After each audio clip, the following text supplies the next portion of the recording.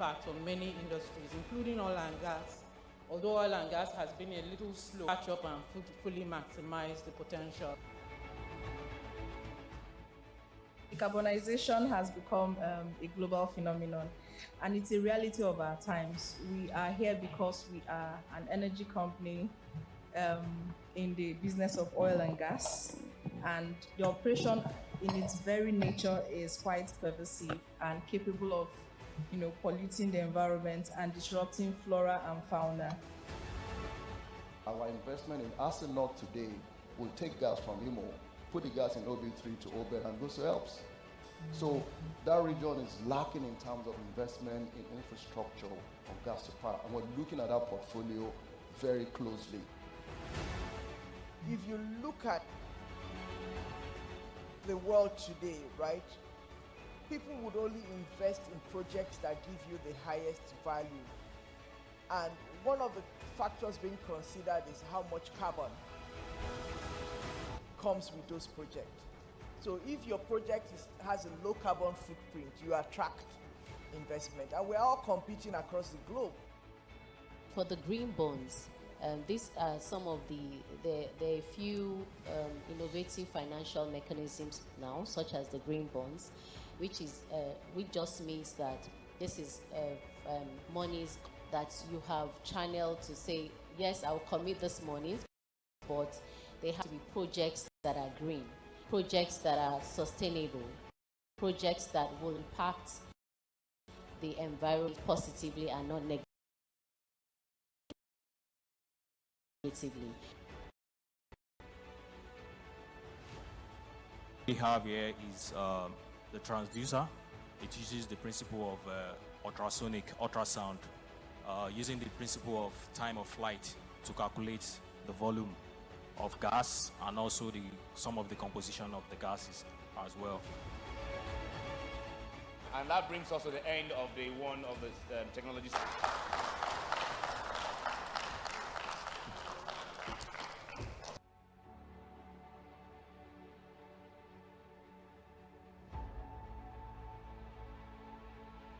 Of necessity for us to find for ourselves pivotal crossroads in the history of our planet. Now, it was Abraham Lincoln who said, and I quote, "Always bear in mind that your own resolution to succeed is more important than any other." End of quote. Seplat Energy PLC has remained resolute in her pursuit to deepen homegrown innovative technologies to drive the success of our energy transition through STEM education, town and gown partnerships, and these technology summit. The summit seeks to discover and utilize technologies that makes our processes cleaner and more sustainable, with greater attention paid to homemade solutions. Age is relative. I learned computer with magnetic tapes and started my AutoCAD programming with DOS software. So you can imagine that in today's world, I'm probably a dinosaur already when it comes to technology. Anytime you talk of energy, especially transition, their body go ginger. Them understand, say, to succeed in this energy transition, they need to be innovative. We need to join the whole world because we're all living here and we know that the global warming will eventually affect us. So we see gas as our transition fuel, and that is where we're going to concentrate our efforts to ensure that we increase gas production in this country and also be part of the journey to transition. Technologies that came out maybe in the last 50 years that really have a big impact on many industries, including oil and gas, although oil and gas has been a little slow to catch up and fully maximize the potential. Decarbonization has become a global phenomenon, and it's a reality of our times. We are here because we are an energy company in the business of oil and gas, and the operation in its very nature is quite pervasive and capable of polluting the environment and disrupting flora and fauna. Our investment in Arsenal today will take gas from Imo, put the gas in OB3 to Obed and go to Elps. So that region is lacking in terms of investment in infrastructure of gas to power, and we're looking at our portfolio very closely. If you look at the world today, right, people would only invest in projects that give you the highest value. And one of the factors being considered is how much carbon comes with those projects.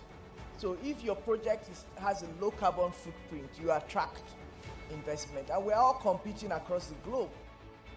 For the green bonds, these are some of there are a few innovative financial mechanisms now, such as the green bonds, which just means that this is monies that you have channeled to say, yes, I'll commit this monies, but they have to be projects that are green, projects that are sustainable, projects that will impact the environment positively and not negatively. We have here is the transducer. It uses the principle of ultrasound, using the principle of time of flight to calculate the volume of gas and also some of the composition of the gases as well. And that brings us to the end of day one of the Technology Summit.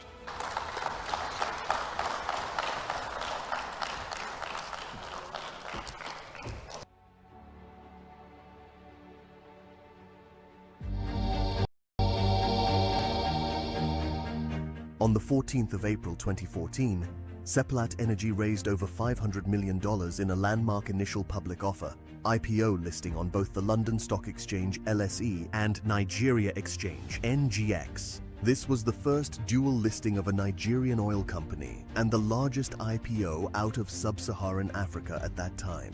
The main motive behind Seplat Energy's vision of listing in 2 jurisdictions was the great desire to build a company that would stand the test of time and stand shoulder to shoulder with other global players from other climes. The dual IPO came with a trail of benefits, both for Nigeria as a country and Seplat Energy as a company. For instance, it helped to deepen the Nigerian capital market, adding 28 billion naira, $173,900,000 to the Nigerian exchange, NGX.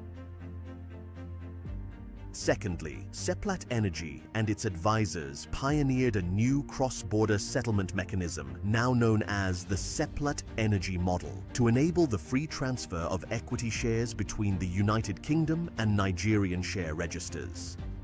The IPO also enabled Seplat Energy to access a deep pool of capital and gain the benefits of an enhanced profile and liquidity, including the ability to generate more revenue, compete for new acquisitions, invest in opportunities, diversify, reduce costs, and recruit new talents. Some of these benefits are as follows. May 2015. We successfully completed and commissioned the 150 million standard cubic feet per day Oben Phase 1 processing capacity expansion. March 2017, the 225 million standard cubic feet per day Oben Phase 2 processing capacity expansion was completed and commissioned. October 2018, we concluded the early renewal of our core producing licenses for OMLs 4, 38, and 41 to the year 2038.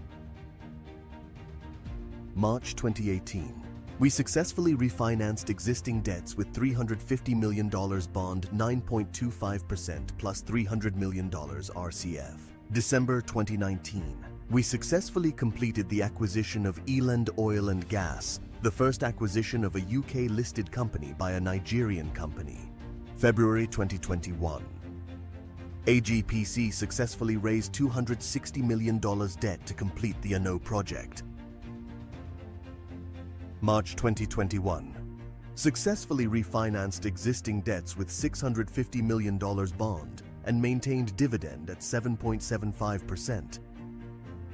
July 2021, our new strategy launched the 3 pillars of upstream, midstream, and new energy pillars. February 2022, Seplat Energy signed an SPA for the entire share capital of Mobil Producing Nigeria Unlimited. September 2022, Again, we successfully refinanced existing RCF with a new 3-year $350 million RCF due in June 2025. February 2023. Seplat Energy raised core dividend to 12 cents as cumulative dividends exceed IPO proceeds. January 2024. We achieved the mechanical completion of the Ano gas plant. April 2024.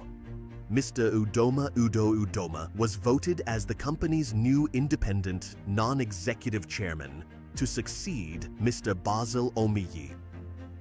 Also, Mr. Bello Rabiu was appointed as the new senior independent, non-executive director to succeed Dr. Charles Okeahalam. Indeed, since the 2014 IPO, Seplat Energy has made significant tax contributions of about $2.9 billion to Nigeria, a capex investment of over $2 billion, and paid dividends of over $566 million. The company has also demonstrated exceptional adherence to corporate good governance, to the admiration of both local and international stakeholders and regulators. As we celebrate a decade of dual listing on the NGX and LSE, we are confidently marching into a future filled with greater opportunities, committed to leading Nigeria's energy transition with accessible, affordable, and reliable energy that drives social and economic prosperity.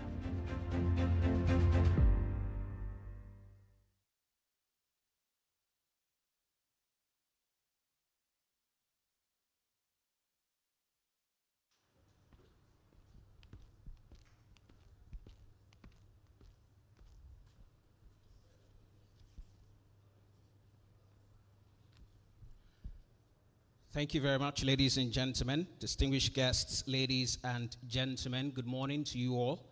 I welcome you to the Technology Summit 4.0 hosted by Seplat Energy PLC. The theme for this 2024 edition is leveraging technology across the energy value chain to unlock transformational potential. The Seplat Technology Summit is a platform for leaders, stakeholders, and key players in the energy industry to address relevant issues and challenges that exist in the oil and gas industry using the medium of cutting-edge, homegrown technology solutions. We have quite a number of activities lined up for the Technology Summit 4.0, from the keynote presentation to technical presentations, panel sessions, syndicate session, and the technology exhibition and demonstrations. I trust that we'll have quite insightful deliberations as we make progress with the event. Ladies and gentlemen, as we commence the event, please be advised of the following announcements. If you're anywhere outside the hall, please come inside the hall and be seated. Thank you very much. The train is about to leave the station. All right, ladies and gentlemen, as I usually say at events of this nature, please ensure that your weapons of mass distraction, your WMDs, are in vibration mode. By that, of course, I refer to your mobile phones. So wherever you are, ladies and gentlemen, please ensure that your mobile phones are in vibration mode. That will help us to reduce or eliminate all forms of distraction as the event progresses. Thank you very much, ladies and gentlemen, as you comply and cooperate. It is also very important that you're well advised of the locations of the safety exits. I've not been advised by the management of a hotel that there will be a fire drill today. So ladies and gentlemen, in the event of any fire alarm, trust me, that is the real deal. Should that be the case, please do not panic. Just proceed quietly in an orderly manner to the nearest safety exit and listen to the instructions as we passed across by the security personnel. There's a muster point just by the swimming pool. There's also another muster point in front of a hotel signature. So yes, the exits to my left will remain open all through the duration of this event. It promises to be a long, albeit interesting day. So yes, you do feel the need to answer the call of nature. We have restrooms adequately provided. As you step out of the hall through any of the exits on the right-hand side, just walk straight out. By the time you take a right turn, you will move straight to the restroom. So we have restrooms behind this African ballroom. one for the gents and another for the ladies. This is also word from the security department of a hotel. Please ensure that your personal possessions are always in your line of sight. Your laptops, your iPads, iPods, your mobile phones, your bags, and whatever else you came here with. That will help us to reduce the incidence of misplaced items. Thank you very much, ladies and gentlemen. We have Wi-Fi services available. Should you need the password to access the Wi-Fi, please talk to any of the ushers. They will supply you with the password as appropriate. Ladies and gentlemen, I want to thank you once again for being here at the Technology Summit 4.0 hosted by Seplat Energy PLC. So we have a video that is essentially a recap of last year's activities, and that video will come on the screen right about now. Thank you very much, ladies and gentlemen. I trust that we'll have very, very insightful discussions. Let's have the recap of last year's Technology Summit.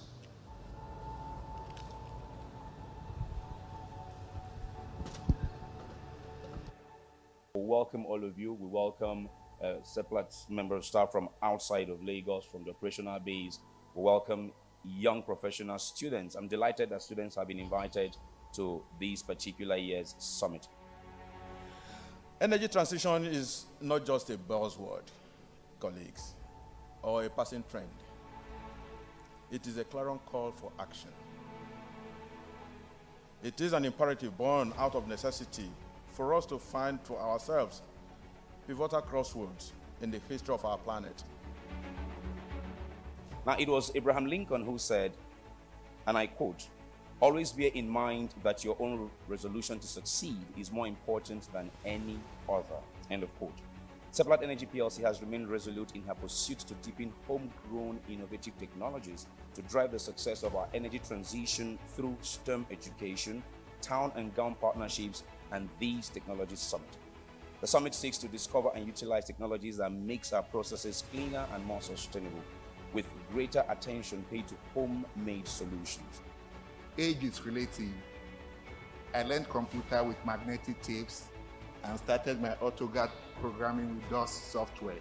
So you can imagine that in today's world, I'm probably a dinosaur already when it comes to technology. Anytime you talk of energy, especially transition, their body go to do ginger. Them understand, say, to succeed in this energy transition, they need to be innovative. We need to join the whole world because we're all living here and we know that the global warming will eventually affect us. So we see gas as our transition fuel, and that is where we're going to concentrate our efforts to ensure that we increase gas production in this country and also be part of the journey to transition.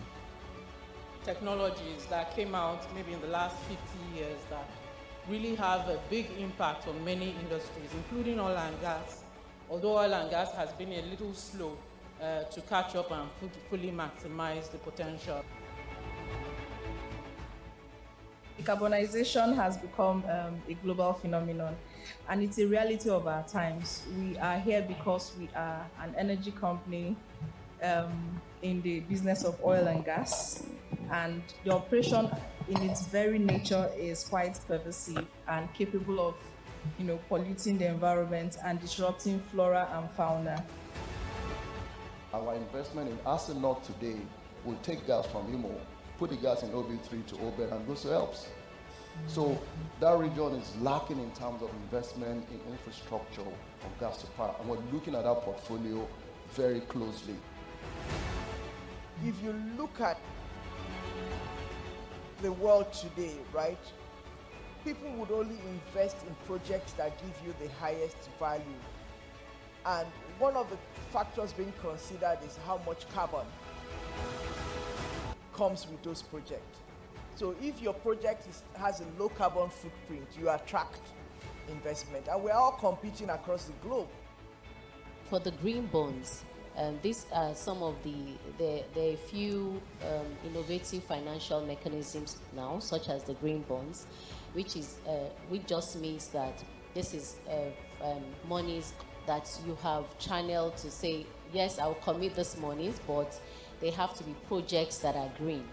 projects that are sustainable, projects that will impact the environment positively and not negatively. We have here is the transducer. It uses the principle of ultrasound, using the principle of time of flight to calculate the volume of gas and also some of the composition of the gases as well. And that brings us to the end of day one of the Technology Summit.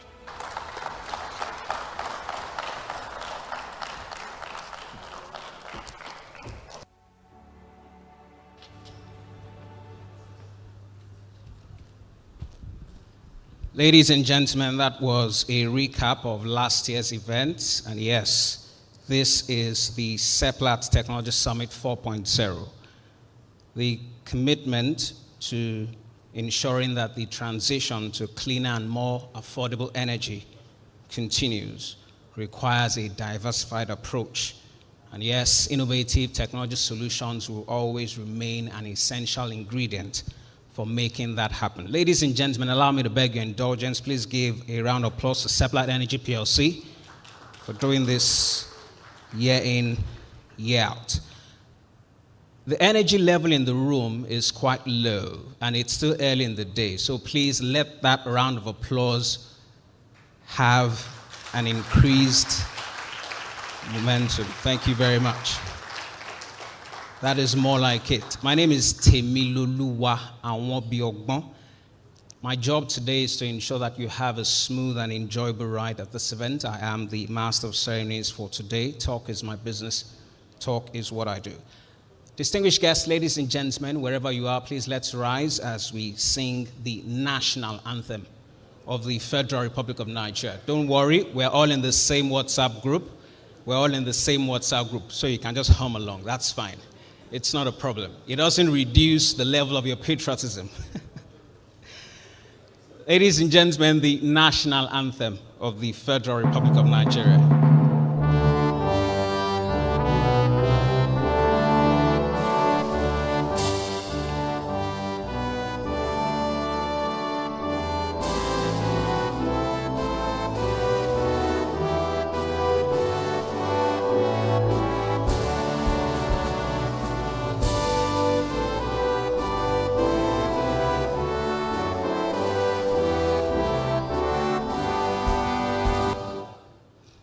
God bless the Federal Republic of Nigeria. Please be seated.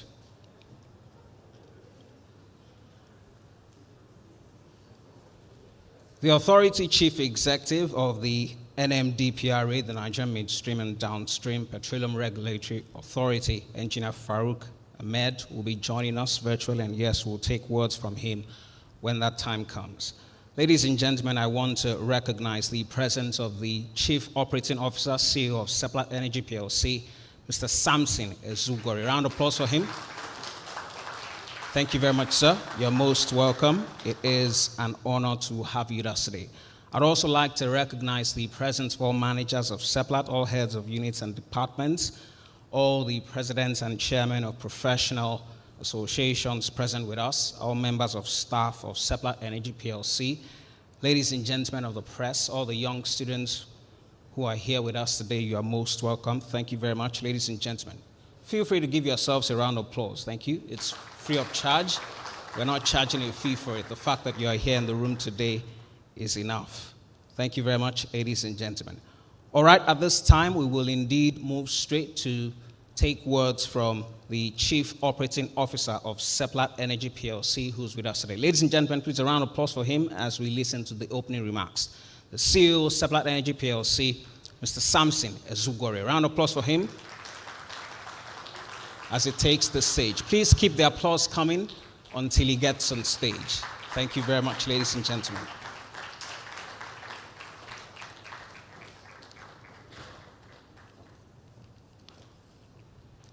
Thank you, sir. Thank you very much. Thank you. Distinguished ladies and gentlemen, good morning. I was drafted to do this morning on behalf of my CEO, Roger Brown, who, for serious business reasons, at the very last minute, could not join us here this morning. So I will try and share with you my dilemma.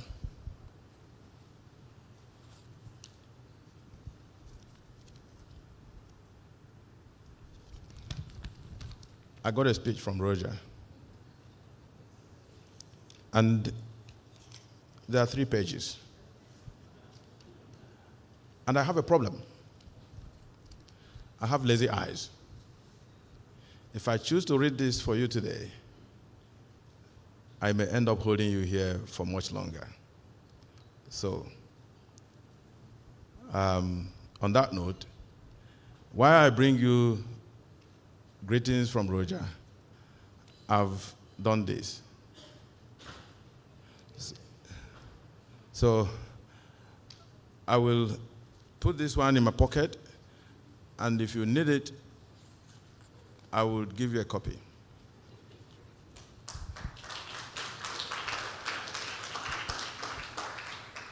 However, what I've done is AI.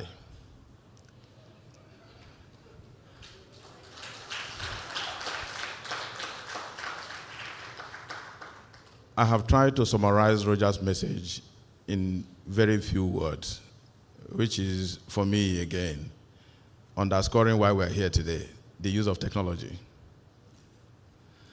So, distinguished ladies and gentlemen, I would like to start by appreciating our partners, NMPC Limited, NUIMS, NEPL, for the strong partnership that we've had in the past 4 years running this technology event. Also to be remembered and appreciated are our regulators. They have been of immense help and support. And I believe Engineer Farouk will be joining us shortly. But not to take away the immense support and hard work done by the organizers of this event on behalf of Seplat. Year on year, the event continues to improve in quality and in style. Sitting back there and seeing just a recap of last year's day 1 and not covering even day 2 also really speaks to the quality and the content of what we see. So for the organizers, I will say thank you very much for living the life of continuous improvement. And for our partners in technology, you are all in the room here. And some of you are also joining us virtually. I would like to say a big thank you because to tangle. And if you are a native African, we say that we need 2 hands to wash clean. Without you, the technology event that we are running will almost be meaningless. Because Seplat in itself is a technology consumer. We take the technology from you.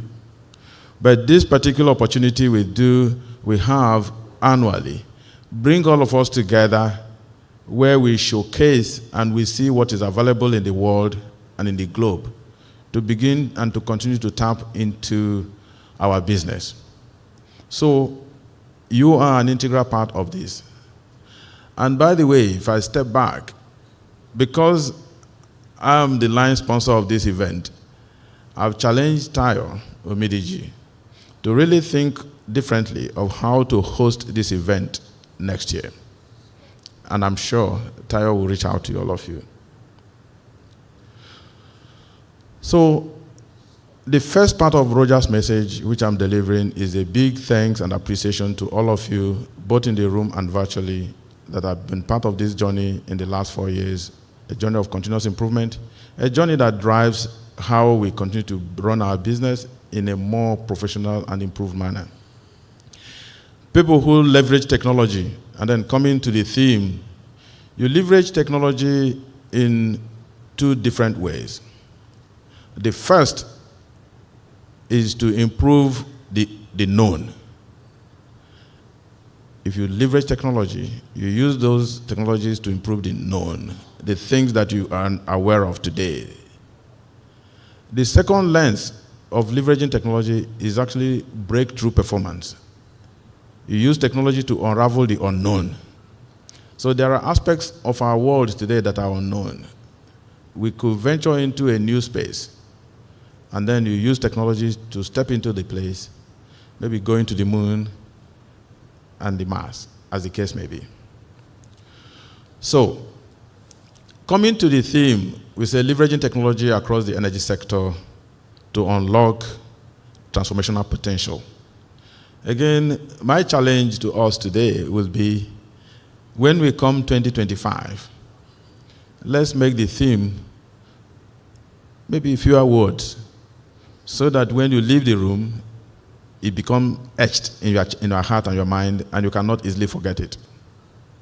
Again, my brain may be a lazy brain. I have lazy eyes, and then I talk about lazy brain.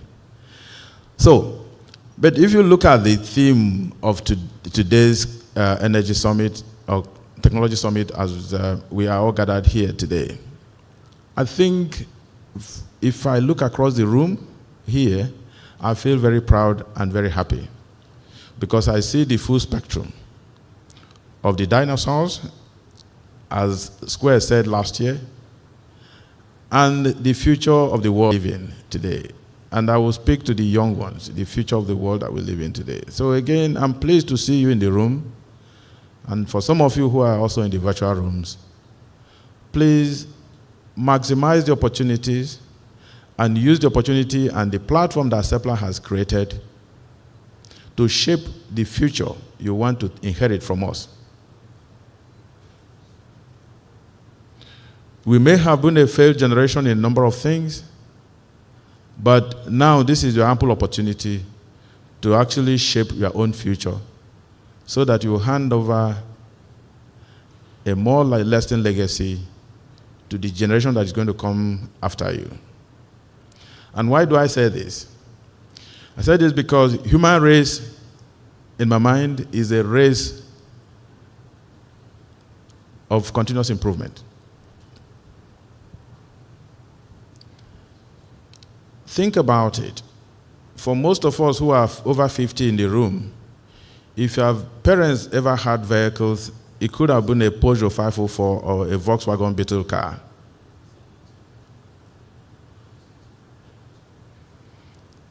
Most of us are driving SUVs, aiming for Tesla, aiming for all manner of things. What does that tell you? The legacies and the baton that your parents handed over to you is not going to be sufficient. So, if I repeat, human race in my mind is a race of greatness, and you cannot break that value chain. I challenge my children. I went to school on foot. I took them to school in a vehicle, in cars. They may have to take their own children to school in helicopters, because human race is a race of greatness. So guys, as you stay in the rooms today, the burden on you is huge, is a lot.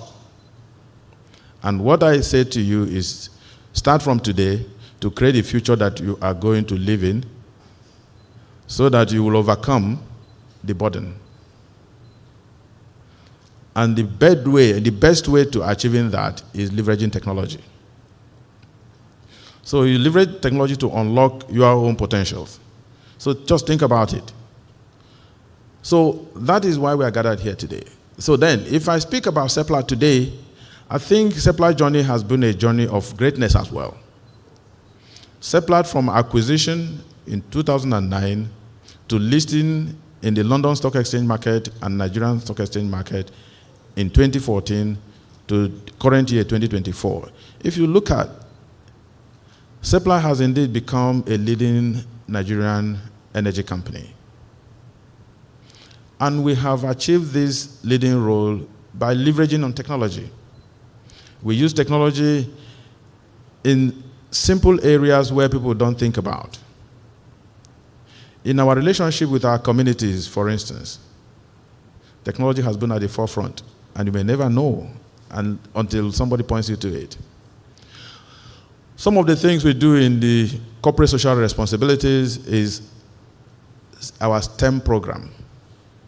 Seplat Teachers Empowerment Program. And last quarter, I was solely delighted to be in Benin City when I saw some of the teachers that we trained to now pass on this knowledge to the younger ones, which is something that is far away from teaching them arithmetics, social science, social studies, and so on and so forth. But now one of the teachers and the person that won the STEP award used disused materials to produce chandeliers that are solar powered. So you see that when we talk about energy transition, energy challenge in Nigeria, we are going to the grassroots, using technology to solve Nigerians' energy need as Seplat. Today we have STEAM laboratories in a number of secondary schools in the country as well. In the health sector, we have the I Can See program, giving sight back to people who may have lost their sight in the villages to cataract. Again, through the use of technology. So we shouldn't be looking for technology in faraway places, colleagues, ladies and gentlemen. So that's my point. In little things, you can actually see how technology is helping improve life. Before we come to the technology that we run in the operational space, the nano-precise, right? The leak emission and detection and repairs, the LiDAR. We do all those things. But you can also even think about the technology of drilling wells. Obi, you are in the room there. Look, ladies and gentlemen, if you think that a well engineer is stupid, oh, he's drilling stock, he gets stuck, I will only ask you to go and try one thing at your own free time, and then you can appreciate the challenge in drilling wells. You design a well,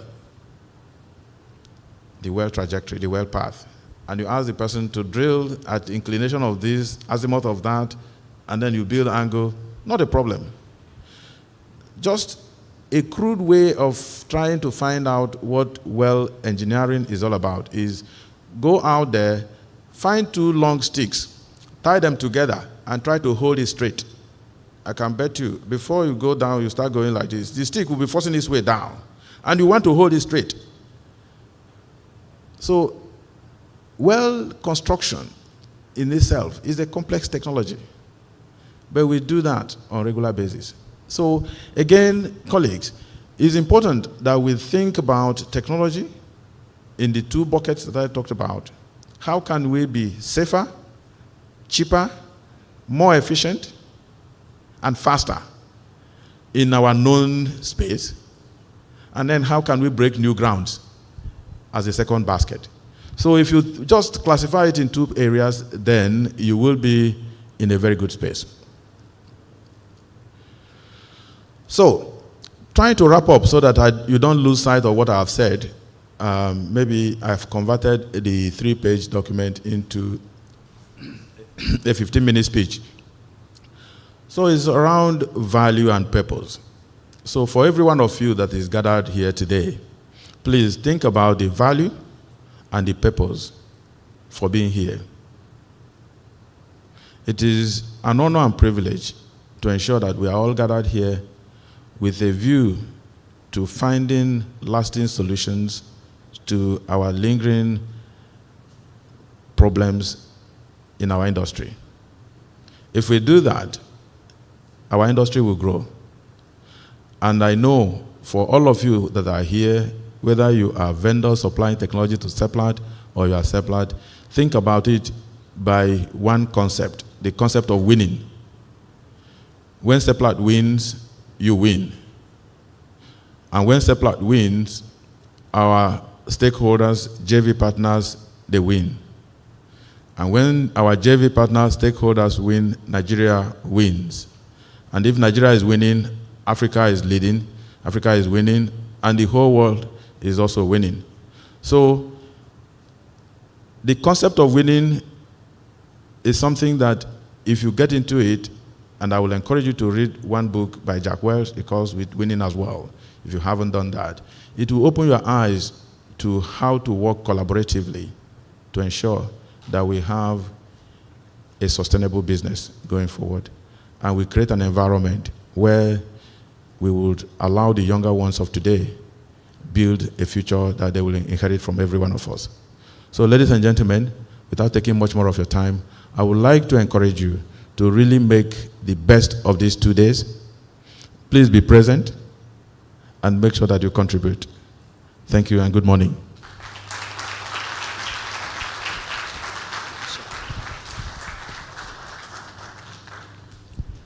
Distinguished guests, ladies and gentlemen, we just listened to the opening remarks of the Seplat Technology Summit 4.0, delivered by the Chief Executive Officer, Mr. Roger Brown.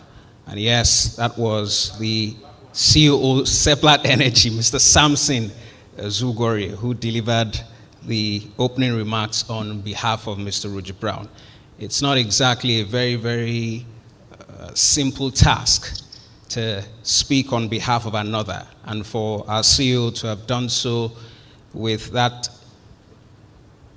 tinge of dexterity requires that we appreciate and thank him once more. Ladies and gentlemen, another round of applause for him, please. Thank you very much, sir. Those words have indeed helped us to set the tone for this event. We want to appreciate and thank all the regulators, NUPRC, NMDPR. We would also like to thank all the partners, key stakeholders, vendors, and technology suppliers.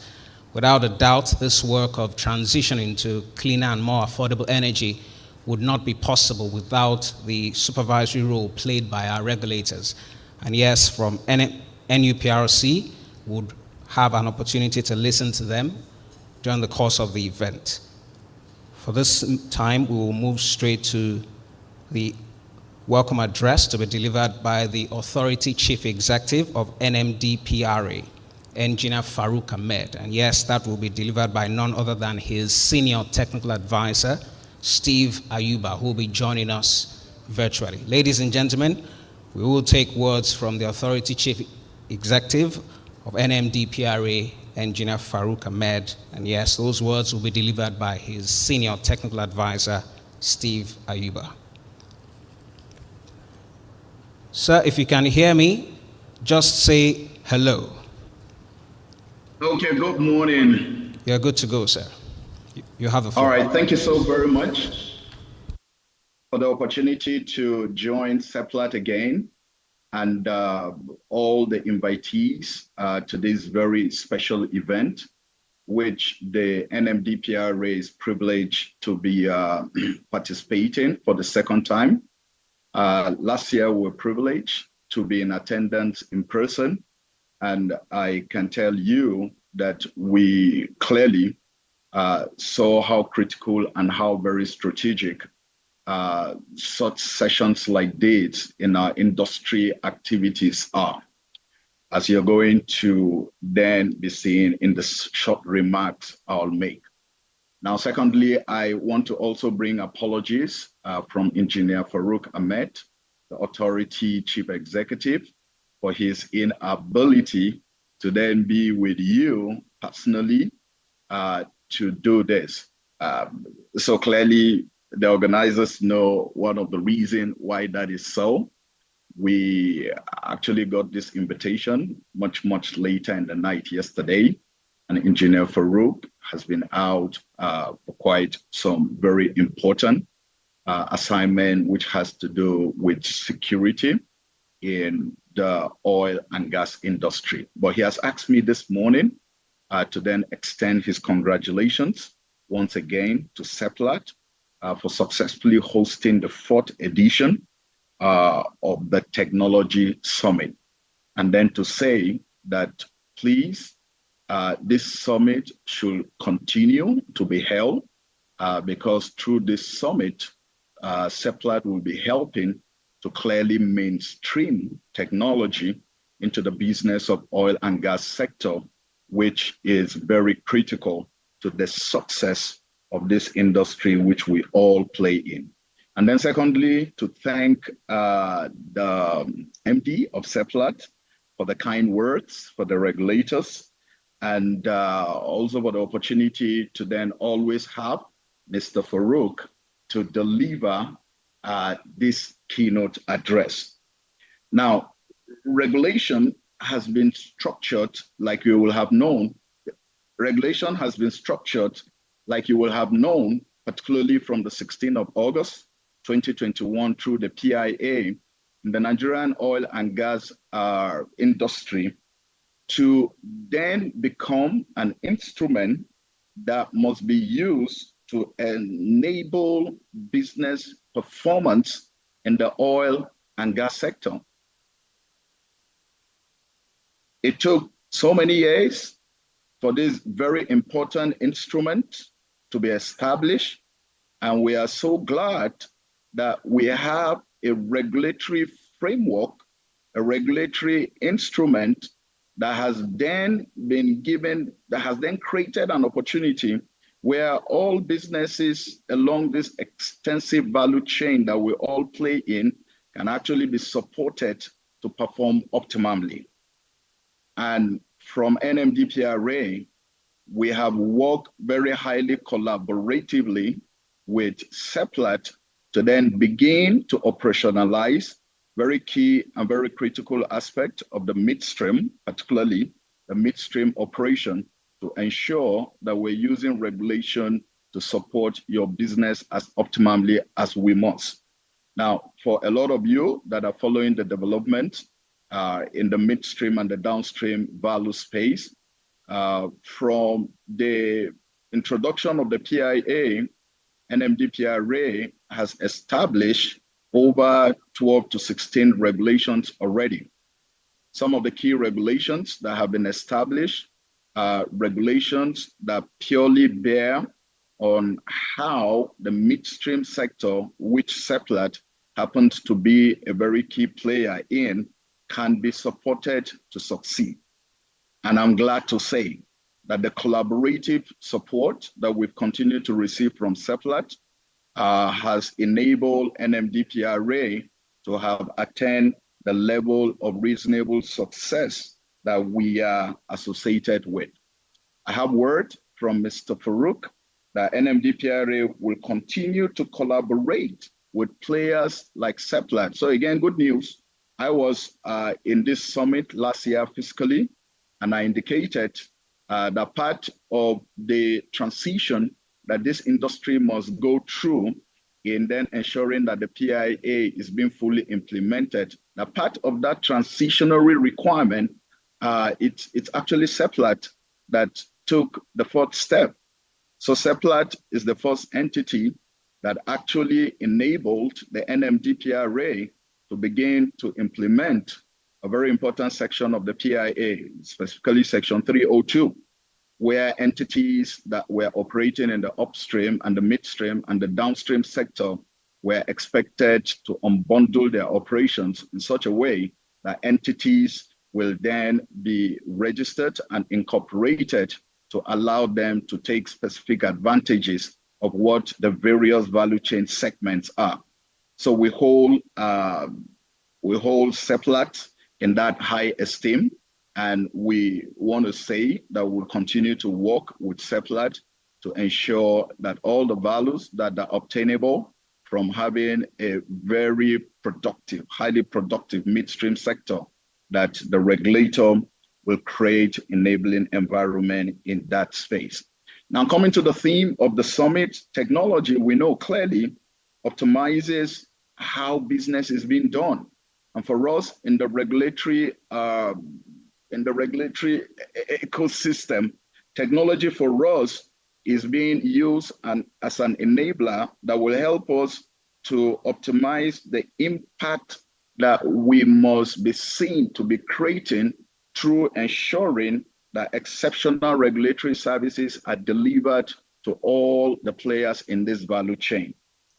For us, technology is being used in so many ways. So number one, your licenses, your permits, and all the regulatory approvals that then ensure that regulatory governance is being driven in the oil and gas sector is done well, is done through technology. So a lot of the licenses that we issued are licenses that are issued through the various electronic platforms that the NMDPRA has established, starting from the days of the defunct DPR, but going more specifically into the new regulatory identity that we carry now, which is the NMDPRA. You're going to find that more effort will then be committed to ensuring that we continue to adopt technological solutions that will make our service delivery as regulators to be becoming more efficient. The other way again, where we are then looking and we'll be using technology to ensure that regulatory value is optimally delivered to the industry, is in the way that we keep, use, and ensure that the huge data that this industry generates in the course of its activities, the NMDPRA is then looking as using technology to ensure that we use data to then continue to provide very highly impactful regulatory support to our businesses. Progressively into later part of this year, and more specifically going into 2025, you will begin to find that some of the technological capabilities that have been built, for example, in the upstream sector through systems like the NDR, that the NMDPRA will then begin to build such capabilities so that data on a real-time basis that will be required to take critical decisions that will help businesses to perform optimally will always be made available. We will continue to look forward to making sure that our industry is an industry that is creating and enhancing the lives of Nigeria through the use of regulations, particularly in the midstream and the downstream sector. So from Engineer Farouk this afternoon, I congratulate everyone that it's already in this summit. And please, I encourage us that let me use the word of the MD again. Let's use this today and tomorrow to then ensure that we again bring forth all the necessary considerations that must be given to the use of technology in ensuring that our industry performs optimally. Thank you so very much. At some point, you're going to have Engineer Farouk listening to all of the discussions in person, and definitely I will be in most of the discussions all through the day. Thank you so very much for inviting Engineer Farouk, and please do have a very successful summit.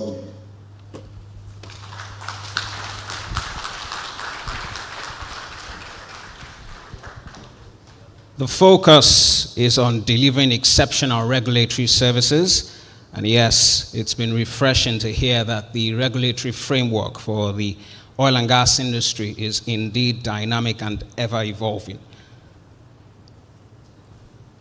It's also important that, yes, collaboration with key players remains a critical ingredient for success. Ladies and gentlemen, we just listened to the welcome address as delivered by the Authority Chief Executive of NMDPRA, Engineer Farouk Ahmed. And yes, that address was delivered by none other than his Senior Technical Advisor, Steve Ayuba. Thank you very much, sir. Mr. Steve Ayuba, please extend our warm regards to the NMDPRA Authority Chief Executive.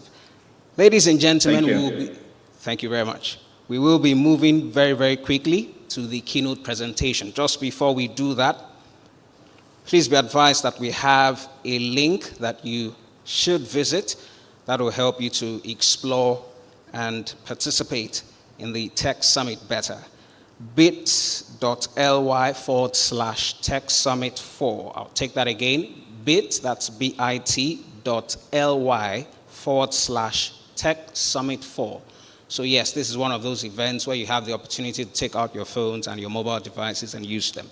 It's a technology event, so we're not charging a fee for that. So bit.ly/Tech Summit 4, that is the link. Please visit that link. You can also register on the link. There are games to be played, exciting games. We'll get to that much later during the course of the event. You can also watch the live stream of this event. And yes, please explore and participate. bit.ly/Tech Summit 4. I'll take that again. Bit, that's bit.ly/Tech, Tech Summit, SUMMIT, then 4. That is number 4. Number 4. That's the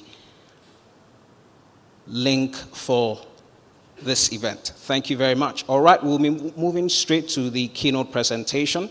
And yes, our speaker is ready and raring to go. Ladies and gentlemen, for the Technology Summit 4.0, our keynote speaker is none other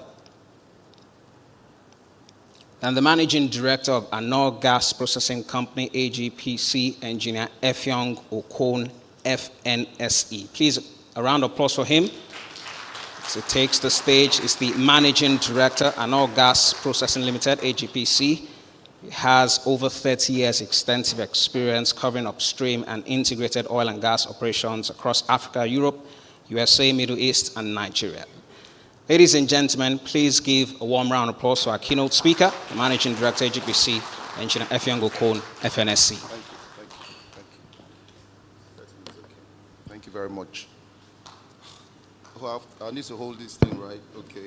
Let's see how I manage the various gadgets in front of me. So good morning, everyone. Hello, good morning, everyone. You all look quiet. I know country is hard, right? Fuel price is too high. We don't even know where we're going. But, I always say we still have to thank God for life, right? You got to be alive to enjoy whatever you're working. So thank you so much. First and foremost, say big thank you for showing up for this meeting. I'd like to start up by, like we say in Nigeria, stand on existing protocol. So, but let me first start. These days you got to start with gratitude to say real big thanks to, everyone that has made this possible. I'd like to start by, can we have all the Technology Summit organizers just stand up, please? Just less than 1 minute. Where are you guys, ladies? When we say guys, diversity, it's guys, it's both men and women. Oh. So I want to stand up and just say thank you for pulling this together. It's always very easy to come to this event and then attend and then show up and go out. But I think it's a whole lot of hard work that's gone in. You notice it's Summit 4.0. That means we started this, 2019. Then we stopped in the COVID year. And for you guys to have continued to build on the learnings, sustain the momentum, I want to say a big thank you as my major opening remark regarding gratitude. Thank you very much. Thank you. Don't worry, I know you've been dwarfed by some kind of burial ceremony pictures outside, but clearly you're making an impact. So that's the first one. I also want to say well done to the board and management of Seplat and the entire staff of Seplat Energy. I came when Sam was speaking earlier on. It just shows you that this is quite important for us as a company. Sorry, we can't be here all through. I was just having a chat with Sam that we have this strategy workshop we're preparing for next year, so we'll step out. Not that we do not value these sessions. We do value it, but there's just too many things happening at the same time, and we have to split ourselves.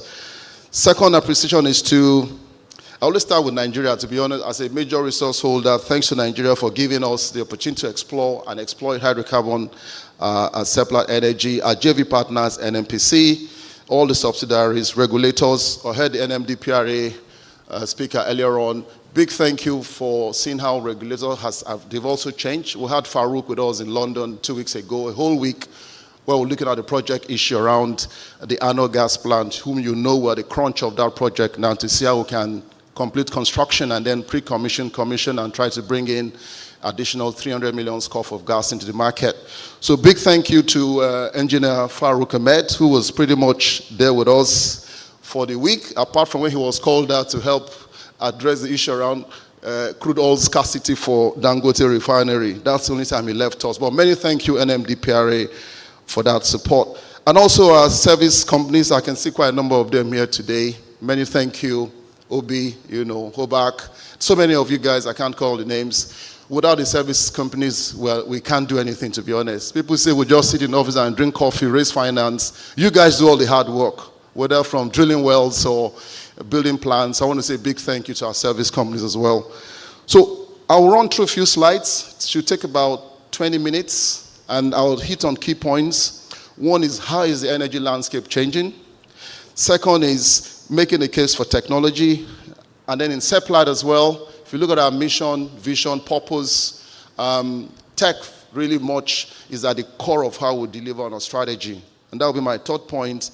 And finally, I'll hit a few points around case studies about how we see technology. So it's not just talking hypothetically or theoretically, but also showcasing a number of technology we've deployed in our business.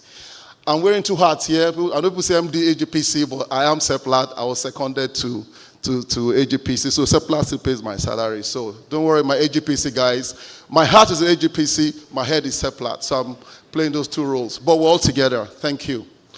And I also forgot to mention, I was having a chat with Dola as well. I think you can see how this has changed. If you look at the whole setup, branding. Now we brought in the external affairs team. So the technology team, I know you guys used to hold on to everything before. You can see when you collaborate, open up, leverage on a company, we can actually do better. So there's no point holding on to something. So thank you, Chioma's team, who supported this event now much stronger than we had when we started in 2019. Thank you. So can we have the slides up now? Thanks. So like I said, I have about 20 slides. I'll run through very quickly. I don't know if you can see these slides. Can you guys see, or are you old as your eyes are bad? So again, another improvement area. This is not very good. It doesn't look well. Tayo and team, something we need to improve on. Doesn't really look good at all. There's no point sharing slides that people can't see.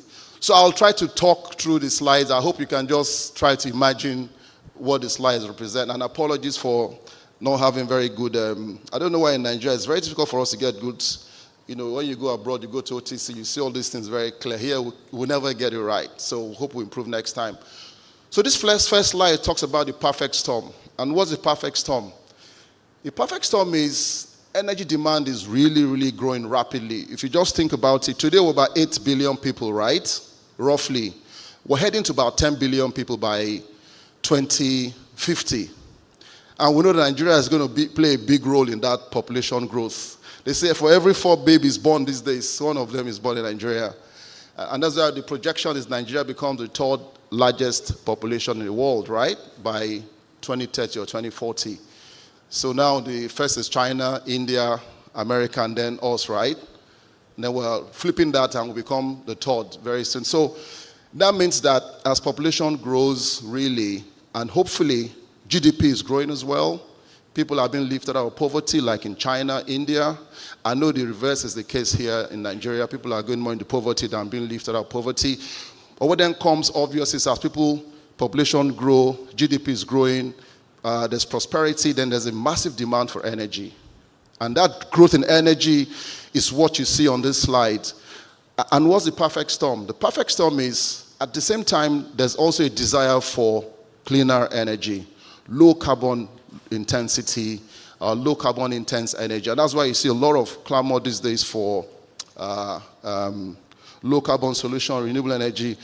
And it all comes down to what you believe. This chart is not clear, but sorry, if you look at the three trends, there are 3 trends now which IEA publishes. The first one is what they call the STEPS trend, stated policies trend, which is slightly, in terms of carbon intensity, not as bad as business as usual. But that assumes that all the countries in the world that have made a lot of pledges will do something. But if you just ignore what government are saying and say, okay, what do you think will really happen? That is what the STEPS scenario looks like. If you then go to the announced pledges scenario, APS, it shows that governments have all announced 2050, 26, like Nigeria, to drive down to net zero emission, right? So it's a better scenario than, the best is the net zero emission scenario, which is where we hope we can hit 1.5 degrees Celsius above pre-industrial level. And those three scenarios come with different temperature sort of aspiration. 1.5, 1.7, and the 2.5, which is the worst case scenario.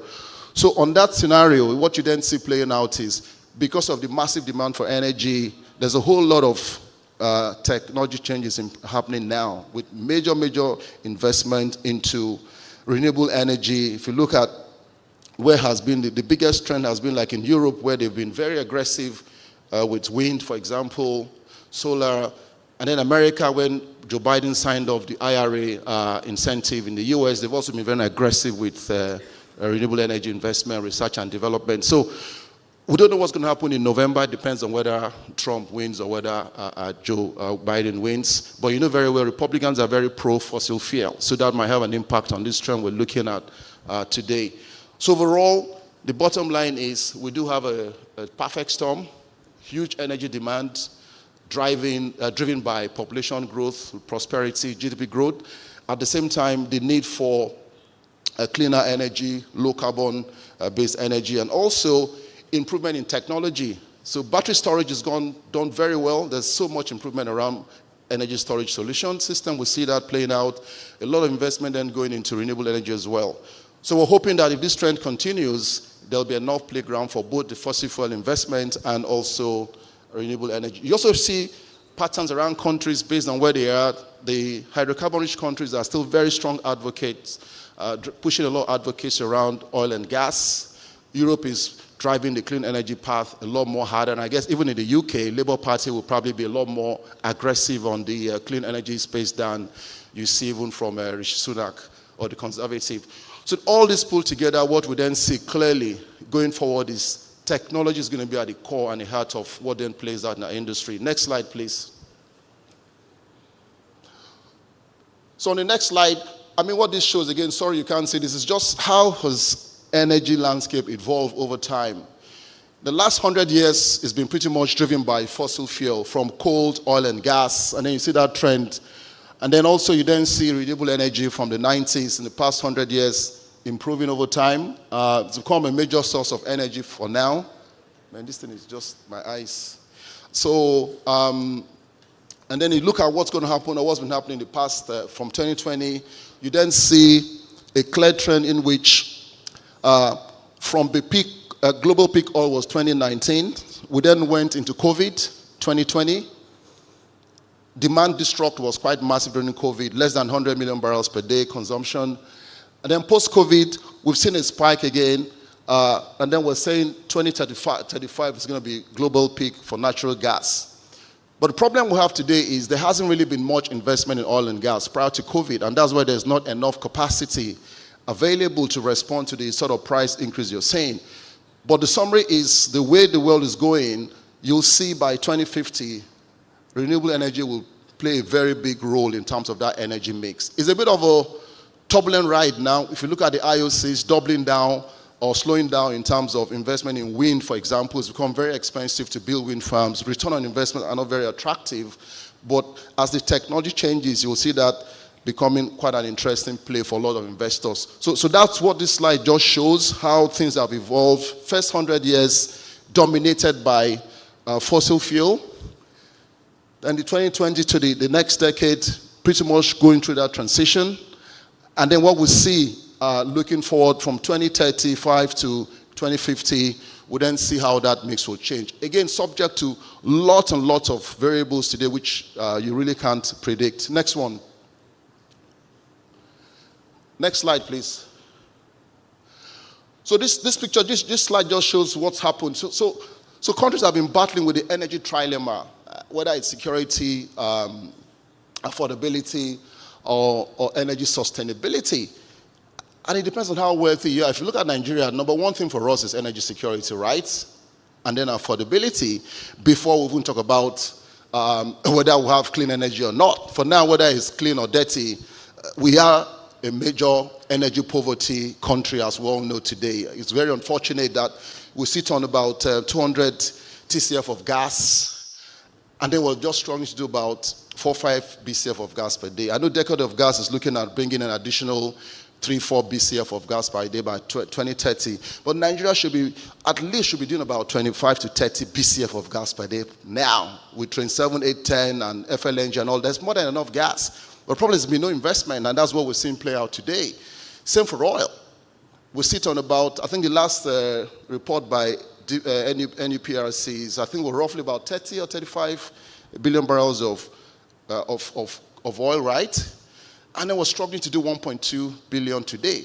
Nigeria should be doing about 10 million barrels per day if this country knew what it was doing, and all the issues. PIB took 20 years. But the bottom line is what you see here is all countries will always rank energy security first, followed by affordability, so what you can afford to buy, and then before you then talk about cleaner energy, and then the focus around reducing carbon emission. So it's a crisis, it's a challenge, not just for Nigeria.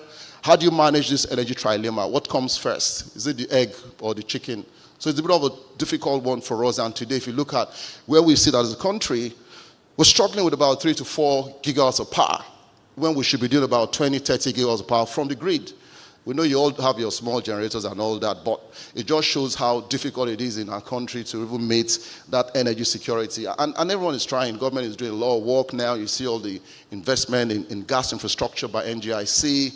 Hopefully OB3 comes in on stream later this quarter. And then all the massive investment going on. But huge gap to potential, I must say. Next one. Next slide. So let me then focus on why have we spent so much time on technology in Seplat as a company. If you just take a day in the life of an engineer, I don't know how about you, but me, I can resonate with this slide very well. So we need a lot of effort, a lot of human error. We've made wrong investment decision based on wrong data. And then level of cross-discipline is a big one. There's silos in most of the companies or organization because we're structured in disciplines, and lots of knee-jerk reaction. If you pull all that together, it shows that people spend like 60% of their time looking for data. I don't know whether you agree with me. Lots of time compared to just 18% of the time in doing real work. This just shows how critical it is in terms of how we want to deploy, or how we must and we should deploy technology towards driving improvement in our efficiency and productivity. Next one, next slide. So that sets the context. So if I then look at Seplat in terms of how we see technology and how it's got a big role to play, there are almost like 5 strands here. The first one is about safety. So we've seen how we've used Internet of Things drone to try and reduce exposure of our staff to a remote location. Carbon capture and utilization and sequestration is one which has become a key one for the oil and gas industry to try and decarbonize our operation, and then also bringing in renewable energy. In terms of drilling exploration, there's been a lot of work around seismic imaging. Subsurface imaging is really at the core of a business. If you cannot image the subsurface, then you don't have a chance of being able to drill new wells and target. It's even more difficult for companies like Seplat, where we buy into very brown assets, very matured assets. You have to get your subsurface imaging right with lots and lots of tools supporting us in terms of digitization. And then now, in past 10 years, there's been a lot of work around using predictive analytics to predict compressors' performance, for example, compressors' failure, so that you can intervene before these machines fail, especially for rotating equipment like compressors and pump. A lot of data models has been built now. You can actually drive your maintenance strategy based on condition-based and no longer time-based. And the last one is actually using data analytics to help in terms of storage, in terms of exploration as well, subsurface, to be able to tap onto very difficult reserves. Next slide. So that's sort of context, how we see technology, the role of technology going forward in our industry. Next one. So in terms of carbon capture, I know we don't really say much about this. I was involved in a project with IFC where they were looking at potential sites for carbon storage. Interestingly, what I found out in that exercise with AFC and also Halliburton did a lot of work was we don't actually emit a lot of CO2 like the cement industry. So companies like Dangote were actually emitting a lot of CO2 than ourselves. But it's still a bit difficult. If you look at CCUS, which is what I think companies like Oxy, if you know Occidental, the US, are doing a lot around CCUS, and it's quite a number of companies. But this also provides some kind of value proposition where we can actually capture CO2 and then store them in the subsurface. Or you can also use CO2 to drive enhanced oil recovery, for example, to improve recovery factors in very difficult oil as well. So that's something we're looking at. The challenges for CCUS is, number one, there's still a mental, psychological barrier to go through. Whether do you have a good cap rock? Because if you have a catastrophic failure, you might have outflow of CO2 to the atmosphere. So it's a bit of a challenge in the regulation is still not really advanced yet regarding CCUS. And most times in technology, regulation is always behind technology, and that's also a big concern we're looking at. But in terms of future, I think CCUS is a big one which we think would make a lot of difference, and that's why some big companies are beginning to invest in CCUS. We haven't seen that play out yet in Nigeria, but there's a whole lot of feasibility work ongoing to look at the feasibility of CCUS in our industry here locally. And that just shows the sort of value chain from source to capture, compression, transportation, and then how you utilize that is up to you. Next one. All right, so I think there are other areas for technology deployment for future growth. I think we looked at hydrocarbon extraction process. I mean, this has been there for years. Without technology, there's no way this industry will be where it is today. And if you look at all the major improvements unconventional did in the US, it was due to technology, looking at these difficult rocks, fracking, and you can see how America has become a net exporter of gas as well. So we believe hydrocarbon extraction is going to be, on the long term, very dependent on technology. How we use seismic data for subsurface, increasing reservoir management as well, in terms of being able to develop very mature reservoirs, especially for independents like Seplat, where we're buying very old fields. There's issue around data obsolescence, there's issue around very small pockets of reservoir left, and then you have to drill your wells in such a way you target, while at the same time you've got to be cost competitive to drive down costs as well. So, and then the last one there, you see how we begin to use technology to help drive down crude theft, which is a unique issue to Nigeria and losses. So if I move on to the next set of slides, so how does this fit with Seplat? I think for us in Seplat, we really cannot achieve our purpose. Next slide. Which is around, purpose is to deliver sustainable energy solutions for society. So our purpose is going to be clearly only be achieved through technology. Next one. Then our mission, our vision to transform lives through energy, which we all know. There are no rich countries in the world with poverty in energy. Do you all agree with me? Can you hear me? So clearly, if we don't address the energy trilemma, we will never move into prosperity. So that's where tech comes in. Next one, in terms of our vision. And then in terms of our mission, of course, we always say we lead Nigeria's transition, which is around how do you then deliver on that trilemma. So technology remains core to our strategy development, strategy delivery, our mission, purpose, and vision. I think that's a really key message, and that's why we take this sort of event quite seriously. A lot of investment of our time and also your time as well, and thanks for making that investment available. Next one. So what's the technology spectrum we see? So if you follow this slide on the top side, you then see a whole wide range from virtual reality to augmented reality to machine learning, which is one thing. You see a lot of companies that are hiring a lot of data scientists now to build data models so you can do a lot of prediction, to cloud or edge computing. These days, everyone works on the cloud, no more premise or very limited exposure on premise. Computing, blockchain is coming out quite strong, Internet of Things, robotics, digital twins, and then drones, and also 3D printing. If you pull all that together, the bottom line for our business is, number one, we want to drive production high as much as we can, drive down costs, drive efficiency into the business so that we can deliver decent returns to our investment community, and they can then put trust in us to deliver, and then also drive asset integrity, and above it all, drive down reduction in carbon footprint. So this is pretty much how that spectrum works. Next slide. And then if you then look at, for us, in terms of our strategy, like I did talk about, it's very clear that without technology, we will never deliver on our three pillars around the upstream, midstream, and the new energy portfolio. And also to be very competitive, because without being competitive and being a top quartile operator, then it's very difficult for you to delight your shareholders. That's the only way we can maximize returns for all our shareholders. And then also showing that we are concerned about the environment. We do believe in energy transition. We believe in climate change. And therefore, all we're doing is ensure that our business strategy delivers on those three pillars. Solving challenges and also using the window available to try and ensure that we do meet some of the energy demand that the world is facing. Next one. So if we look at in Seplat, our vision is very clear around technology delivery through, working through the entire discipline framework from surface to subsurface, and ensuring that at the end of the day, we strongly believe that for you to be competitive and to be a top quartile performer, tech is going to be at the core of our business. So there are a few case examples I'm going to share now, just what we've deployed so far in the business. Next slide. The first one is the, what we call the leak detection. And can you go to the next one, please? So just showing a few cases. So we've been spending a lot of time in terms of looking at leaks.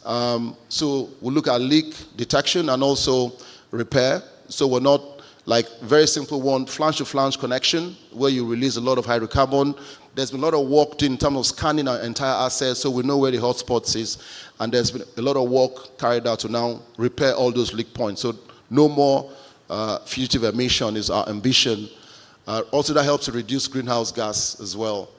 Remote wellhead monitoring, I think this is something which I think AMER started driving about 5 years ago. I joined Seplat 2018, and I remember that passion AMER then looking at deploying sensors. I can see Sevam, vendor here as well, who supported us. So now we have sensors on wellheads that can transmit data live, and that data then goes into all the modeling work that provides the basis to make business decisions. So quite a very major improvement. That way you also minimize the need to have operators go around world rounds to get data from wellhead in a society where there's so much security issue and HSC exposure. So that's been a big improvement in terms of remote wellhead monitoring. Next one. It's also at the core of our WRFM strategy. We've also done a lot of chemical pumps automation, Agora. So for chemical injection, it's quite critical. It drives your OPEX. If you can't model and control how much chemical you're injecting, you can over-inject and waste a lot of money, or you under-inject and then you don't have a major a catastrophic problem like, for example, hydrate formation. So that's something we've done well now. I think we'll now begin to drive a lot of our chemical injection using pumps with variable driver. Training is another big one for us. You have to train your workforce. At the end of the day, whatever it is done by people, right? So our people are our biggest asset. So using simulation or simulators, you all know it very well. Those of you that have been to Disneyland with your children, when you enter all these simulation cubicle, you then see how real lives are actually simulated. Similarly here, we're using the simulator for training our operations team, and that's helped us a lot. Next one. So people don't always have to go out to the classroom and try fly all over the place. So they can actually do that right in the simulator. Artificial intelligence for predictive analytics is also one we'll spend a lot of investment on. Those days, you remember very well, equipment just failed and there's not focus on why. So based on failure mode analysis and also all these sensors, you can actually stream data, build data models, and be able to predict when you're likely going to have a failure, and that way you can intervene before that failure happens. The other one we're looking at incinerator technology for very difficult, low, hard-to-abate emissions. What we've done now is we will deploy incinerator to help get rid of that very small, because you really can't invest on compression across all the assets. It is expensive to buy compressors. So that very, very small amount of low-pressure gas system, we are installing incinerator technology to help drive down emissions reduction. Next one. And so one thing again is we're not going to do this ourselves. The industry, service provider, academia, government, pretty much this triple helix model is what's driving a lot of improvement we see in technology. We're not doing well. I think we need to do a lot more in this space. If you look at what's made a difference in the advanced countries like Europe or the US, heavy research-based investment, companies, individuals, HNIs, putting lots of money into universities, and that's the way universities can then carry out research to come with new solutions to a problem. Also supporting new startups, for example, something we also need to begin to look at as an industry. Next one. I think I have just one or two to go. Gas is one bit I think Seplat is really proud of. If you look at gas midstream business, we've also tried to deploy quite a number of technologies. I think we started with OBEN with Joel Thompson, JT, and now in Sapele we're deploying MRU, so it's a mechanical refrigeration unit, which is slightly different from the JT. JT is quite simple. You throttle gas, so it increases the reduction in pressure and temperature, and you just leverage on that advantage, which is quite cheap solution for gas processing. Compared to MRI, is a bit expensive, but MRI works when you have very low pressure system like in Sapele, which is very old gas field. And then ANO is also building on the experience we had in Oben, where we've also installed JT. And the beauty about ANO is actually a very simple plant. You know, gas comes in, you then drop it through JT, then the flash gas goes to export compression, and then you sell that gas to the NGIC. And then the heavy ends then goes through a number of flash processes where we then take out the propane and butane to make LPG. And that will maximize on a high pressure system, low pressure system, selling dry gas, and also selling all the LPG that comes out of it. It's going to be the first time we're doing that in the portfolio. And I hope between Sapele and AGPC, we can show how deploying technology can actually maximize on your entire product stream. In addition to the NGLs, which also comes with the gas, like condensate and the heavy ends. And then we're also trying to end routine flaring. For lots of assets, this has been a big problem for Nigeria. We flare so much gas today. The country flares, I don't have the number now, and I don't want to spook our regulators, but you know we do flare a lot of gas. In fact, the gas being flared today should be enough to generate more than enough power for the country. But there's been a lot of improvement on that now. Companies are beginning to install vapor recovery units so you can handle the low pressure system. And that way, there should be no flares in most of us by 2020, end of this year is what we're looking at. For AGPC, there is a zero flare plant we're building, so we're not going to be flaring unless only during process offset. And the beauty is we're using every energy. So the heat that comes out of a system is used to drive the hot oil or hot condensate system. So that way, it's very much encompassing. So that's what technology can really do if you get it right. One more slide, I'm done. What happened? Okay, so in conclusion, colleagues, I think our industry is going to go through a lot of change. Sometimes you can see change and plan for it. Sometimes it's difficult to predict. But the bottom line is energy transition is going to drive a lot of changes in the industry. Now, it depends on where you are. Africa is still sitting on lots and lots of fossil fuel. So there's a very strong advocacy for fossil fuel here, just like Dangote is building 650,000 barrels per day refinery. Europe is actually shutting down refinery and getting rid of refinery. A lot of countries are actually stopping, getting out of refinery business. But again, we still have a lot of way to go. And that's why we say Africa's energy transition is going to be, the path will be different from Europe and the Western world. Even the Chinese have also come very aggressively on EVs. Today, China is a leading exporter of EV. And that's causing a lot of concern to the Americans and Europeans because they get very uncomfortable with the way China is driving the EV. So all these trends in technology and how countries believe in the net zero emission and how they also support investment will have a big impact in terms of how this whole transition happens. So for us, I think overall, we think based on what we're doing, we can deliver secure, affordable, sustainable energy solutions. We can drive low carbon energy systems, enhance efficiency and productivity. We want to see how we move very quick in terms of making decision agility.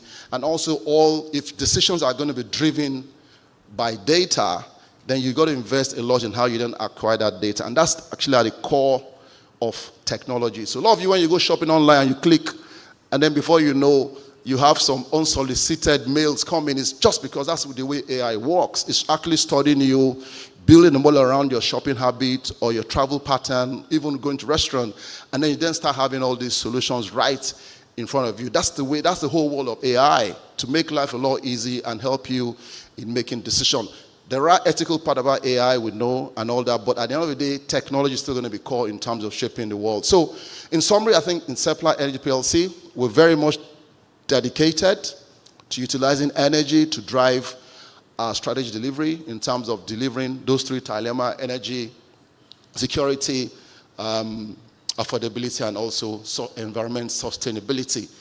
And that's the only way we believe we will be able to deliver a world in which the mix of energy will meet the demand depending on where you are. There should be enough, whether it's clean energy you're looking at or fossil fuel-based energy, but with a decarbonized underpinning solution so that we do not heat up the world temperature above 1.5 degrees Celsius.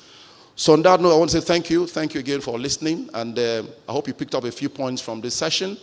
And we commit to all our stakeholders that Seplat will continue to invest in the technology week. So people like Tayo and Co, you can see is also grooming the next gen of people, talents who will continue to drive this even when some of us are gone.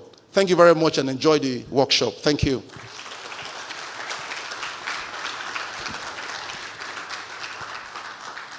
Thank you. Thanks. You will agree with me that that was a very, very informative and mentally stimulating presentation. And it was quite comprehensive. He opened by saying that, yes, the transformative changes in the global energy sector are becoming more apparent. I particularly like the slide that talked about the fact that digital technology is quite useful for production enhancement, cost reduction, and improvement in efficiency. And yes, he wrapped it up beautifully by saying that, yes, once technology is at the heart of operations, we enhanced efficiency and productivity, low carbon energy systems, affordable and sustainable energy solutions, and data-driven decision making. Ladies and gentlemen, that was a very, very insightful keynote presentation, and yes, it was delivered by none other than the MD of AGPC, Engineer Effiong Okon, FNSE. Allow me to beg your indulgence. Please give him another round of applause. It is indeed refreshing to hear from that presentation that technology is at the heart of the operations of Seplat Energy PLC. Thank you very much, sir. Engineer Effiong Okon, FNSE, thank you for that keynote presentation. All right, ladies and gentlemen, we have been sitting for quite some time, so it is very important that we stretch our legs a little bit. Allow me to beg your indulgence. We'll have a very short exercise for 2 minutes. Please rise. Allow me to beg your indulgence. Please rise wherever you are.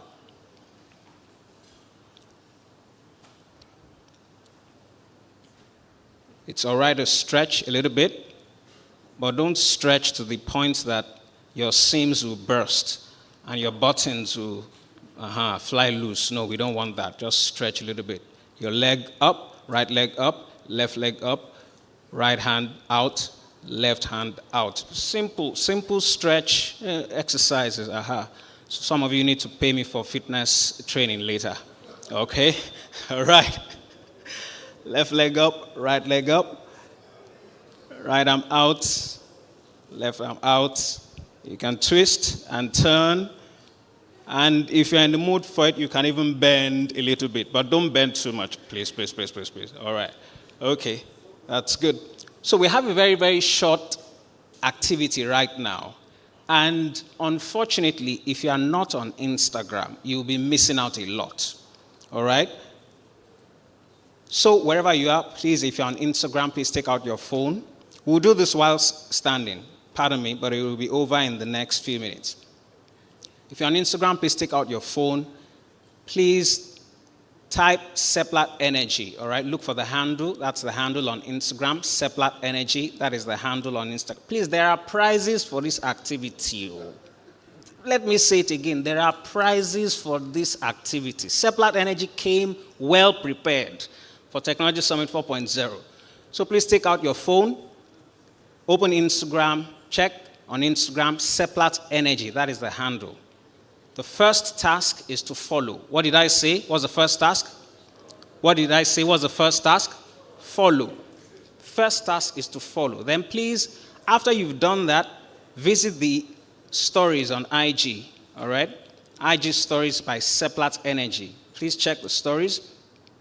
What you now do is you will repost the stories with the hashtags. Wait. Let me call out the hashtags first. Hashtag Seplat Energy Tech Summit.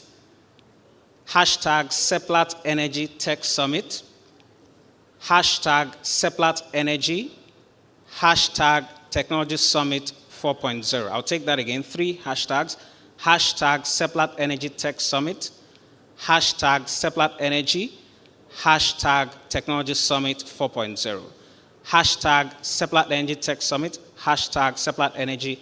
Hashtag Technology Summit 4.0. The baby boomers and the generation, all the generations before X and all.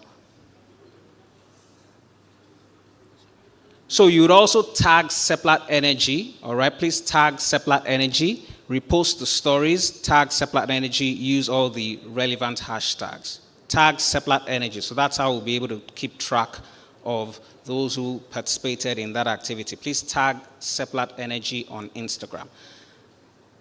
We have gifts for the top 3. Those winners will be selected, and once they're selected, I will make the announcement, and that will be it. Thank you very much. Please, you may be seated. Also, check Twitter, Seplat Energy on Twitter. That is the handle, Seplat Energy on Twitter. Please also follow that handle on Twitter. Well, it's now called X anyway, but Twitter, that's still what a lot of people are used to. So, X, formerly called Twitter, follow Seplat Energy on Twitter. Thank you very much. So, for the activity on IG, once we have the winners, I will announce, and yes, they will receive their prizes. We have loads of prizes for today. So that's it. Repost the stories on IG, use all the relevant hashtags. Also tag the handle on IG. Thank you very much. All right, we'll be moving straight to the first technical presentation. That is Digital Oilfield Technologies Transforming Upstream Operations. And yes, our speaker will be joining us virtually. Ladies and gentlemen, distinguished guests, it is my singular honor to invite to give the first technical presentation for Seplat Technology Summit 4.0, the Production Solutions Advisor, EESSA Halliburton Landmark, Cesar Garcia. He'll be joining us online. Mr. Garcia, if you can hear me, just say a word or two so we'll be sure that you are ready and raring to go. Good morning. Good morning, sir. Thank you very much. I can actually hear myself. Thank you for the introduction. On behalf of Halliburton, I would like to thank Seplat Energy for this invitation to participate and present in this technical track. This is a strategic technology event for Nigeria and Africa. I hope you're all doing well and that you can hear me well. I hope you can see the slides already on the screen. Yes, we can. Excellent, thank you. My name is, as presented, Cesar Garcia, and I'm responsible for customers in Europe, Caspian, and Sub-Saharan Africa. My experience for the last 25 years, and actually more, has been mainly on implementing digital field solutions for E&P companies. In the time that follows, I will intend to describe how the latest trends in this area can help transform your upstream operations. So this is the agenda for today. Before driving in, a quick safety moment, what was just done on the event regarding stretching and doing some light exercise among activities is a great advice in terms of mental and physical health. I suggest that you do it as continuously as possible and avoid standing or sitting most for long periods of time. This actually increases your efficiency, and efficiency is about, we're going to be talking about efficiency a lot today. So first, I'm going to be referring to some technology trends that will be followed by 2 technologies, agile asset management and autonomous production, that we foresee that will have a profound impact in upstream operations. For each of these, I'll describe briefly one initiative, reservoir management in one case, automated well control in others, and if time allows, and I'm not sure that's the case, could have a Q&A session. Else, you can reach out after the meeting to our representatives on the ground. Sorry I couldn't join you. So let's get going with some technology trends. The report from Gartner Group to Halliburton, which is dated June 2024, pointed at three big technology bets or trends in the E&P industry. One is decision intelligence, which is underpinned by artificial intelligence and multi-objective optimization. Second one, machine augmentation, which is enabling new ways of working and value chain integration. And finally, asset intelligence, where operational technologies, OT, and traditional IT technologies, along with artificial intelligence, and will make a difference and to what we're familiar with as unknown as SCADA and distributed control system. Also, software configured assets. And we will see that later. There is a study by Maya HCT where that shows how AI-enabled controller is able to provide higher efficiency in a hydrotreater system, way above the traditional PID control that control engineers, chemical engineers are used to. This may come as a surprise, but you will see later how these two enablers of autonomous asset, which is another denomination for detailed field, come into place in your upstream operations. Now, digitalization in upstream operations is closely related to the inception and to the evolution of digital fields and to the information and operational technologies that underpin them.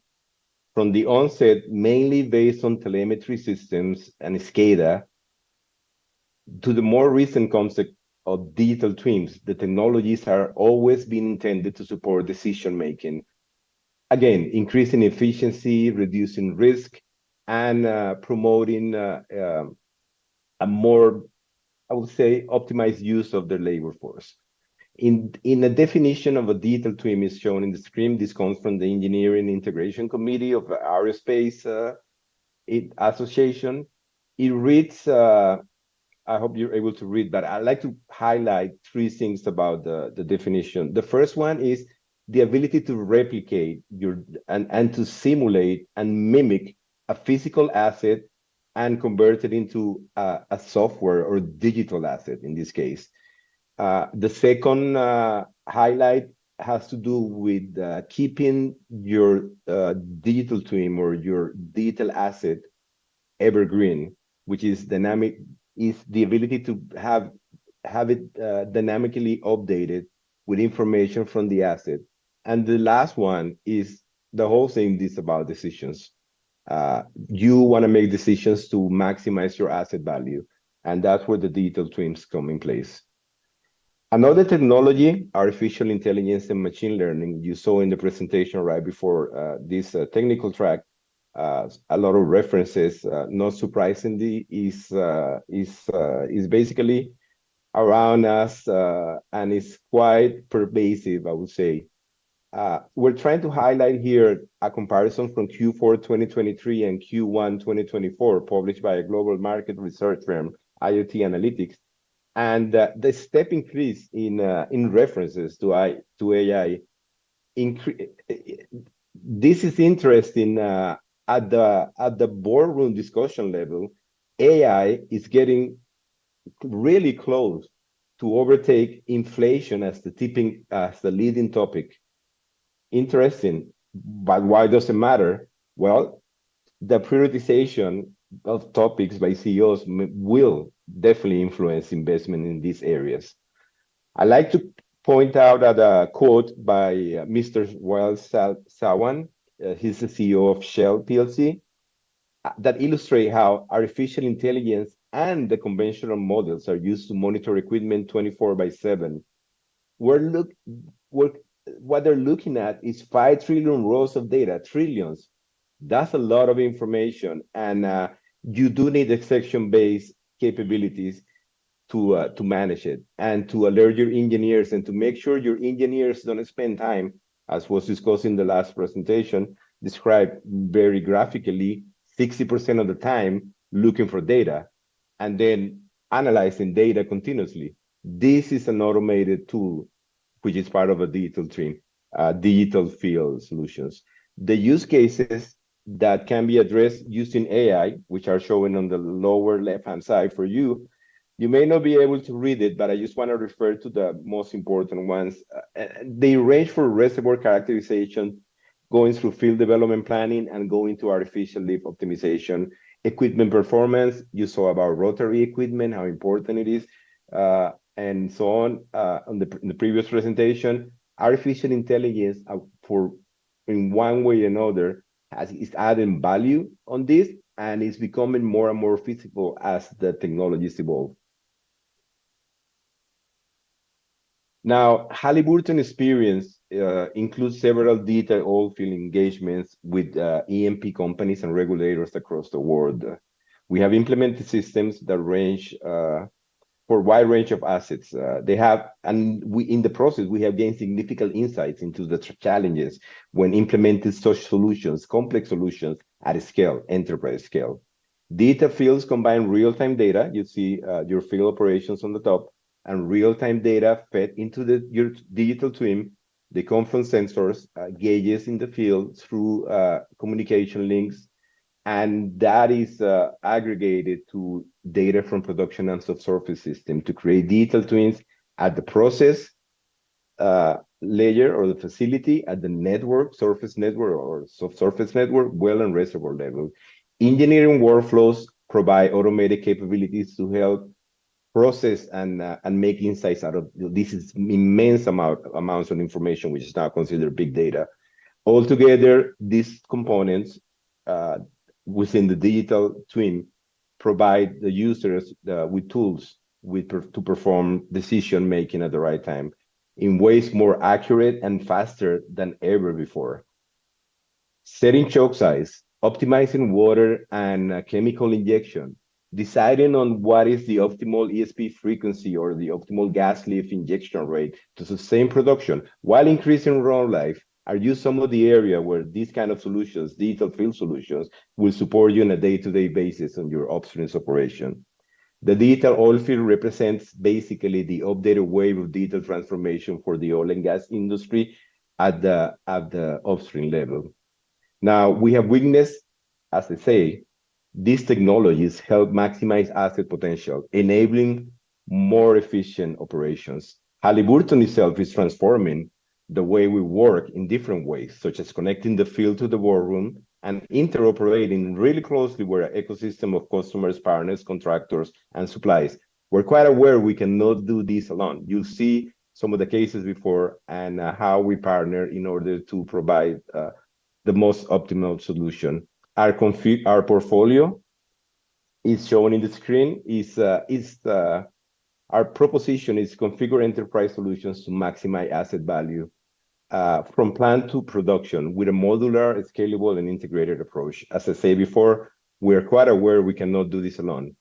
The framework is based on several pillars. I'm not going to cover all of them from the left, surface prediction, all the way to carbon management on the right-hand side.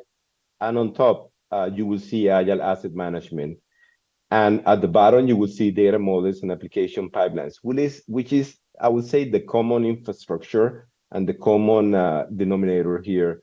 OSDU, for those who are familiar not familiar, is a standard that aims at making collaboration across solutions even more expedient in terms of creating standards for data management and data ingestion and data exposition. Now, I'm going to be talking about agile asset management on the top two solutions and autonomous production as part of the presentation going forward. Our approach to agile asset management recognizes the need for integration across different domains, and it aims at integrating reservoir well and facilities. The goal is to generate, analyze, and optimize field development and intervention. This approach focuses heavily around unlocking the asset potential represented here in different groups. From the right-hand side, the asset potential, long-term, and so on, and from the left, the actual production you're getting out of your assets. Now, the asset potential, starting from the top, there is usually a development gap. For most producing asset, this process starts from the evaluation of the asset, a green asset, but also mature assets that brown fields that I acquire or from different entities. The ability to perform asset potential and the decision to develop the field. These efforts are focused mainly on strategic design and planning decisions that will guide how and where to invest. What will be the optimal field development option in order to manage your reservoir, your asset, more efficiently and to bring the best return on investment. The decisions here are long-term. They span years, and they affect heavily your CapEx. Some of the challenges addressed by the type of solutions which are called agile asset management include field development planning, reservoir management, and integrated asset operations. Now, this is one example of proactive reservoir management within the context of agile asset management. This is a case in South America, in a pre-salt case, which I believe is common to some parts of Western Africa. This is a huge reservoir, 400 meters of formation, and it's also geographically, in terms of area, extremely big. It presents a high heterogeneity and geological complexity, and on top of that, it's in ultra deep waters. This is from the reservoir perspective. From the production or upstream operations, you need to manage the high CO2 and GOR context, control using subsurface valves, ICVs in this case, and restrictions on the top side, the surface facilities. I have to say each one of these wells is able to produce close to 50,000 barrels per day. There is really important investment to build the wells and to manage them has to pay off in the long term. Now, two digital twin solutions were implemented in this case. The first one is the reservoir digital twin. In this case, it leverages the unified ensemble modeling approach, which represents the next generation of modeling to optimize the reservoir recovery under uncertainty. In most cases, users start with multiple models. You can, in cases, reach tens or even 100 models that need to incorporate a static and geological uncertainty, as well as dynamic uncertainty. The digital twin comes into action in this case. It processes all the available models and in an automated manner conditions the models to the dynamic data consistently. Now, this is the first step. Once that is done, then you can use the ensemble of models to forecast and create robust infill well drilling strategies. And this is done under geological uncertainty based on the condition ensemble of models. In addition, you can perform volumetric and economic analysis rather easily from the previous step, as well as long-term drainage strategy optimization, and so on and so forth. These are the things you need to foresee and plan properly your development of your asset. Now, once you go through this loop, when you get new information about the reservoir from production history, from seismic, in this case, I use 4D seismic, you can running the workflow again takes a fraction of time. And this end-to-end workflow is also available in a single user interface, which is rather intuitive, and it represents the next generation of a user experience, which is also needed in order to enable and facilitate adoption, which is this not only about technology, it's also about people. Now, on the other hand, there is the production digital twin, which is closely coupled with the reservoir digital twin. But in this case, it's more focused to the well, the reservoir, and the facility. Some of the workflows available here are first, automatic model management. This is extremely important. Keeping your models evergreen is the heart of your digital twin. creating them, updating them, and calibrating them continuously in order to ensure they represent your field behavior. The ability to manage completion, zone modeling, and zonal rate estimations based on that. The optimization of rates, both production and injection, and this is done using the ICB settings control. And finally, but not less important, flow assurance and well integrity monitoring. The simulation of well intervention scenarios is another workflow that is basically implemented as part of this solution. Now, I talked on the right-hand side about asset potential. Now, let's look on the other side, operating potential. Autonomous production solutions, that's how we call them, help digital engineers generate field production plans. They optimize that these plans are aimed at optimizing the asset, again, across all the way across from the wells to the reservoirs, going through facilities.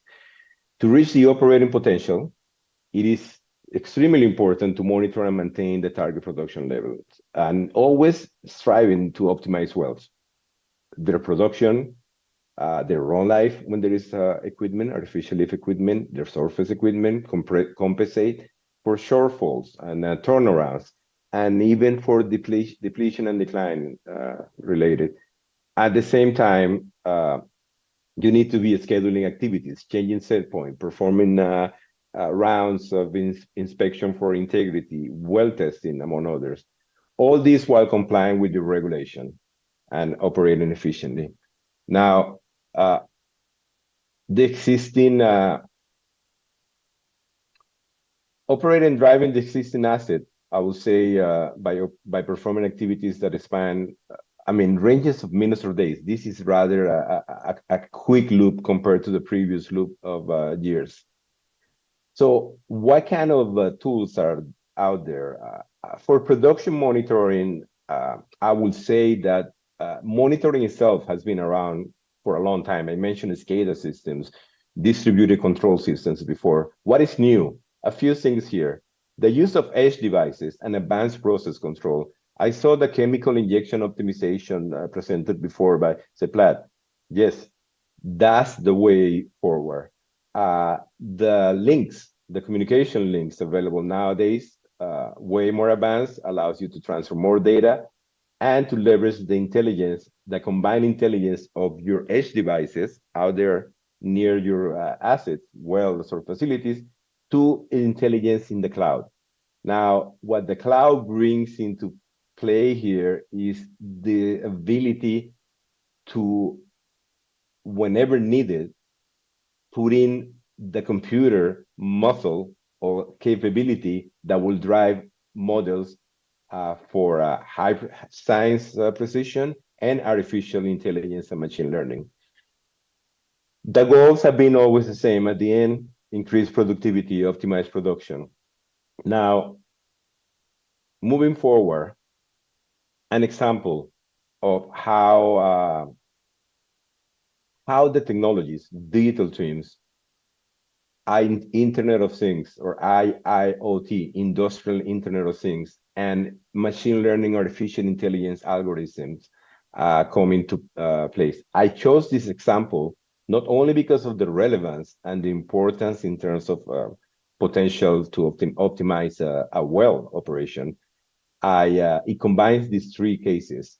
You may have seen that recently we have been involved, Halliburton has been involved in a partnership with AIQ and Honeywell in the Middle East to integrate what is called robo well technology, automatic well control. And this is done through a combination of cloud and on-site. The collaboration aims at addressing the challenges shown here: poor control on well performance, injection rate, basically, which is the orange trend. I hope you can see it, is all over the place. Yellow will be the target, the yellow line. The actual injection rate goes up and down. And most worrying, this is a problem by itself, but then the well production is not reaching the target and is lagging by a significant amount, considering this large producer well. There is usually delays in action analysis and action. I mean, reaction time with the traditional method, read from the gauges into your SCADA, send it to the engineer, analysis, model, and going to go back. And overall, this needed to be attended. And this is an example for one well. Now, what the automatic well controller is able to do, perform here, and let me, the automatic well controller is a combination of artificial intelligence, in inference models, traditional physics-based modeling tools, and both operational technology systems, a distributed control system, and informational system sitting on the corporate environment. What the controller is able to do, similar to the case I showed before of a hydro treater, is dramatically stabilize the gas lift injection. So if you see here the line, the pointer, at the point of the controller kicking in, you will see how the rate finally converges into the target. This by itself comes back with a 42% reduction in gas lift for assets that are gas lifted and are running short on this and want to optimize. This is music to their ears. But then production itself, it went up about 10%. The oil rate went up after injection rate is stabilized. This is an example for a well. This is already been implemented in a few hundred wells. And the next steps are to go a step beyond. Above the wells, you will have the gas lift distribution manifolds. Those will also be equipped with a similar algorithm. Thank you.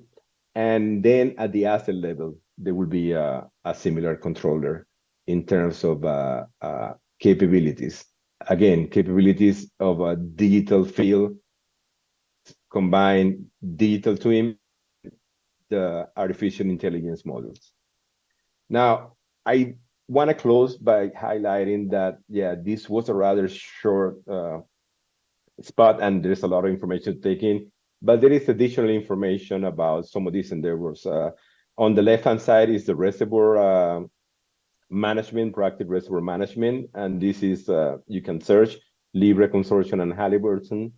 On the middle is Agile Asset Management. This is a field development initiative that is being implemented and in phases in the North Sea. And this is the one you saw used before, which is the automatic well controller for AGNOC. Having said that, thanks again. Thank you for your attention. I know this is a lot before lunch. I hope you have a great rest of the event, and thank you again for the invite. That will be it from my side.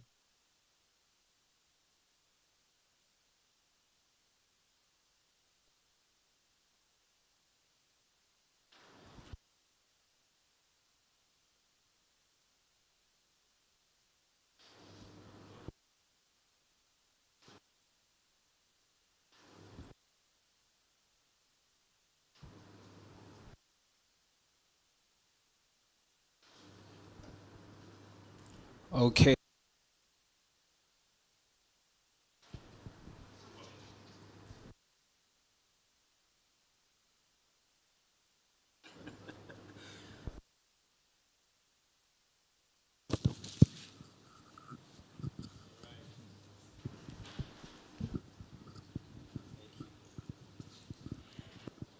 Every conspiracy against the MC at Seplat Technology Summit 4.0 shall not be fruitful. All right. Ladies and gentlemen, that was a very, very insightful presentation, and that was the first technical presentation on digital oil field technologies transforming upstream operations. That presentation focused on the deployment of digital twins, yes. And we've seen how Halliburton is using AI and machine learning to increase the efficiency of the operations. We also saw how that works in terms of reservoir management, and yes, the effect of the production digital twin and the reservoir digital twin. Ladies and gentlemen, that was our presenter. Would like to thank and appreciate the Production Solutions Advisor, EESSA Halliburton Landmark, Mr. Cesar Garcia. Thank you very much, sir. Mr. Garcia, thank you very much for that presentation. All right, for our exercise on IG, the activity on IG, we now have a list of winners. So just before we commence the networking break and exhibition, we would like to introduce to you our first set of winners. Don't worry, if you're not on the list, it can be you tomorrow, it can be you later today. And for those not on IG, don't worry, we'll get to Facebook, we'll get to Twitter. We have 2 whole days, so don't worry. All right? Efosa Edwin, your handle on IG is at excel_E3. Efosa Edwin, if you're in the hall, please just signify by raising your hand. Okay. We have high-end gifts. Please, these gifts, very top of the line. Thank you very much. You are not checking if that's Efosa Edwin. Are you not supposed to check? You've not heard of 2-factor authentication? Please, please, please confirm, please. We don't want, no. All right, our second winner is Oluwatosin Emmanuel. Your handle on IG is Emmy_keys. Emmy_keys, Oluwatosin Emmanuel. All right? Please clap. Thank you. Just might be you tomorrow or later today. Oluwatosin Emmanuel. Thank you very much. Our third winner is Jenny. That's the first name on IG, but the handle is at enthroned_. Enthroned_ on IG. Where are you? At enthroned_ on IG. Oh, great. I don't know how they came up with the list, but I can assure you that the process was quite transparent. And interestingly, there's also some gender balance, all right, in the entire process. So feel free to take photos of yourself at the event and use the hashtags we've mentioned. Also remember to tag Seplat Energy on IG. Thank you very much, ladies and gentlemen. All right, we have a panel discussion that will come up. What is the time now?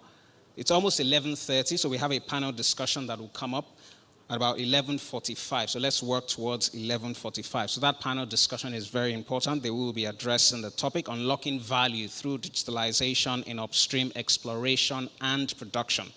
Our panelists and moderator are ready with us and they're raring to go. So just before we have that panel discussion, we'll go on a short break. For those sitting in the first row, we have a serving point for tea. So please, the ushers will come to you and lead you to that serving point. That's the serving point on my right, on my left-hand side. We also have another serving point still on my left-hand side where the gentleman is, the gentleman wearing the suit. So the next 2 rows, that will be the serving point you will be directed to. Okay, the usher is already standing by. The next 2 rows, that will be the serving point. Then we also have another serving point at the end. That's on my right-hand side, all right, at the end of the hall. So the next 2 rows, the last 2 rows, the ushers will direct you to that serving point. So while we listen to music in the background, please just remain seated. The ushers will get to you, ask you to proceed to the nearest serving point, and that will ensure that the process happens very, very smoothly and quickly. Remember, we're trying to get back together on stream and on course for the panel discussion by 11:45. So let's enjoy that short break. Stretch your legs, grab some water.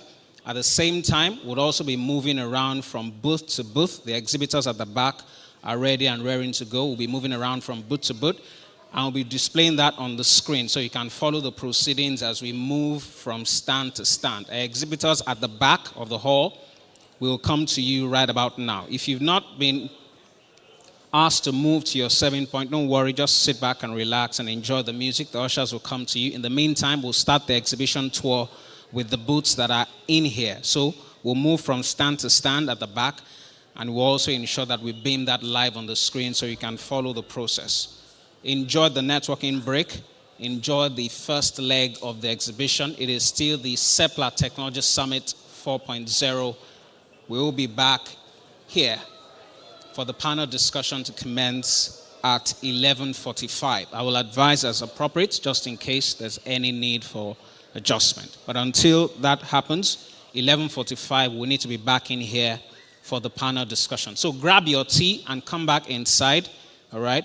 These tables are not for decoration. So feel free, just grab your tea, bring it back inside, sit, relax, and enjoy the break. Thank you very much, ladies and gentlemen.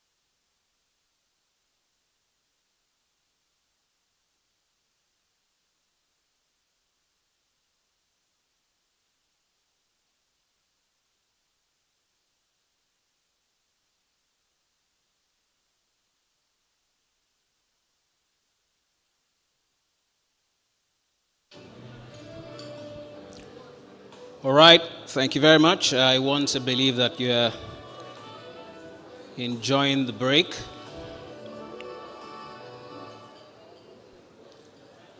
You can still keep the music playing in the background, but just drop the volume a little bit. When I want it to stop, I will let you know. That will be in the next 2 minutes. Yeah, that's fine. That works. All right, so I trust that you are enjoying the break. Remember, we will get back on course with the panel discussion. And yes, our panelist and moderator are ready and raring to go. We have 3 panelists and 1 moderator who will do justice to the topic of the panel session. And one of our panelists will be joining us virtually. Once I invite the moderator on stage, he will ask the panelists to take their seats right on stage. So, it's the same link that I called out earlier, bit.ly/TechSummit4. So, if your hands are not too busy, please check that page out, bit.ly/TechSummit4. Scroll down to the bottom of the page and click the banner of the jigsaw puzzle. All right, we'll take that again, bit.ly/TechSummit4, bit.ly/TechSummit4. Scroll down to the bottom of the page, click on the banner of the jigsaw puzzle. So once you do that, you'll be prompted to supply your name and a game code. All right, so that code is 1544. The code for the jigsaw puzzle is 1544. Still on the link, bit.ly/TechSummit4. Scroll down to the bottom of the page, click on the banner, jigsaw puzzle. The code is 1544. That is the code, 1544. That is the code. 1544 is the game code. Thank you very much. bit.ly/TechSummit4. Scroll to the end of the page, click on the banner of the jigsaw puzzle. The game code is 1544. So once you type in that code, play the game. If you're able to complete the puzzle, just notify any of those wearing the branded Tech Summit shirts. You can see them all around. So we also have prizes for the top 3 finishers. Thank you.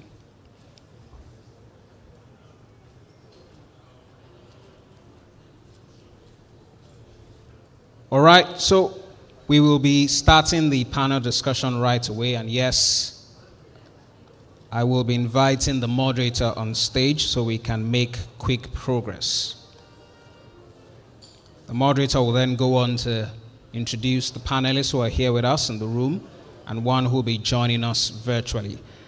Ladies and gentlemen, our moderator for the first panel discussion for today is the study manager at Western Asset Subsurface, Seplat Energy PLC. And at this, he drives business improvement and growth opportunities. He is a consummate professional, an entrepreneur with over 18 years of experience working in the oil and gas industry, where he has shown a passion for technology adoption by championing several projects. Ladies and gentlemen, without further ado, please make welcome our moderator for the panel discussion, study manager, Western Asset Subsurface, Seplat Energy PLC, Sam Aniko. A round of applause for him as he takes the stage. Please be generous with your round of applause. We're just coming back from a break, so the energy level should still be high. Mr. Moderator, Study Manager, Western Asset Subsurface, Seplat Energy PLC, you're most welcome. Sam Aniko, over to you.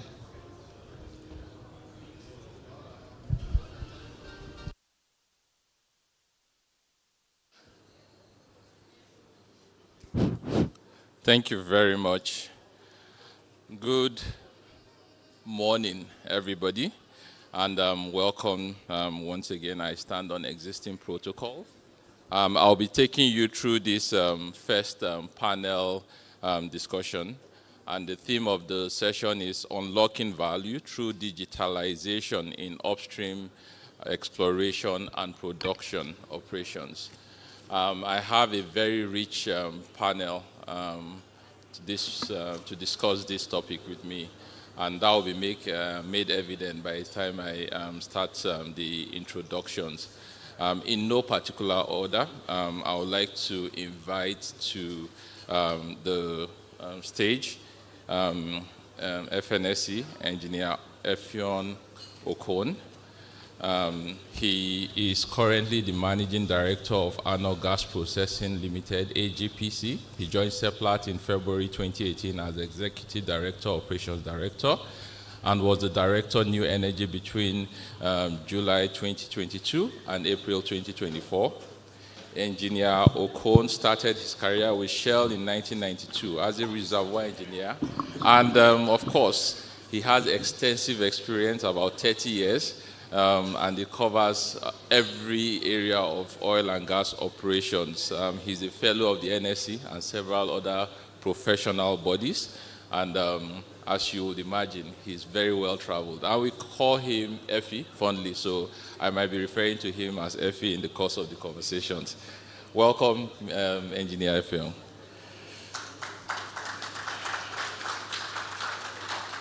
Thank you very much. I also have joining us Sanjeev Verma.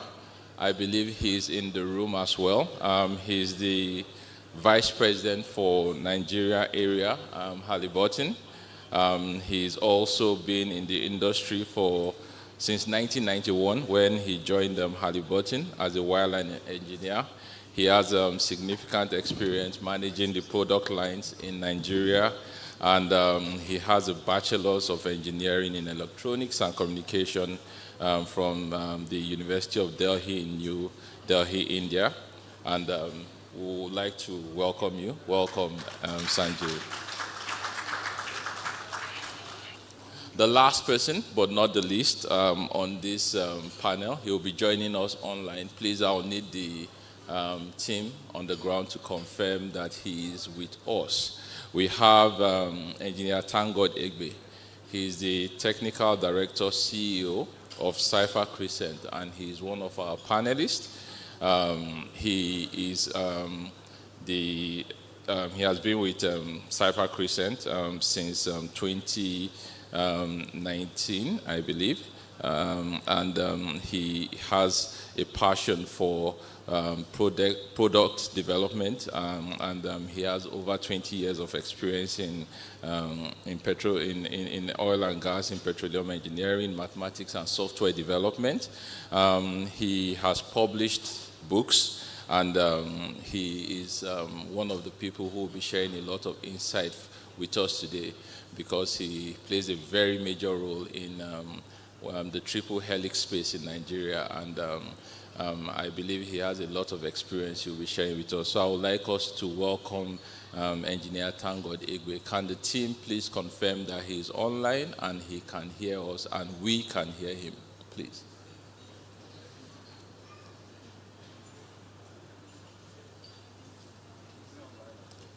Is Engineer Tangod Egbe online? Can we hear him? Can he hear us?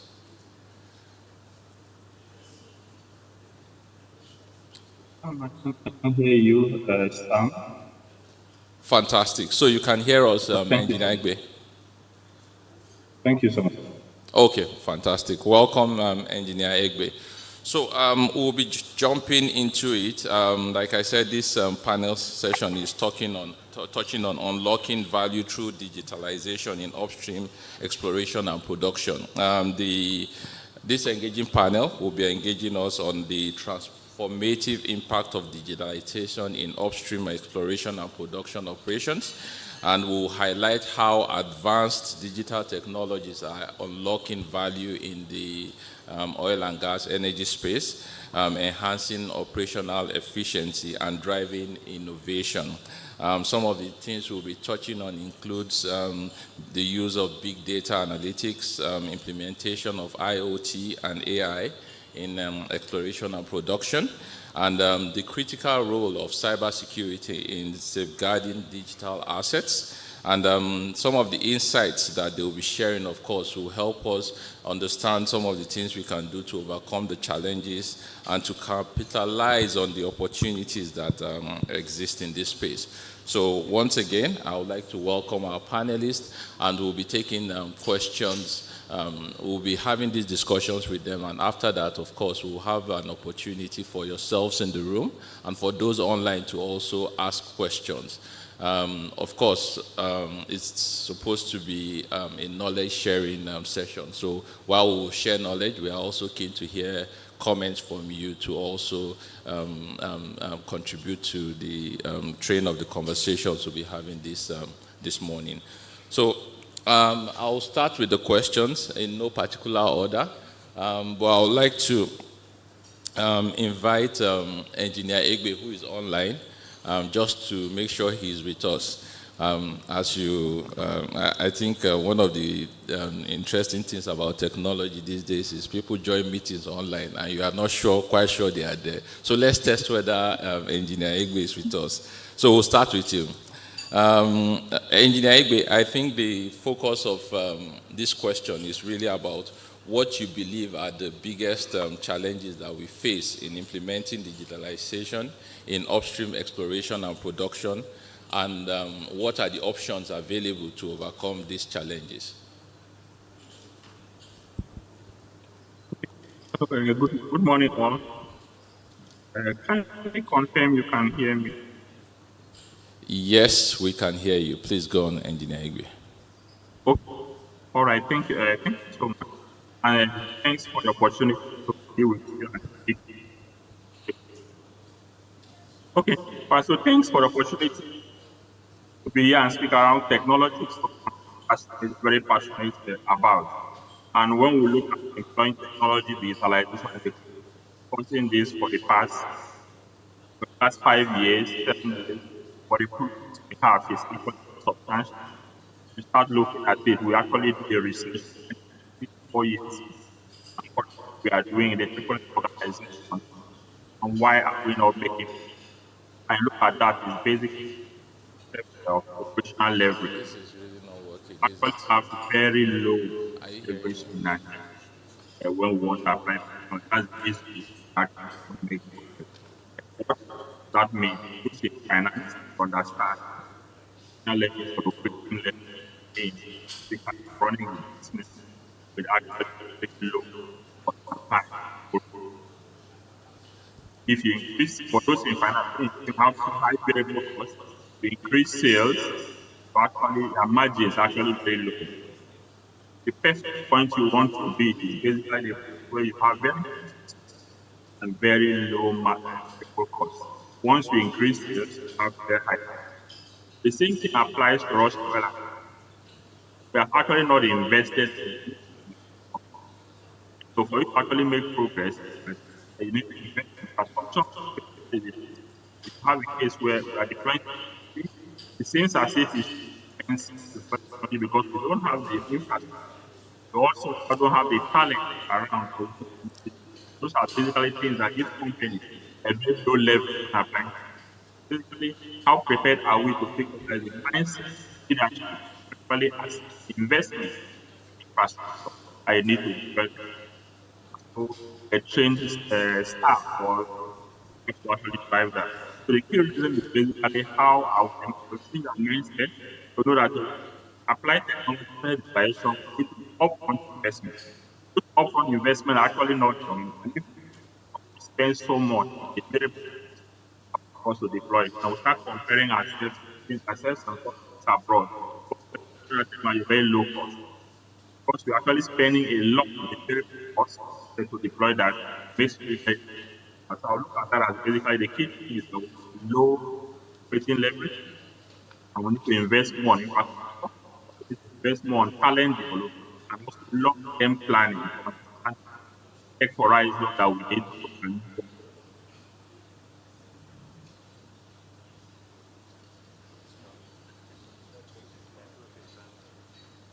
Hello, thank you very much, Engineer Egbe.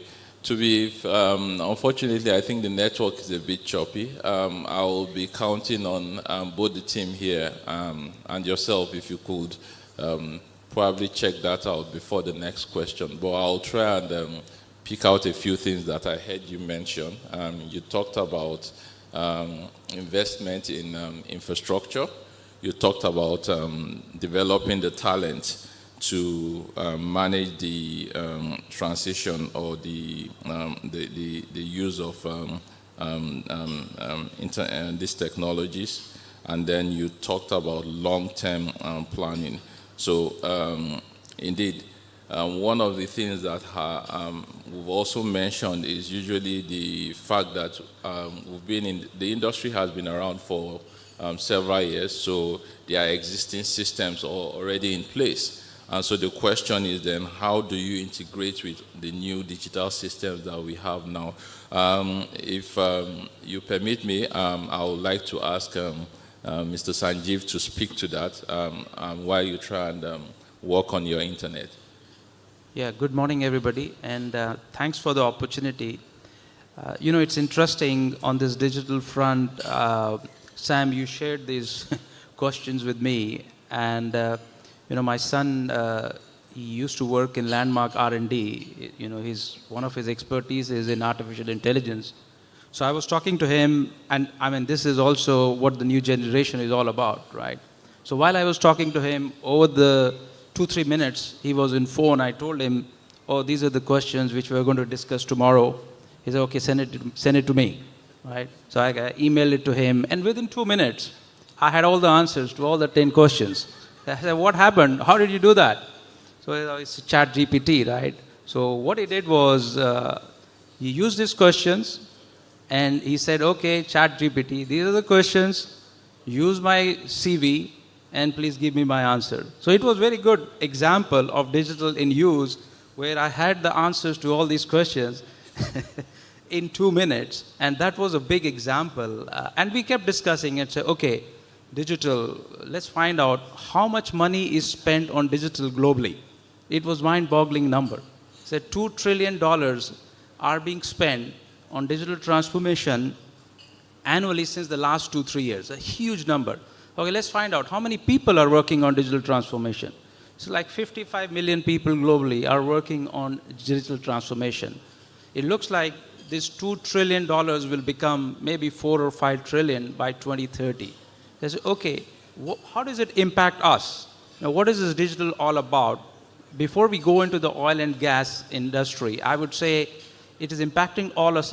We looked at what are the 2 main areas where we can say, okay, digital has made an impact to our life.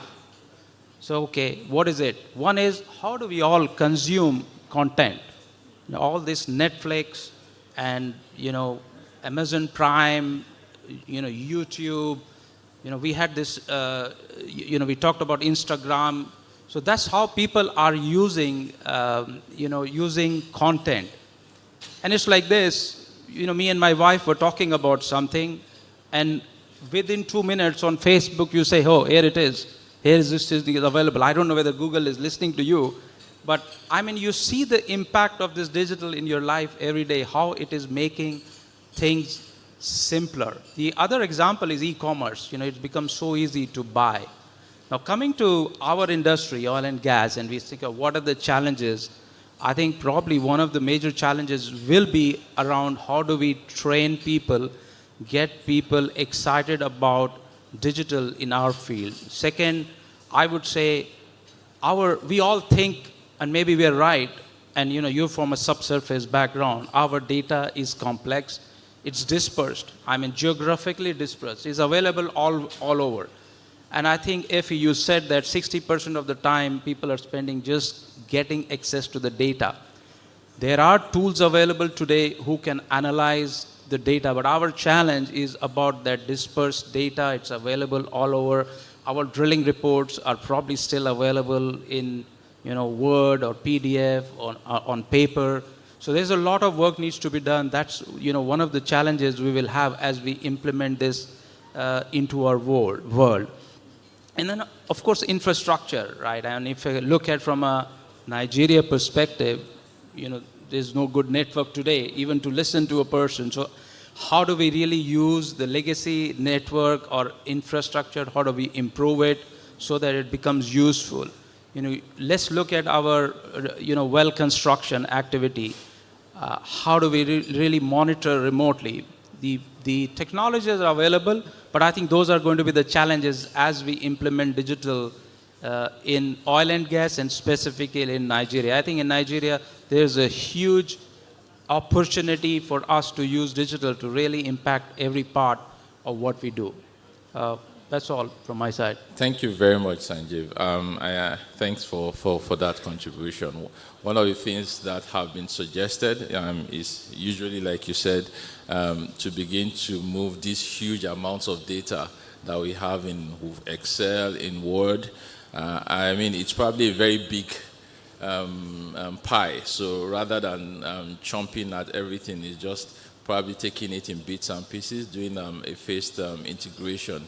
I think that's something that really we need to consider as we transit from our old legacy databases to the use of technology such as IoT and AI. Thank you very much. Engineer Egbe, can you confirm you're back with us? Yes, I am back. Hopefully it's fine. Echoing. Okay, I think it's better. So just checking. We'll get back to you in the course of the conversations. So I'll just take the next question, and this time I'll be addressing Effie. So you're playing a very big role in operationalizing the AGPC at the moment, and you have a very significant experience in operations. So I thought this question would really be best directed at you. So in your view, what role does artificial intelligence and machine learning play in predictive maintenance and operations optimization in upstream and exploration activities? All right, thank you very much, Sam. Again, thanks a lot. Just to build on the point you just raised, I'm glad to see a lot of young people in this audience today. Young people are really energized by digital, right? We came out of the analog world, and I feel sometimes we're getting too old. So I'll just start first by saying that digitization is actually one area that's actually attracting a lot of young people into our industry. If I don't know, those of you who have kids, if you see them today on iPad and it's all touch screen.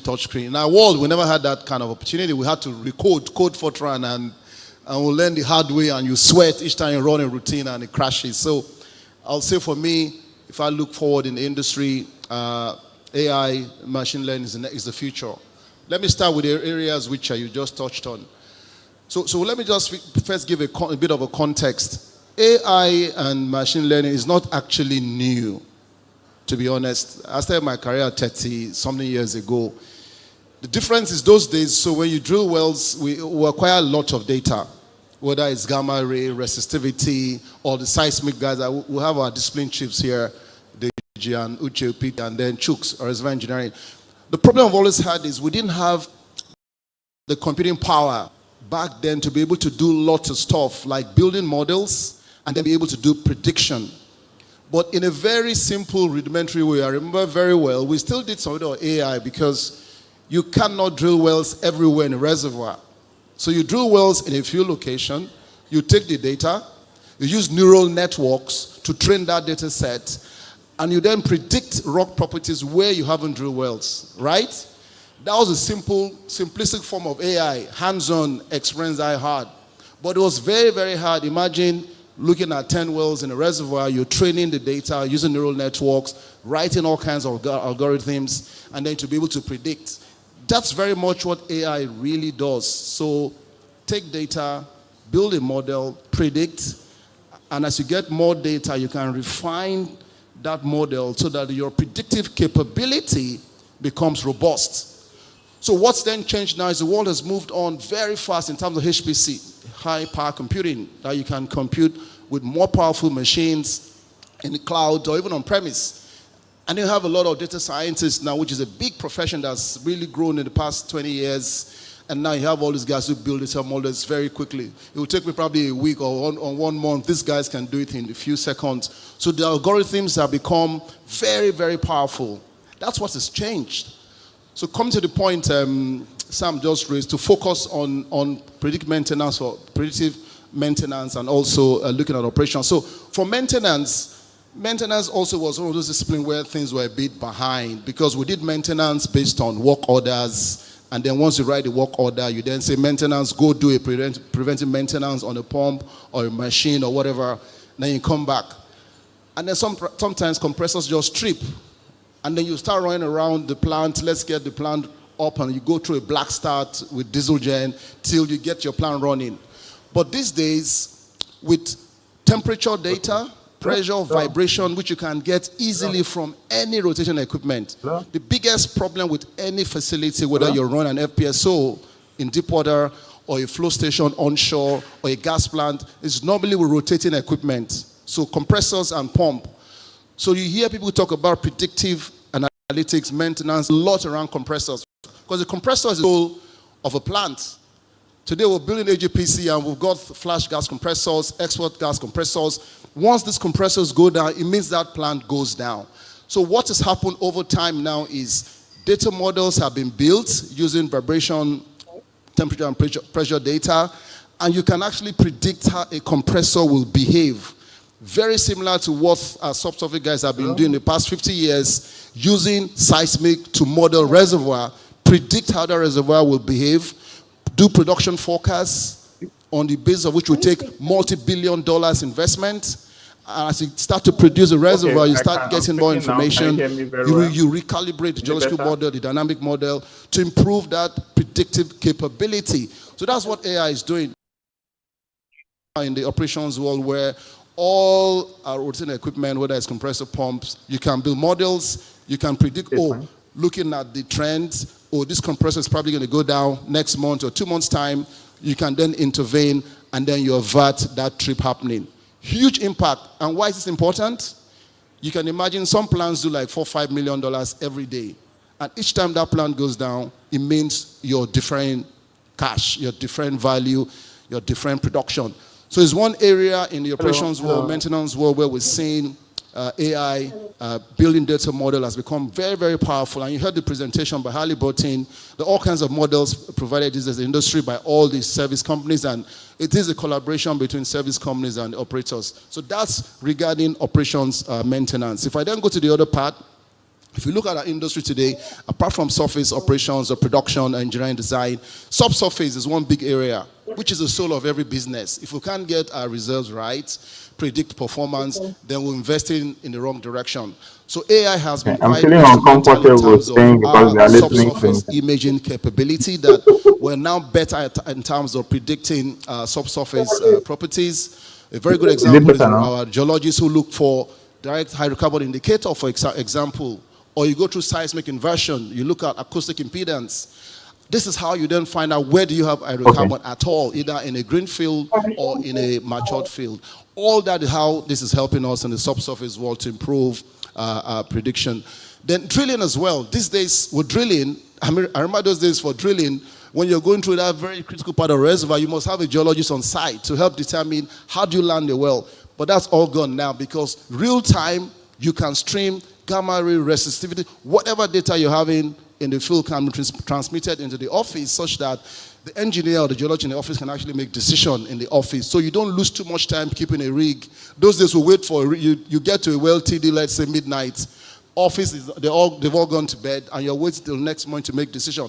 But these days you don't need that, because even while driving on your PDA, your iPhone or Android, whatever, you can actually see real-time resistivity, gamma ray. You can get onto Teams meeting or Zoom, and quickly, no matter where you are in the world, whether you're in Houston supporting a business here, or you're here, office, somewhere in Focados, Amokbe, or Oben, you can quickly make decisions real time. So that's how, digitization is really transforming and changing our business in all facets, whether it's subsurface, whether it's drilling performance, whether it's how our folks on the plants are running the operations or driving maintenance, or even in HR, human resource. With digitization now, you don't need a lot of people like you do need before. I know it's a bit of a tricky one. We want to hire people who want people to work, but technology does have implication that when you become very efficient and very productive, you don't need as many man hours again in terms of what we used to do this in a manual way. So those are the areas I see how AI and machine learning is really driving major transformation in our industry.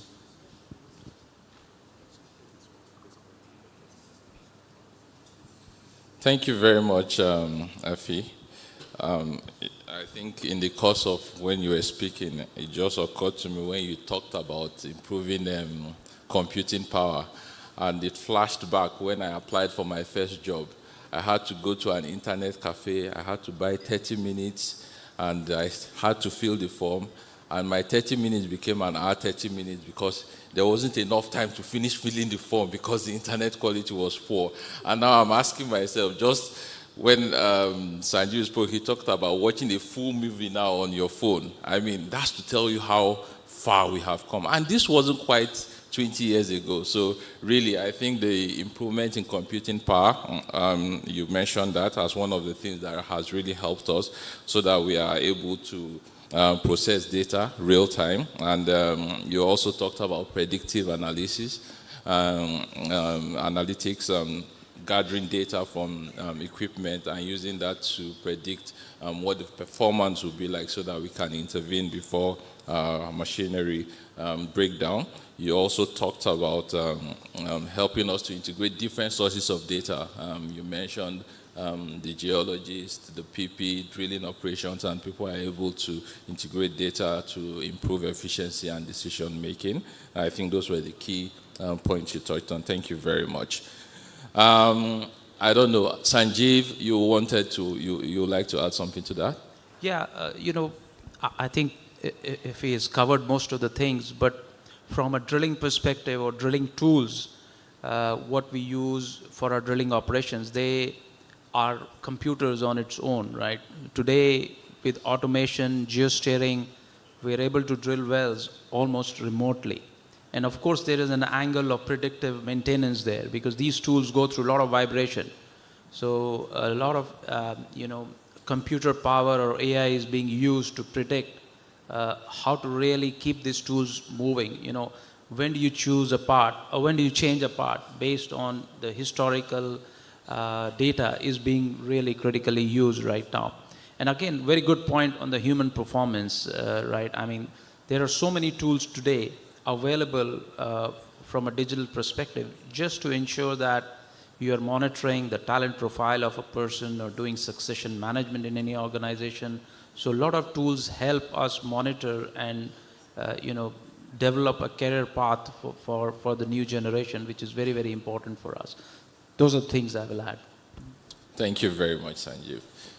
Okay, let's try out Tango. Let's put technology to the test. Can you hear me? Yes, I can hear. I guess it's better now. Yes, sounds better. Engineer Igbe, I mean, there's a lot of, we're talking about a lot of data here, right? Companies using Internet of Things, AI. Of course, as you would imagine, while we want to take advantage of these technologies, there's also some risk associated with the use of AI, IoT. So data security is a major concern within the industry.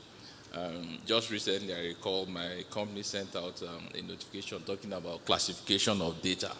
Some are very highly classified, and only a certain number of people can access it. So, I mean, it's a very real thing within our industry. So, it's a real risk. And then, can you share with us some of your thoughts on how we can manage the security of data and manage the risk of data breach? Okay, so thank you very much. Hope you can hear me. Yes, we can hear you. I think it's much better. Please go on. Okay, all right, thank you. So just to add up to the contribution from predictive maintenance. So okay. maybe here. Please feel free. You can add to that before you touch on the question. Yeah. So, it's always a big privilege to stay in the same panel session organically. Maybe before I contribute to that, one of his boys are very responsible for who I am today, picking me from young age when he was chef. So listening to him is always very insightful. Basically, beneficiary of all the knowledge we have. Thank you so much, Organic Film. You have trained somebody to sit. Thank you so much. So, in terms of predictive maintenance, just to ask a couple of best practices, specifically about data. How are we these days? We need to be very deliberate about some of the traditional data. Our mindset is still fixed around getting. But when you look at it, that is very key information. Be very insightful once you are able to train and get around all the activity. Key thing is how we structure same training, change we need a couple of things around vibration. I hope it's better. I'm sure the internet is also disturbing me contributing. Is it possible to take out the video? It's not preferred, but let's see if that will help us with the quality of the communication. We're still getting some breaks, so. Let me try that if that works. Is it better now? Okay, please go on. Okay. All right. Thank you. So just what I'm just trying to say is that when we're looking at predictive maintenance, the key thing is basically being deliberate about collecting data. Like Ogafi actually mentioned, it's basically machine learning, and it thrives when you have a lot of data. And our culture, most time from experience that we have, is that we don't actually get people collecting data. So just to add to that. But going back to the question you asked about security, Sam, I would actually just say if you can hear me, can I continue? Yes, please. It's much better. Go on. Okay. All right. So speaking about cyber security, it just goes back again to the discussion around infrastructure. If we want to look at cyber security, do we have most times of our experience working with companies around? Do they have that infrastructure that you need to put together? It goes back to the same concept of having those fixed costs and variable costs. Okay, so fixed costs and variable costs. So the amount of money you need to spend to actually look at this infrastructure, do we have that? If we don't have that, then that will be fine. So a key thing is about firewall intrusion detection system. Do they just check how many companies around are ready? Are we ready for this technology? Are we ready for the upfront investment in infrastructure to actually manage this?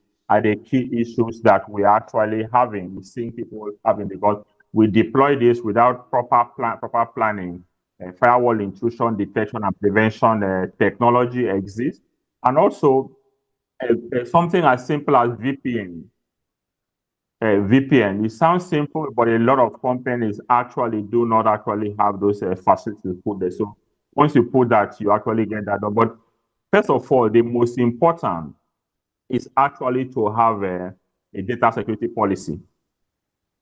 So once you have this the IT team to work together and put a framework together to put a policy for data security. If you put that security and then train people around that, that will actually help seriously in terms of putting that. And then what other companies do, which is basically where regulation comes in, is basically to implement ISO standard. There's ISO 27001. It actually has all it takes in terms of how to manage data security around. It's most times because it doesn't directly contribute to production, and sometimes it's difficult for the IT experts to actually justify management approval to put all this infrastructure together, the training a policy together to look at that. And of course, a regular audit to manage that, train employees. So it still boils down to the whole concept of getting infrastructure and also talent together to manage cyber security. So, and also advanced technology too that can also be used in terms of automated threat detection. And most persons actually try to decentralize things and even use a blockchain to manage that, encrypt that, and manage cyber security issues with encryption. So, Sam, that would just be my contribution. So I look at it in terms of infrastructure, invest in infrastructure, invest in actually training, and also follow policies, put policies together to manage them. Thank you very much, Engineer Egbe. Thank you, thank God. So I think that's something very important you touched on, the bit about training. Because yes, while you may have all of that in place, I think it's an area that companies will need to focus on. So you provide all the infrastructure, and yet the people do not have the right level of awareness on data security. And that's something that I think having the right governance frameworks, which you touched on, having policies in place will address. Thankfully, at Seplat, I can say we do have those policies, and I mentioned the fact that we have trainings where, I mean, you're told about the security level of the data that you are working with and how to manage it, and it's something that is very important. I recall just a few months back, an email was sent out saying I can now work from home for 3 days in a week, and whether I should vote yes or no. And I quickly voted yes, without realizing that it was an exercise by IT to try and check whether I will respond to a phishing expedition. So I think those are the kind of things, and that was something that opened my eyes. So now when I see mails, I'm a bit more cautious, because I don't just want to click on a link. So thanks for that. I think those are the kind of things really that organizations can focus on. Sanjeev, do you have anything? I know in your space that's probably something, working with clients, trying to secure the data as you exchange and all of that. How does that work? Yeah. No, I think the major items have been covered. You know, the way I look at it is you have to look at analogous systems, right? Whether it's road safety, or whether it's to do with risk management in, let's say, drilling a well. I mean, I think that discipline will have to come in when you will put all the infrastructure in place, the policies in place, but I think it will be very important to ensure that as an organization, there is a risk management as well as awareness, right? And the example which you gave was an issue of raising awareness with our people, because we take things very lightly when it comes to clicking, it's all over. So those are the things will need to be tackled as we move on.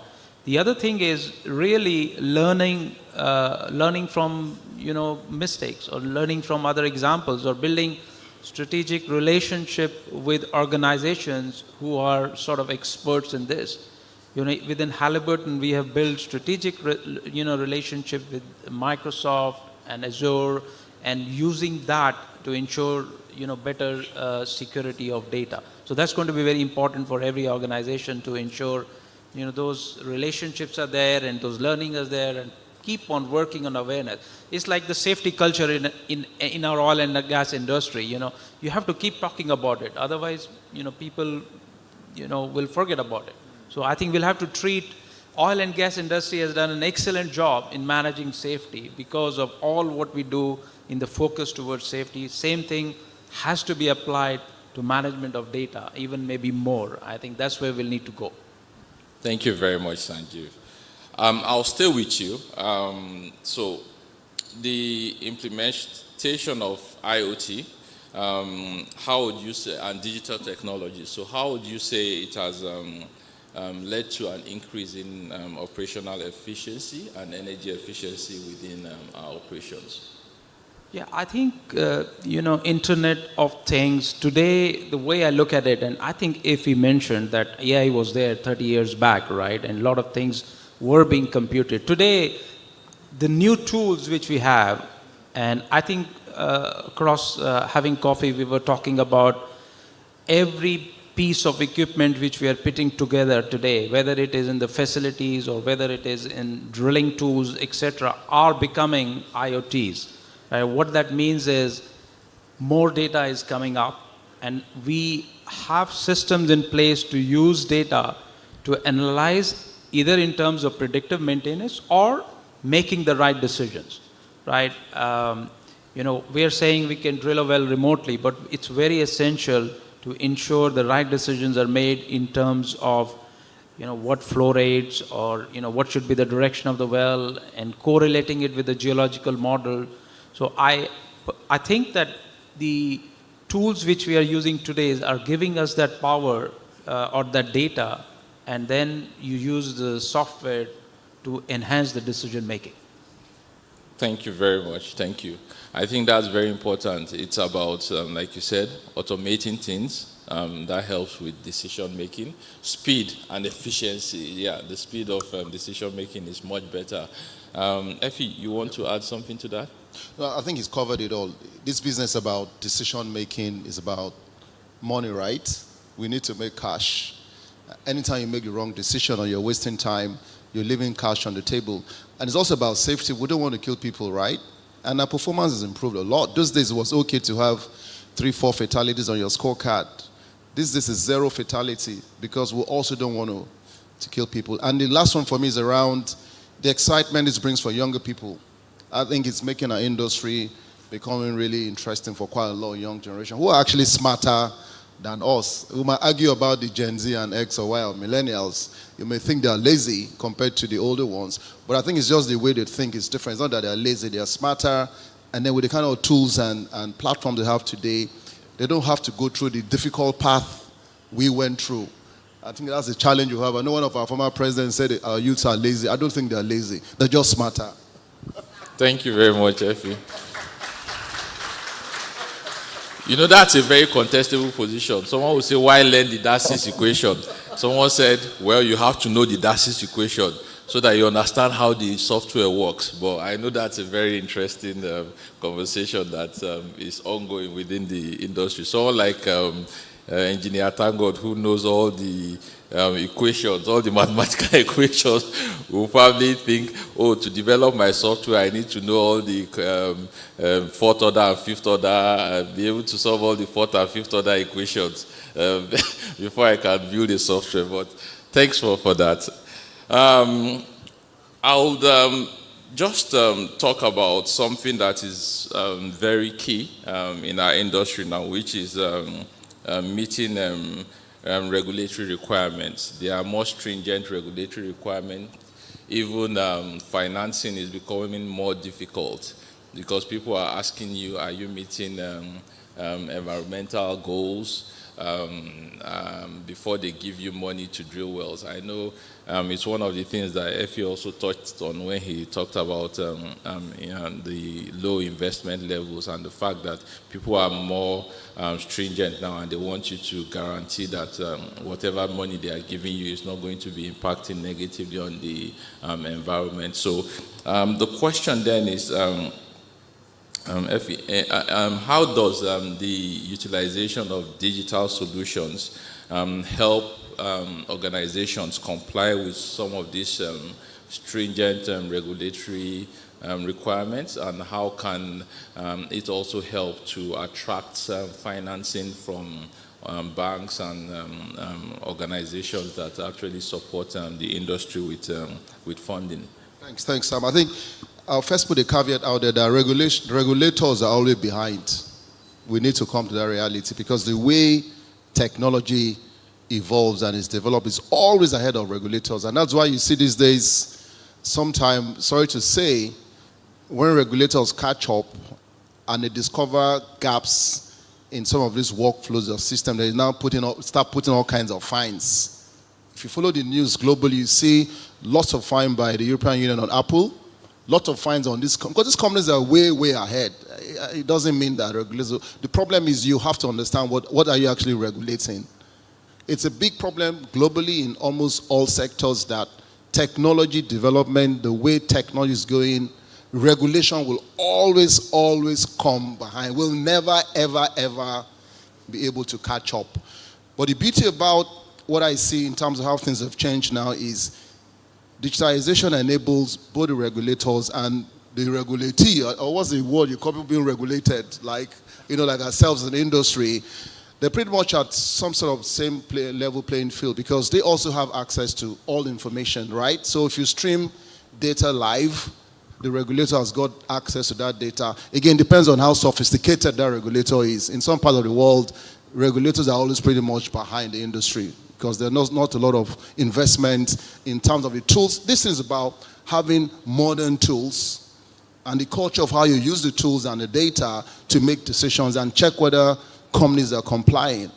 If I look at a company like Aramco in Saudi Arabia is one of the real forefront NOC we all know very well. And I'll leave it to you to compare Aramco and NNPC and make the decision yourself when it comes to degree of sophistication of platforms available in terms of how regulators can then track whether operators are complying. But I think now we see a lot of collaboration. If you listen to the NMDPRA guy that spoke this morning, also Engineer Farouk said the same thing when he was with us for a week in London around the annual, where he said regulators are here to also not just regulate or police, but also to learn and take that feedback look in terms of improving the regulations. That's why you see after PIA, there's a lot of regulations being gazetted and there's a whole lot of changes. So as they learn through that process, with industry providing that feedback, you then see quite a lot of continuous improvement mindset coming between the regulator and the industry. For me, that's one big change I see regarding digitization. And also, it also allows people to have access globally to see what's the best practice in other countries, other jurisdictions. I know in Nigeria, we always tend to be behind, always copying whatever happens in the Western world. Whether it was during COVID, you saw what happened. We had no vaccine, we had nothing, we waited until the vaccine was developed before we then started taking our jab. So I think I see a major advantage with this now, that it's bringing people up to speed. You all, if you look at the world today, there's nothing that's happening everywhere that you're not aware of. I even saw one very funny cartoon yesterday mimicking what happened at the RNC event in Philadelphia, where when Donald Trump was, kids are already making videos in Nigeria around, how Trump was shot, and then how you have all these Secret Service guys around. So that just shows you how the world is so interconnected. Similarly for our industry, just like Sanjay was saying, Halliburton is here providing service. The same sort of technology you have here is what's also been deployed, whether you're in the North Sea, you're in Gulf of Mexico, Gulf of Brazil. So, and this will never have been made possible without this whole emphasis on technology and digitization. And for me, the last one I like a lot is it also makes us very competitive. When you hear Nigerians jackpot and they leave, go work elsewhere, it's not because those folks like you or they want you. It's because you have become a globally competitive resource. Because you're on top of a game, you're up to speed, you can then compete with even other folks that have gone, whether you go to University of Benin here like me, or you go to Harvard, or you go to Yale or MIT, this whole globally connected world and access to technology and digitization is trying to bring everyone to some kind of level playing field. And that for me is a big plus I see in our society. It's just similar to the world. When you guys watch all this football, the European soccer, you watch the France team, you think, is it a French, European club or is it an African club, right? So I think that's where competitiveness becomes quite critical, that as we drive digitization, as we begin to empower people in terms of capability, I know folks here, young people, not even graduates, who are coding for American companies and making $10,000 per month right here in Lekki or in Awoyaya. So it's, for me, this is creating a whole lot of new industry and new potential and new capability. So some of those guys you see with dreadlocks and afro, they're not Yahoo, they're actually coding. They're not milking people's account. They're actually delivering real value. And all this is just possible through digitization. Same with the crypto world you see now, lots of new billionaires being made from the crypto world. So I think it's really good news in my view that it's really driving a whole complete change in terms of the economy and also helping to lead people out of prosperity. Thank you, Effie. I hear you speaking about how we need to also to continue to build capacity within the regulators themselves and partnering with them within the industry so that they are also able to play their role as regulators, building their infrastructure and also making sure that we have capacity for knowledge acquisition and skills transfer across board. Something that I think we've also touched on in previous conversations is the fact that we're able to now gather data from equipment. Are there leaks? How quickly can we intervene? And of course, those all help you to meet your regulatory compliance requirements. I recall in some of our stations now we talk about ability to detect leaks and alarms go off quickly, so they tell you that there's a leak somewhere and you can quickly intervene. I think all of those are some of the very beautiful things that we are beginning to see in the space of technology adoption that's helping us meet some of the environmental, stringent environmental requirements. We're running out of time. I think we have just a few minutes more. So I'll just go around the panelists and ask them to provide some of their thoughts on this last question, which is more forward-looking. So let me just start with Engineer Egbe, who is online. So the question then is, from where you sit, what do you think is the future outlook for digitalization in our industry, and what are the trends that you think we would be seeing in the future? By the time someone like myself retires, I'll probably be wondering what technology I was using while I was working, but what are the trends you think we should anticipate so that maybe I can start to get ready? Okay, sound, confirm again, you can hear me. Loud and clear, please go on. Okay. All right. So for our industry, like was said earlier, we're actually behind in terms of compared to other sectors in terms of leveraging technology. And this is basically the era of the fourth industrial revolution. And you are looking at the whole IR technology, big data, AI, drone, 3D printing, blockchain. Where are we? And so in terms of future outlook, I'm looking at the case where, just like what we had 20 years ago, or 25 years ago, we're programming in Fortran. We anticipated an area where there will be democratization of software development, which where we are now, where with ChatGPT, people can become software developers by no-code solution. So you see a full democratization of the core IR technology, where it's going to increase transparency, especially in supply chain management, transparency, visibility, efficiency, improvement. And the cost will actually be very low, because most of the reason why most of these things have not been adopted is basically the cost is high and people are not able to have data to provide benchmarks on the benefit of this. So in the future, you'll be able to have real life case studies where technology has created a lot of impact in terms of improving efficiency, and you will see people actually adopting that. So I see a future where there will be a complete adoption of the OIR technology, because there are lots of global case studies and benchmarks that have actually shown that we have improved transparency, improved efficiency, cost reduction around the whole value chain of E&PS. It's looking exciting, especially from where we sit. Thank you. Thank you very much. Thank you very much, Engineer Egbe. Sanjeev, you want to? Yeah, I think it's very clear, as I mentioned earlier, globally the amount of money which will be spent on digital transformation probably is going to double in the next 4 or 5 years. I think from our perspective, oil and gas companies, I think we heard early in the day that digital transformation will become one of the top agenda in the board. I think it will be very critical how to use digital transformation to to very pragmatically how to improve efficiency, how to improve decision making, how to make sure that we are drilling the wells at the right place, and how do we drive that efficiency in the system. I think there is a lot of computing power being developed, that's one. And I think ease of using computer software, I think, is also there.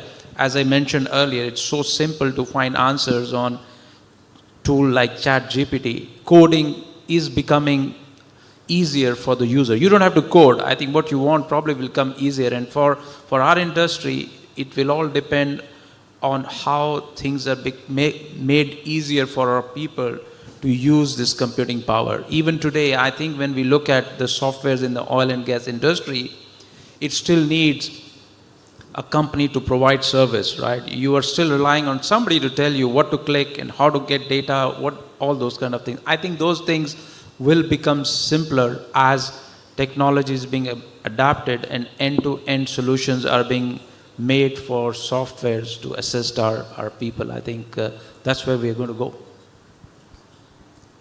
Thank you very much. Effie, please share your thoughts as well. So I think the future is going to be quite interesting, and I'll give a bit of insight on our industry, and then I'll get out of industry, see what's going on. I think for upstream, midstream, downstream, in the energy industry where we play in, I think the future is quite awesome and great. And you're going to see massive increase in terms of AI. Just like Tangold mentioned, we're a very conservative industry because we spend so much money. We're always very careful, not willing to take a lot of risk like you see in other industries. So, and the reason is very clear. I mean, to drill a well on land here is about $15 million. In Swamp, it's about $25 million. If you go offshore, it's between $50 to $100 million. Depends on how deep, whether you're looking at ultra deep. So because of this massive capital outlay, we're not quite fast in terms of adoption. I can tell you there's so much technology that has been developed by service companies like Halliburton, Schlumberger, the Baker Hughes, all this, that we're not even utilizing because we're just not too sure. You're waiting for, someone to trailblaze, and then you now copy and then adopt. So we're really behind. Just come back to what Tangold is saying. But I think I see a world where, doctors to Chinese, right? Because they're really worried.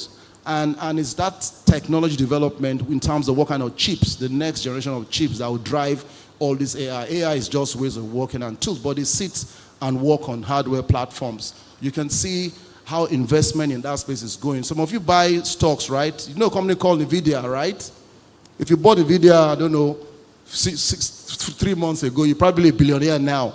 So you can see the race and the war in terms of R&D investment, the next generation of chips, semiconductors, how that madness is going on now to deliver this sort of hardware that will power all this work around the AI space we're talking about. So it is a real big differentiation for a lot of companies. And companies who embrace technology and drive digitization are going to be the ones who will survive when they're tested.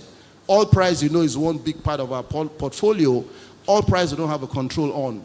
But with digitization, you can drive down costs, become a top quartile operator, top quartile business. So that way, even in a low oil price world of $40 a barrel, you can still be competitive because of your low cost business.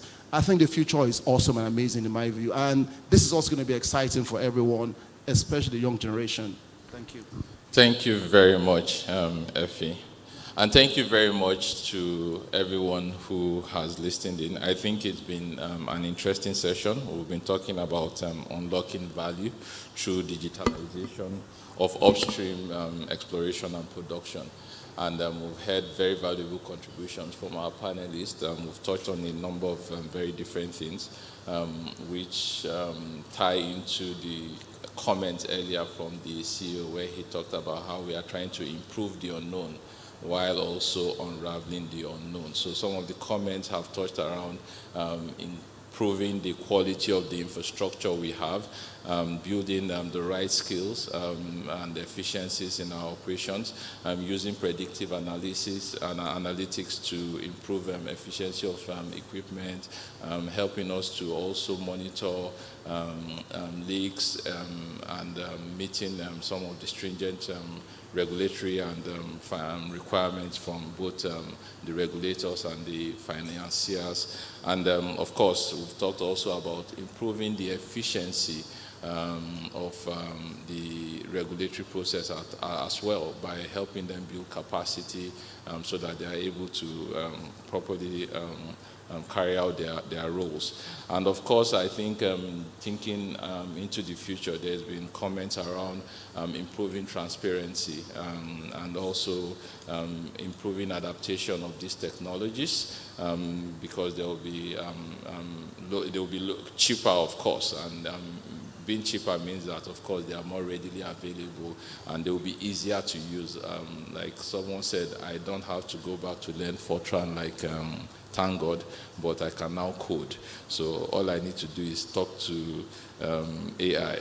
And of course, this use of IoT and digital transformation is going to help us do business more efficiently, creating value for all stakeholders, while also making sure that we maintain the integrity of our environment.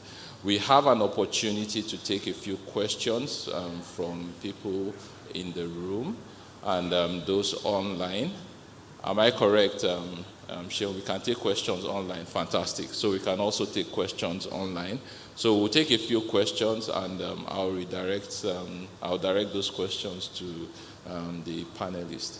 So the floor is open. If there are any questions, we can start from those in the room. Please just indicate by a show of hands and someone will pass the microphone over to you.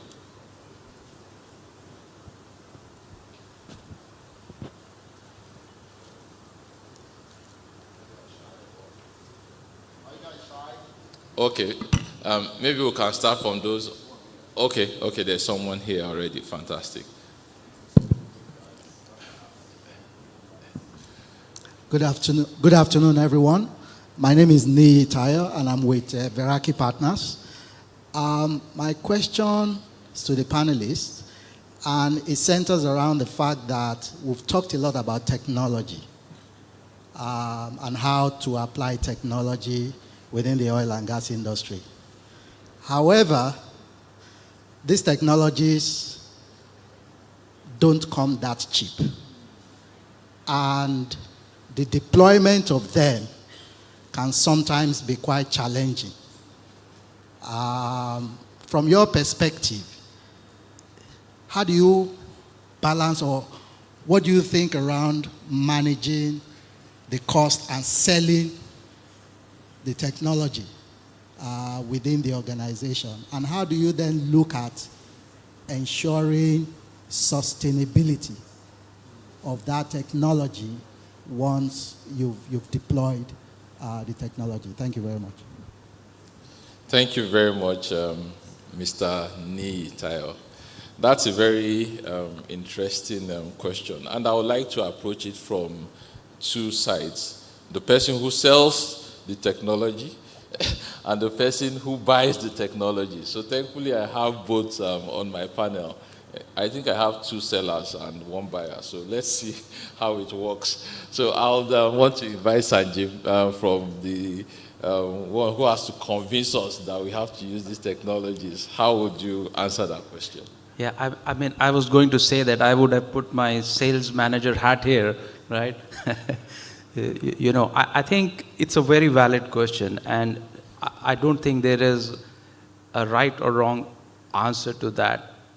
End of the day, the way we look at it is, again, from a Halliburton perspective, the value proposition we have is collaboration and engineering solutions to drive customer asset value. So if whatever a customer is spending on technology is not adding value, which is driving efficiency, giving more production, reducing the cost, then that's not the right technology. So that's how I would look at from a whether you call it a salesperson perspective or a buying perspective, if the technology is not adding value, then it's not useful. And I think if you also mentioned, in terms of deploying digital, there is, I don't call there is a cost, there is an investment, and that investment is going to give returns in terms of driving efficiency. Even on a sustainability perspective, I would say that if you have the right technology, you can spend less fuel, you can drill the wells faster, you can have simpler completion, you can deploy electrical equipment. All is going to drive sustainable technology in the system. And then coming back to one more thing which I was reading, right? Deployment of technology follows a S-curve, right? Initially it's slow, and then it's an exponential rise of adopting the technology till a point 100% people use it, right? And I think that's what is going to be important for a digital technology deployed in oil and gas industry. If it is useful, if it is adding value, we would see a very quick adoption of that technology. Then when everybody is using it, to giving answers, to making decisions. But ultimately, the way I would look at it is, it's an investment. I mean, we have seen the impact of this investment globally in many industries, including oil and gas. It is going to give us, an ability to analyze data better and make better decisions, ultimately driving the cost down and improving efficiency. So that's how I look at it. Thank you very much, Sanjeev. So we've run out of time, so permit me to skip the second seller. So I'll just go to Effie to share his thoughts on this. On the buyer or the seller side? You are a buyer now. Buyer. So I think Sanjeev just talked about it. The key thing about technology is you need to add value, right? And as companies, remember, business models are very simple. You raise finance, people invest in your business, and they expect certain performance in terms of outcomes, whether it's production or cash flow, dividend, whatever. So the biggest dilemma I see a lot of time is being able to understand the technology being sold to you. Number one, is this service, this seller, is it really honest? Or is he just trying to game me, right? Or is he just trying to trick me? There's always that psychological barrier you first have to go through to say, okay, truly it looks like he has my concern. He's not interested in just selling Halliburton technology. He's thought about what Seplat really wants to deliver value or AGP to any company. That's the way I tend to look at it. First, understand, go through that psychological barrier. Then you now have to go to defend how much you need to put on the table to your leadership team or your board or whatever. Once you go through all that and you see value, then it's easy. I think that's why we always ask, okay, show me, tell me where this has been deployed globally. Because it's a different mindset from operators like ourselves. We're independents. Remember, we're not IOCs. The Shell, the Total, the Exxon of this world, they make $2-3 billion profit every year. We make a small, tiny $100 million profit after, if you look at our performance. So it's easy for an IOC to put $100 million bet and take a high risk. Whereas for us, we don't have that luxury. We're supposed to be nimble, agile, focus on the bottom line. But once you can see that technology helps you, especially as independents operate very differently from the IOC. You need to see that. Whether it's no different from whether it's Seplat or Tullow or IT or any of these companies. So we're very, very much bottom line focused. We don't want to take too much risk, but when we see value and we're convinced, then we can take that risk and then put the money on the table to acquire that set of technology. So those are some of the challenges we tend to go through. And I think from your own personal experience, you can also go back and think about internet banking. When it started, I'm sure a lot of you say, you don't want to do internet banking, you go to the bank hall and wait, they will steal your money. But over time, as the platform becomes really robust with a lot of security in there, everyone now, I'm sure most of you don't go on your phone now, you can do a lot of banking thing. But this was never the case, I think, about 5-10 years ago. So the human psychology is quite critical, the business value it brings, and then how you also measure performance with or without the technology are the key value drivers you look at when you're making a decision around buying technologies from wherever that technology is coming from. Thank you. Thank you very much, Effie.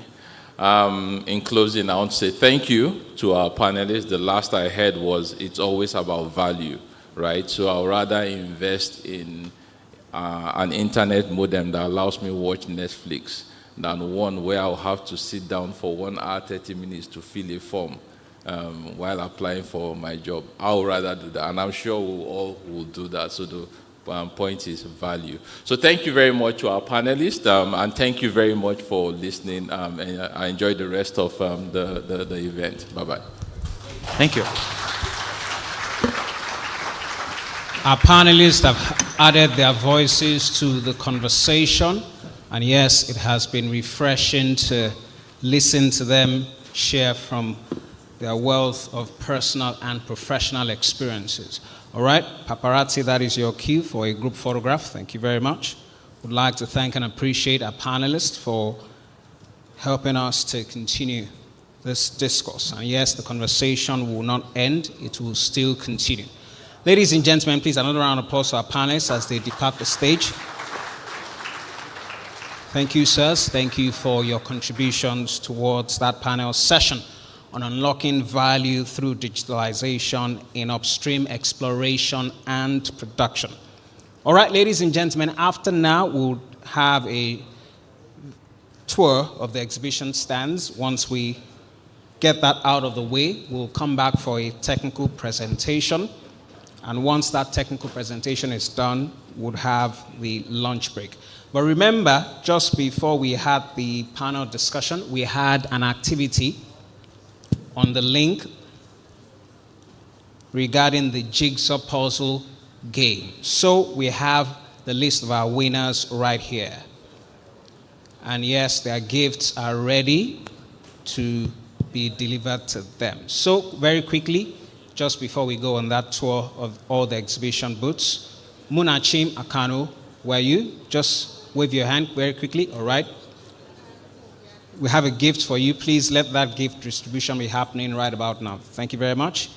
Kelechuku Egbule. Kelechuku, okay. Let the gift be given to our winners very quickly. Tehemen Isaac. Tehemen Isaac, okay, it's right there at the back.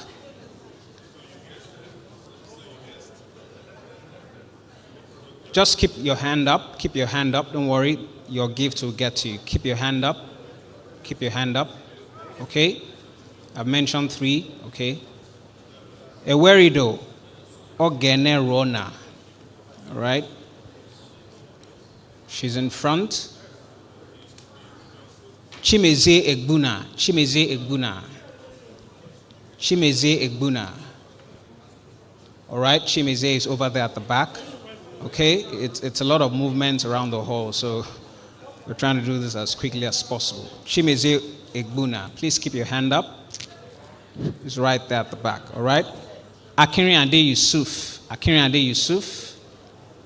Akinriande Yusuf, where are you? Okay, it's also right there at the back. Akinriande Yusuf. Elizabeth Iwu Onyewu. Oh my, I'm not sure I got that right. Elizabeth Iwu Onyewu. Okay, thank you very much. She's right there at the back. Then finally, Abbas Suleiman. Abbas Suleiman, okay. Abbas Suleiman, you have your gift. All right, thank you very much. So we will move straight to the exhibition tour, and yes, that will be led by the MD AGPC, Engineer Effiong Ukon FNSC. He will be joined on that exhibition tour by the business leaders and senior management executives in the hall. And we'll also have an opportunity to follow that activity right here on the screen. Engineer Effiong Ukon, please rise and proceed to the exhibition booths at the back. Business leaders and senior management executives in the hall, please also join him. We'll move from booth to booth. The exhibitors are right there at the back. They're waiting for this activity. And yes, it's very important. Those of us who will not be on that tour will also have the opportunity to follow the proceedings on the screen. Then it is also very important, your tags are required for access tomorrow. So please, when you're coming for the event tomorrow, ensure that you come with your tags. That will grant you access into the hall. All right, that will grant you access into the hall. The green tag just around your neck that will grant you access into the hall for tomorrow. So please, it is still valid for tomorrow. So when you're coming tomorrow, please ensure that you come with your tag. Once this exhibition tour is out of the way, we will have yet another technical presentation. And yes, the topic for that is innovative solutions for optimizing gas transportation networks, enhancing efficiency and reliability. That is the topic of the second technical presentation that will happen once we're back from that exhibition tour. Thank you very much, ladies and gentlemen. We'll be back to continue with the program shortly. Yes.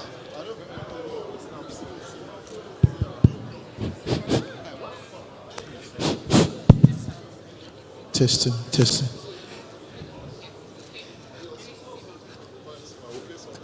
All right. Thank you very much. All right, ladies and gentlemen, and all distinguished guests. So, welcome to the exhibition tour for this year's Seplat Technology Summit 4.0. So, briefly, we just want to go from each booth, and each and every one of them can just tell us briefly about what they do, and then if we have any questions, we can then ask them. All right. Okay, thank you very much, everyone, for coming through this booth, Weatherford booth. I'm Tamer Salim, Operations Manager for Production System in Weatherford, Sub-Saharan Africa.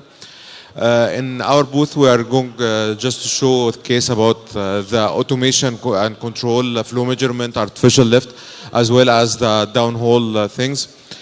In Weatherford, we do have full portfolio of the production, and we do have the digital solution portfolio. Inside this digital solution, we do have the automation controllers, gas lift automation. We do have the software, production software, as long as the drilling software as well. And also we do have the artificial lift automation and the controllers for the artificial lift. So this is the full portfolio we are having in the production system. If you have any questions about any particular thing inside this one, we can take the questions for sure.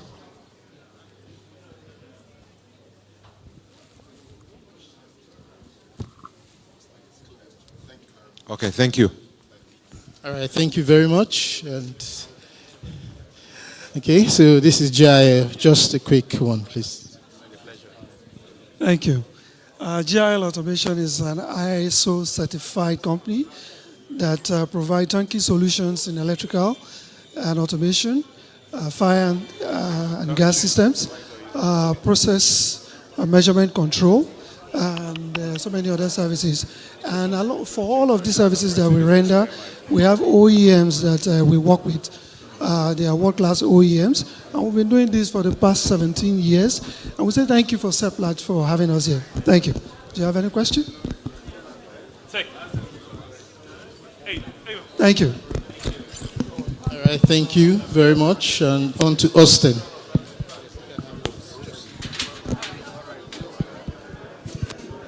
Yeah, hello.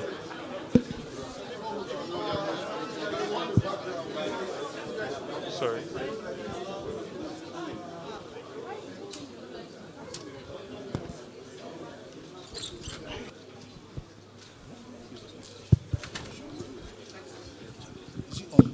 Yeah, it's okay. Yes, good afternoon.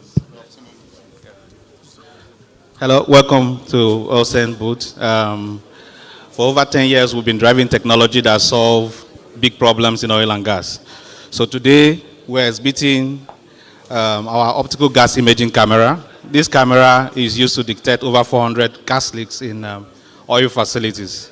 So it does four problems for you, solves problem for you. It reduces your gas emissions, so you can detect and repair the leaks, solve it by over 90%. It protects the facility, encourage HSE safety in your facility, and the emissions that you reduce from this exercise or program can get you carbon credits.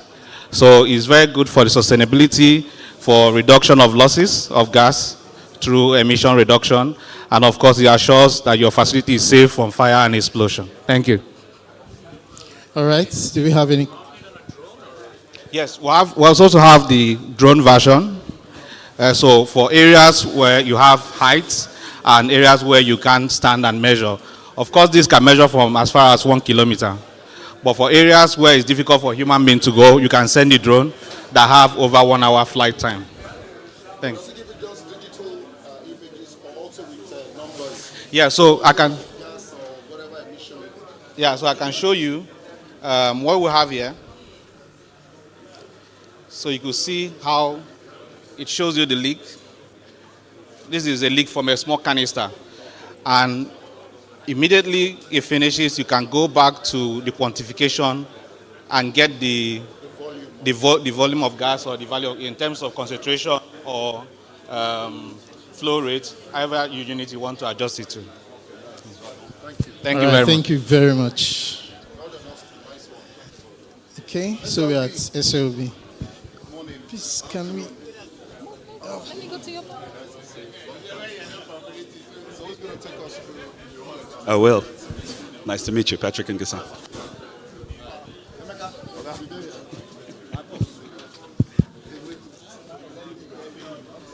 Good afternoon. Patrick and Gassan, Production Tech Sales.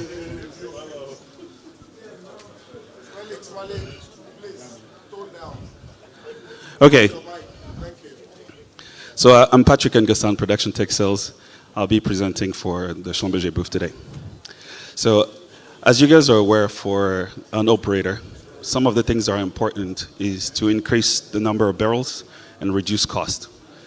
Today, in this day and age, we leverage a lot of technology to do so. One of the things that we do is through edge computing, the ability for us to gather data and optimize workflows directly at your operations. Use those same components for capturing data from, for example, from your equipments, which are not currently connected.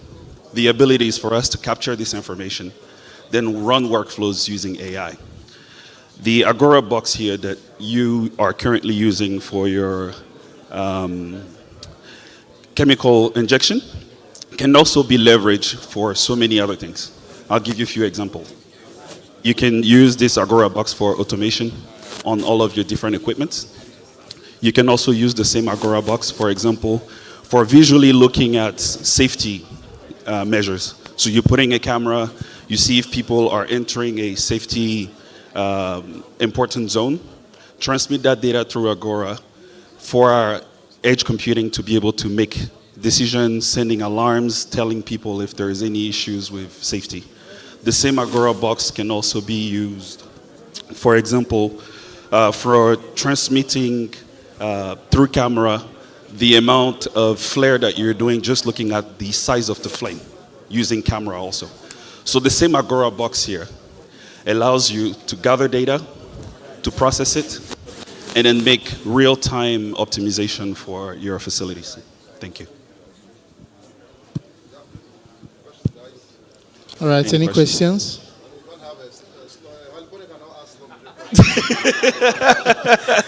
I can imagine.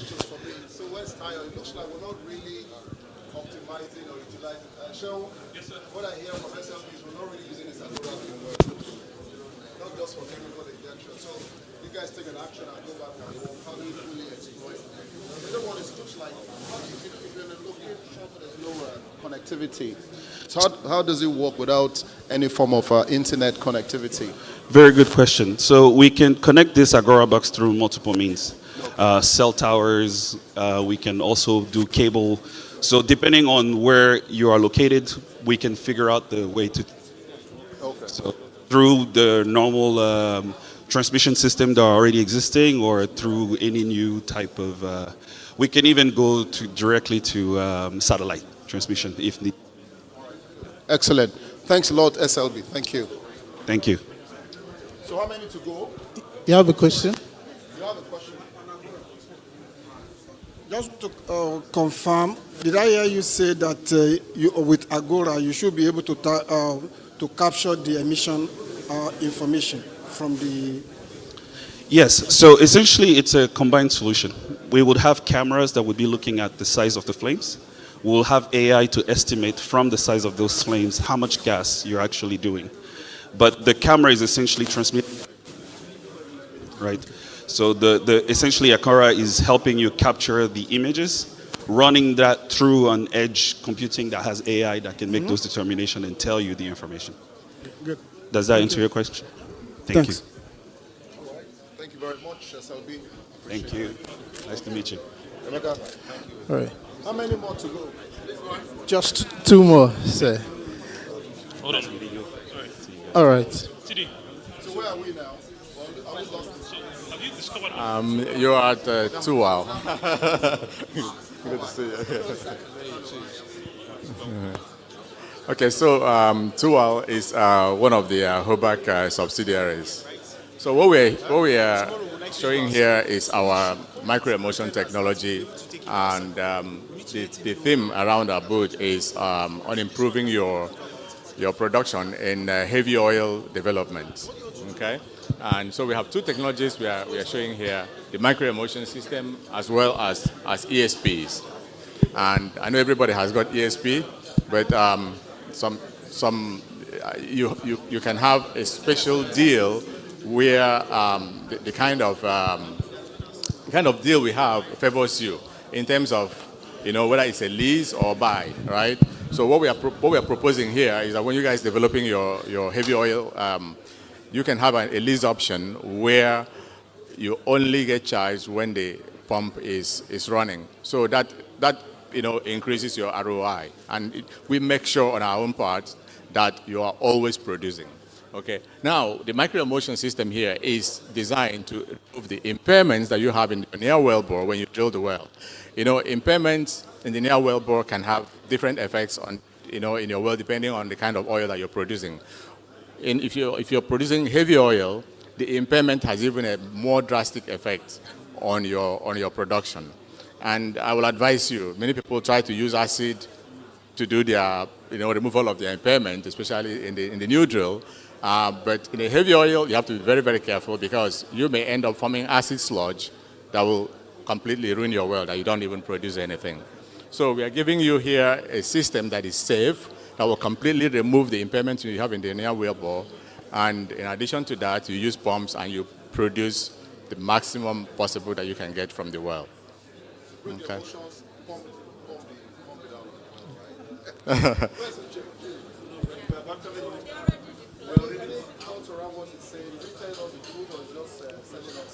Because you have done a lot of this. Yeah, Felix will be able to. But basically, we've used it. We've used it for OVO. We've used it in Sapele now. With OVO, we've seen good results. So, yeah, plan is to be. Challenge initially when this was sold to you, how to introduce it to Seplat. I'm glad that you guys have seen it. I have a question. I mean, one of the biggest challenges with heavy oil production is actually getting the fluids to the wellbore. So other than maybe artificial lift and some other solutions you have, do you have anything that actually alters the crude downhole or within the reservoir to be able to actually ease that flow towards the wellbore? Okay. All right. So, your wellbore is a small sink in a large reservoir, right? If you look at the flow, the pattern of flow in a big reservoir with a small sink, you see that most of the movement, the real movement that you notice with your eye is occurring very close to the sink. Further out, things are almost static, more or less. I call it quasi-static, right? So where you really have the effect more is in your near wellbore. That's where acceleration of the movement occurs. So if you have heavy oil in that near wellbore zone, if you have impairment around there, it drastically reduces it. Now, we have a chemical that we can inject. We call it a microdispersant that can reduce the viscosity of the heavy oil so that it flows better. And especially with the pump, you have better flow in the near wellbore. But we don't inject into the formation to make it, mobile deep into the formation. But like I said, deep into the formation, the flow is really very slow, really, really slow. It's when it comes really close to the near wellbore that it speeds up. Right? And that's where you really want to have the action happening. Okay. Steam injection. Yeah, even the steam injection. Yeah, steam injection, you inject from a distance, right? But when you talk about using what is it called again? Yeah, the one you use thermal, you inject on one whatever, SAC-D. Exactly. The SAC-D is still happening very, very close to the wellbore, right? It's not happening deep into the formation. It's happening right there because that's really where you want whatever you're doing to happen, right?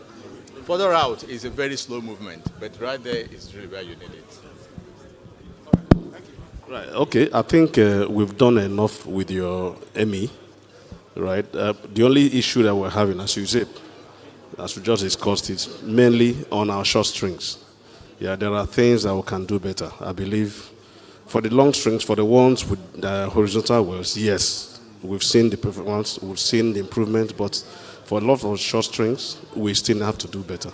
Yeah. So for the long strings there, especially the horizontal wells, we always have access to be in front of the formation. So we pump right in front of the formation, right? And there you get the result immediately. Now, for most of your short string, you may be pumping 2,000 feet from above, right? Then it becomes a question of the economics. Do we go with the big volume that we, make sure the sump is all full, right?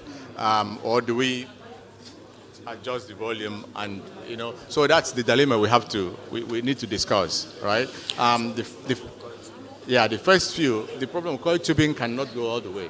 Coiled tubing, they're afraid that if they go 100 feet below the tube, the end of tubing, you have the risk of wrapping around the long string. So they would like to just stop right there. So you still have to kind of semi-bullhead. So it's a question of cost. We have to, work with your people to increase the volume so that we don't have that, All right. I think one last one for me is thank you very much, TL. I don't see how back. I think the reason why you hear all these questions is Seplat has over 1 billion barrels of viscous. Some people say viscous crude, some say heavy crude or heavy oil. It's very challenging. And this is going to get worse as the IOCs exit Nigeria. If you look at Renaissance portfolio, a lot of what's left behind are very difficult hydrocarbon.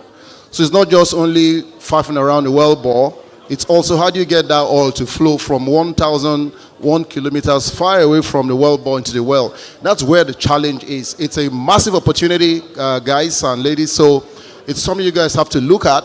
If you can be a differentiating company in this respect, there's a huge potential for viscous and heavy oil development in Nigeria, not just on the Seplat portfolio, in the broader portfolio for which the IOCs are exiting, because they have sucked all the light oil and it's the heavy oil that's remaining. So good luck as you continue with your research and bring new products to the market for us. Thank you. All right, thank you, Saz. So for the final one for today's round, and this is Halliburton.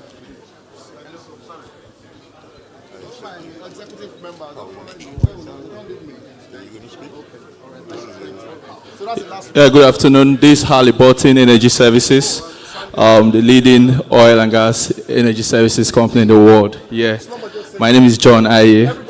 I'll just run you through most of our activities we have, right? We have ranging from drilling and evaluation to production and completions, basically, right? And for Halliburton, we carry out a lot of services. But I'll just talk through the Setting NSM Pro cementing solution, which we have, is actually a very proactive solution because of the wells we have nowadays. They're actually depleted reserves, right? And they are prone to losses, severe to total losses. So what we do with Setting NSM Pro is that we actually deploy it. You can actually pump through your BHA. You don't need to pull the BHA out of the hole. You just pump directly, and it goes into those vogs and those faults, seals it off, and you go ahead to drill. It saves up to about 5 rig time days, in terms of days, and saves a lot of millions of dollars, right, when you deploy this solution. It's something we've used a lot in the Middle East, and we even have a customer bringing it in country to do in Q4 this year. So it just has this isotropic nature where when you apply shear, it becomes fluidy. As soon as you stop, it gels up and seals off those faults, and it's one of our winning solutions. talking about other solutions we have is our winning recipe. We've done quite a number of CBL for most of our customers and they're excellent. We have the LifeSem and the microbond solution, which we've actually employed, and it has actually worked very well. We also have other technology in terms of completions and drilling, which we should be talking about. For the sake of time, we'll just stick to this. Thank you. Questions? What kind of risk do you have for this kind of solution? Because I can imagine that if you're very close to the reservoir of interest, then you'll be worried about not actually plugging off the interval where you actually want to produce from. Okay. Of course, what is very key about this is that the rheology of this slurry is actually very thin. It has a very smooth, cool rheology, so you can actually penetrate through it in case you want to perforate those reservoirs of interest. The essence of this is actually to fill in those spots, those your TIF zones where you think you'll be losing from, right? And as soon as that is done, you can go ahead and drill ahead. Even at production zones, it doesn't really matter because you can perforate through it. It's not as difficult as your normal cement. Basically, it's just to cure losses. Is this very different from when you do sweep and seal? So you have this technology when you're drilling through multiple reservoir pressure regimes, so high pressure, low pressure, depleted. There used to be what we call the sweep and seal before now. Or is this similar with that technology? That's my first question. The second one is, I hope our well folks are here. We had major issue with your cement integrity in some of our wells, where when you do cementation for us, when we run CBL, we're not getting the right kind of CBL results, and it took a lot of intervention with Halliburton, and we came and many story around, okay, your centralizers position on your casing, yari, yari, yari. Are we better off now with Halliburton in terms of cement integrity behind the casing? Yeah, we are. I think last month we had one of the CBI results came out and it was excellent. Chiamaka here is one of the engineers handling the Seplat operation. I can tell you that based on what we've seen, right, in the past few years, we've actually done far, far better. And a lot of customers are actually very pleased with our solution. Seplat, is it true?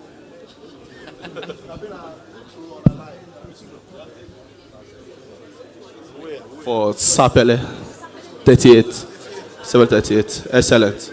All right, thank you. Thank you very much, sir. All right, thank you very much. Guys, let's take a picture here without the button. Come now. Guys, it's okay around. Sorry. You guys are there. Sorry. The only one was that form. I wasn't very happy.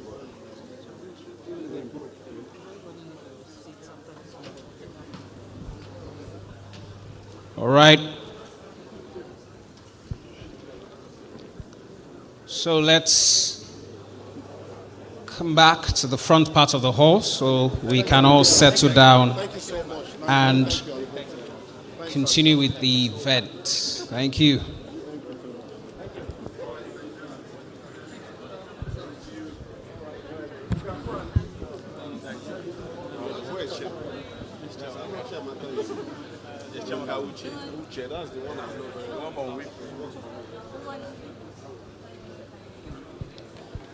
All right, as you make your way to your seats, I want to let you know that yes, we still have one or two activities lined up for today. Once we're all settled comfortably in our seats, we'll proceed with the second technical presentation for today.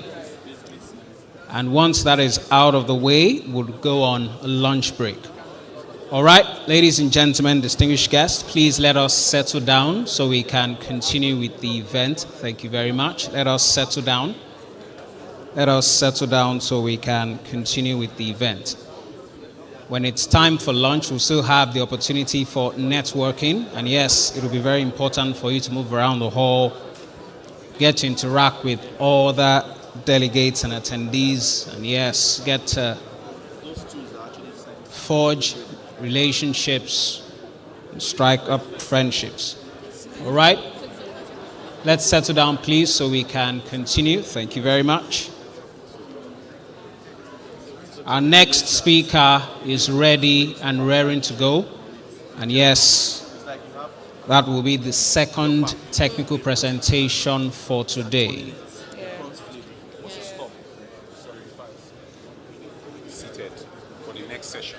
That technical presentation is on innovative solutions for optimizing gas transportation networks, enhancing efficiency and reliability.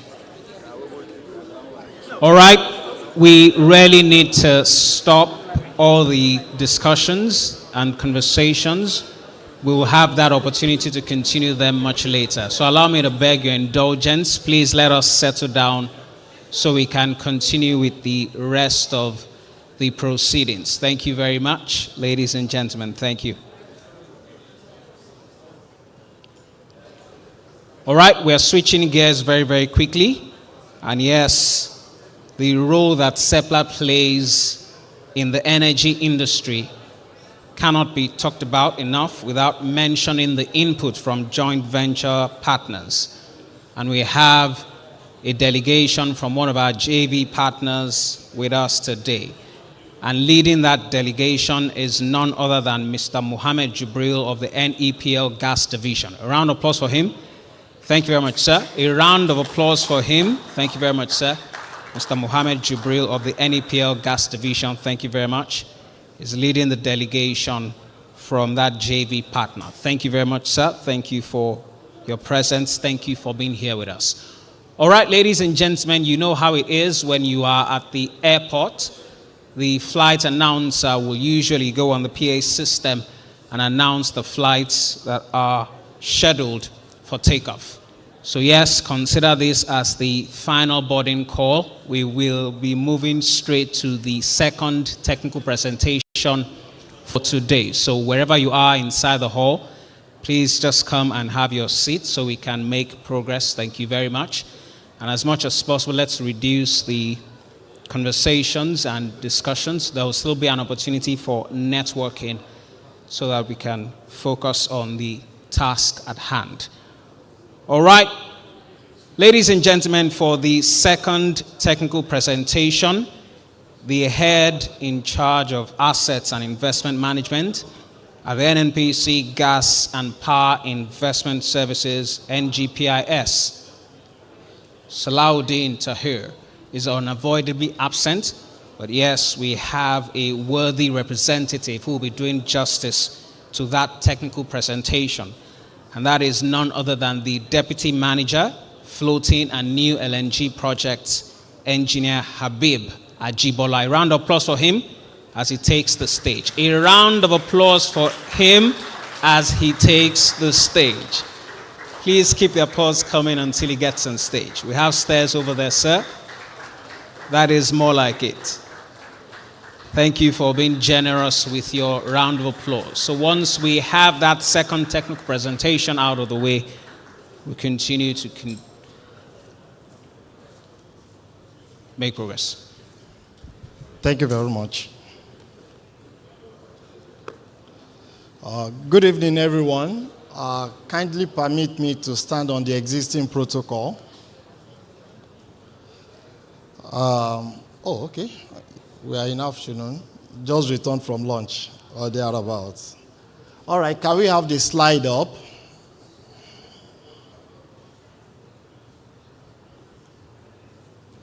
Thank you very much. It's nice being with you this afternoon. I'm standing on the existing protocol and representing my head, Engineer Salahuddin Tahir, in the presentation. First and foremost, I would like to say that the content is for Salahuddin Tahir. The presentation here is mine. Any error in it belongs to me. I'm the one physically present here. So I have all the privilege to respond to your questions, and I believe he's backing me up. Thank you. So as the tune of the presentation goes, innovative solution for optimization or for optimizing gas transportation network and enhancing efficiency, reliability. The content is as shown. We'll look at a brief introduction, a little background. We'll have a quick discussion on the overview of gas transportation network. We'll talk about the challenges that we face currently in the gas transportation system. We'll look at the technologies that are coming up, that we've deployed, and that are available for us to use, and the ways we can easily transport our gas to make it available at the other end. And then we round it up with the innovative solutions that we have. Next slide, please. As we all know, currently Nigeria produces 209 TCF of, Nigeria has a reserve of 209 TCF. This is the highest in Africa.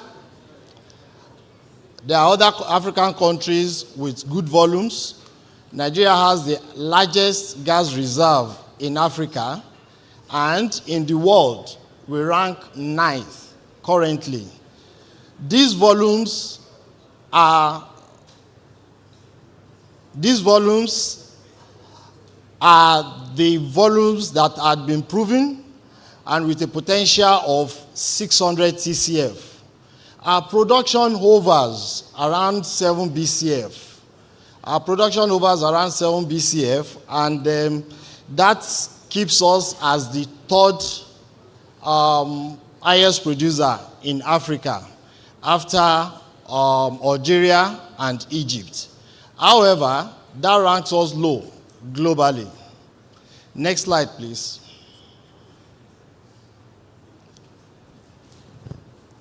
As we know, natural gas is our transition fuel in Nigeria, moving to green energy, and it's critical for our economical development in the country.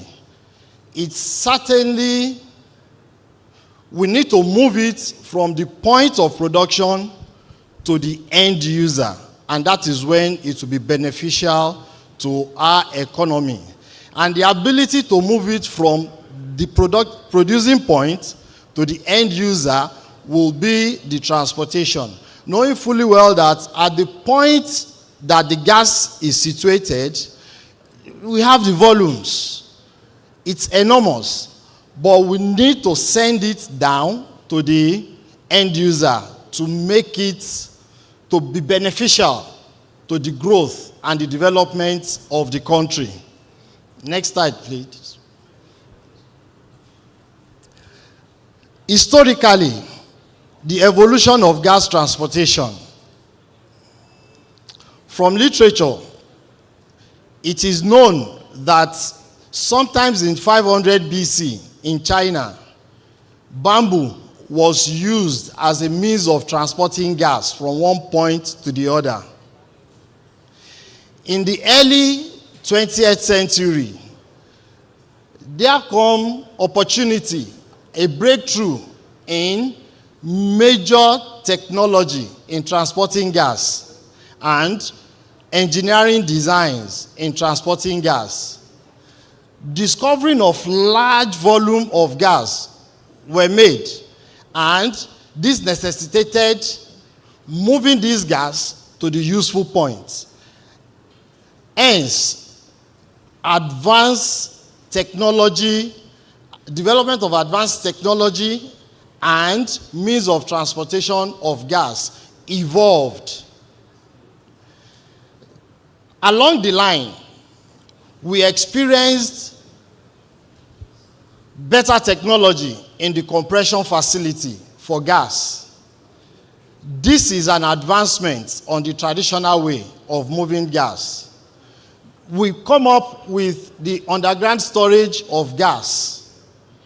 This is a completely way out of the traditional way of storing gas.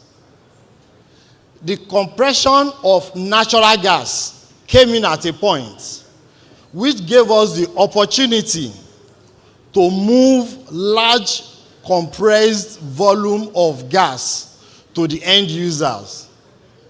Then we talk about the liquefaction of gas, which brought in the virtual pipeline technology. All these are the involvements in the technology in ensuring that natural gas is delivered to the end user where it's had value and improve our economy. Likewise, the floating LNG technology came in at a point wherein all our remote discovered gas could be liquefied and loaded onto vessels for it to be shipped to the end users where it will be beneficial to the development of the society.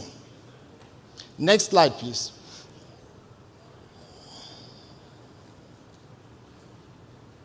Gas transportation network starts from the point of availability, which is in our field. If we have explored and discovered gas, how do we move this gas? How do we treat this gas and transport it to the point at which it will be useful? It is at that point that we can arrive and derive the value of the project that is bringing this gas out. And the company as a whole can benefit from such projects that is being put in place.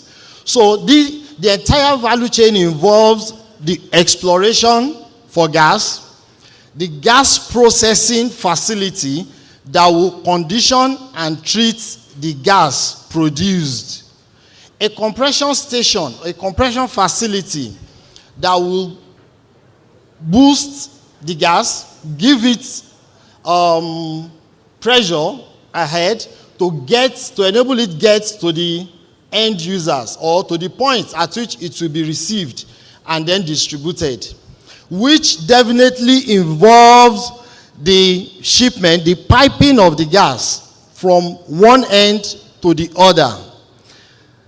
As I said earlier, natural gas could be compressed or liquefied. Compressing natural gas gives you opportunity to ship more gas at a go. For compressing gas, you compress one natural gas to 1/250 in compression. And in liquefaction, it goes as low as 100 and 600. So that tells you the volume of gas that could be moved at a time, either through truck, which is the virtual pipeline technology, or through vessels on water. So this enables movement, transporting the gas from where it is available in a compressed form or liquid form to the other end where it will be regasified and turned back to the gaseous state. So these are value chain around the transportation of gas. Next slide, please. Key challenges in gas transportation network. One key one that has been experienced over a couple of years is the technical and operational challenges.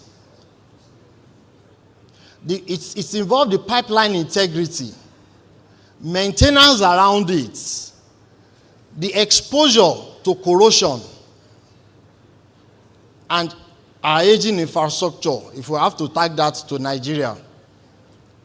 So these are key challenges around it.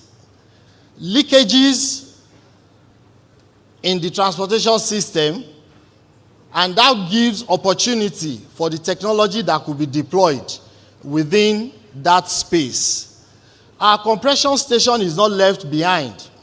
As we all know, aging infrastructure and the operations around the compression stations, around the compressors.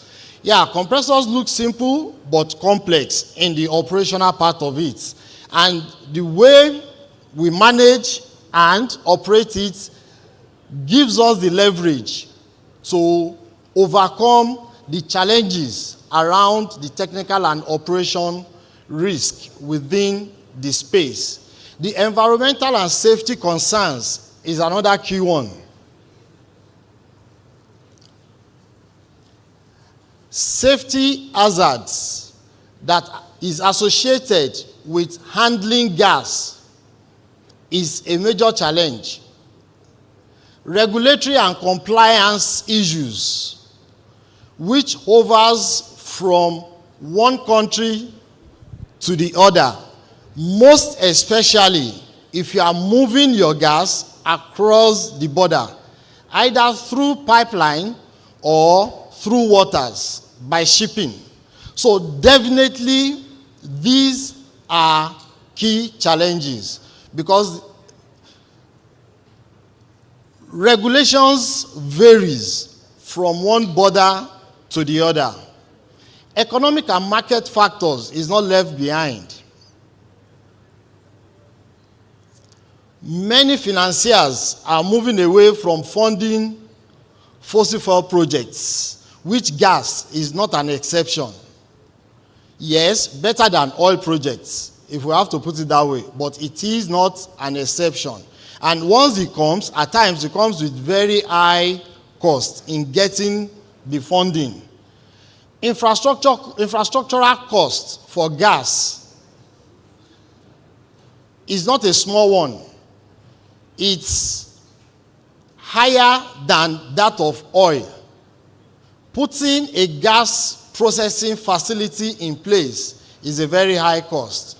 And getting the funding to support and sustain the project is an Herculean task.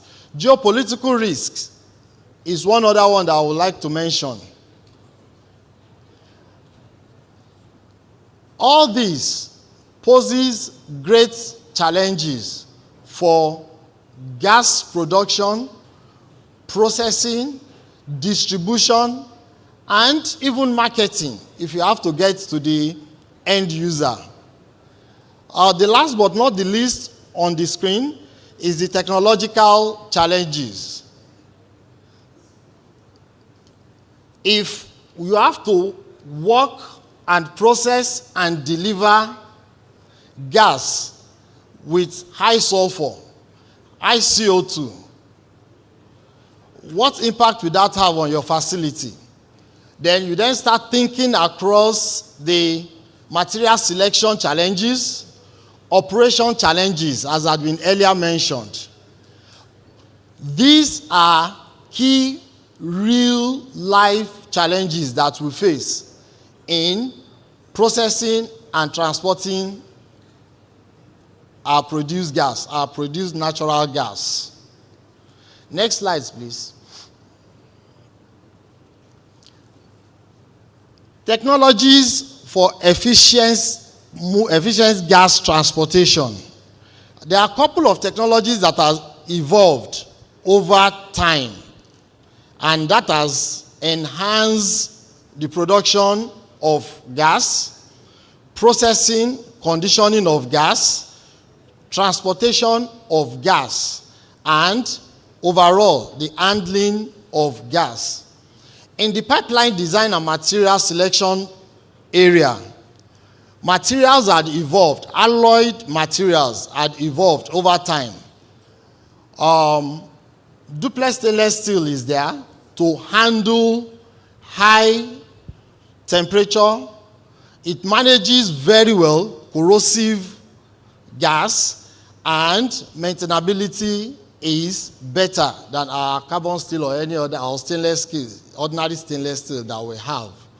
So advanced material that has improved the strength and composite materials of that line has been available over a few years, couple of years now.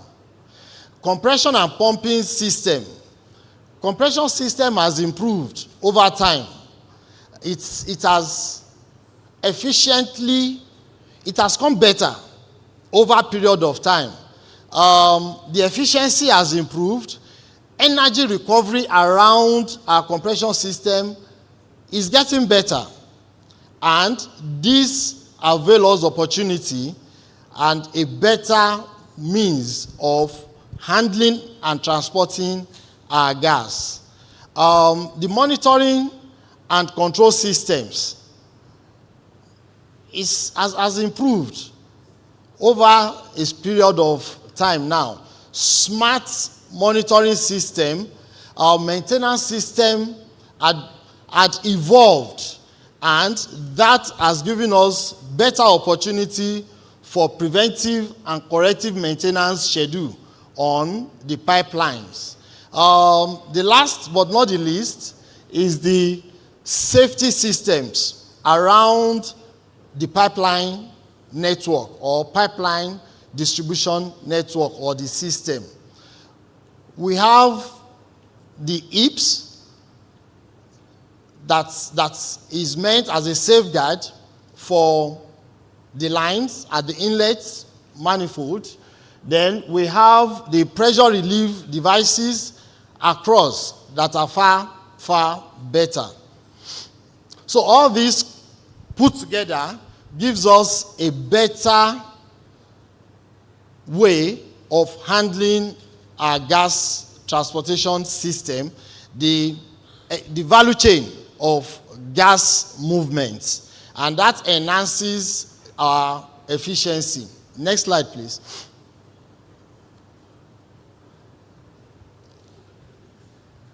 As earlier mentioned, the opportunity of moving large volume of gas from the point of production to the point of usage has been better handled with the compression of natural gas and liquefaction of natural gas, which gives us opportunity to move large volume at a particular time across the boundaries, country boundaries, and that is done in a safe, reliable manner, and which ended up making the gas available at the other end. This process or this system, it's the cost associated to it is reduced compared to running a physical pipeline across those boundaries. And that is why it is easier to move gas in LNG form from Nigeria to the far east, to the China. If we have to run a pipeline across that distance, we know how enormous the cost will be. Environmental sustainability is one of the key advantage or benefits that efficient and reliable gas transportation network brings for. One, that will minimize the possibilities of pollution across the distance that the gas is being shipped. And we have, as earlier mentioned, advanced technological investments that had improved virtually all the technologies around gas transportation and even birthed new technologies in the system across the globe. All these put together definitely brings up an efficient way of handling, processing, and transporting gas from the point of production to the point of usage. And at the end of the day, this brings up a better economic outlook for the country, for the society, and at large for the globe. Eventually, as we know, gas is Nigeria transition fuel. Interestingly, the technology of compressing gas and liquefying gas has helped in distributing gas to areas that has no gas network, pipe network in Nigeria here. And the deployment of virtual pipeline, moving compressed gas from one end of the country to the other end of the country that has no pipeline network, liquefying gas and doing domestic distribution of LNG to the point where it will be regasified into gas and then utilized by the end users. Next slide, please. Oh, okay, this brings me to the end of the presentation.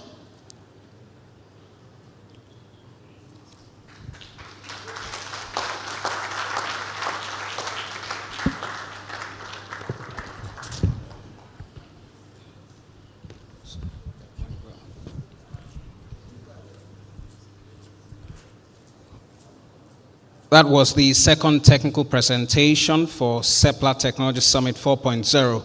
And yes, our speaker spoke on the theme, innovative solutions for optimizing gas transportation networks, enhancing efficiency and reliability.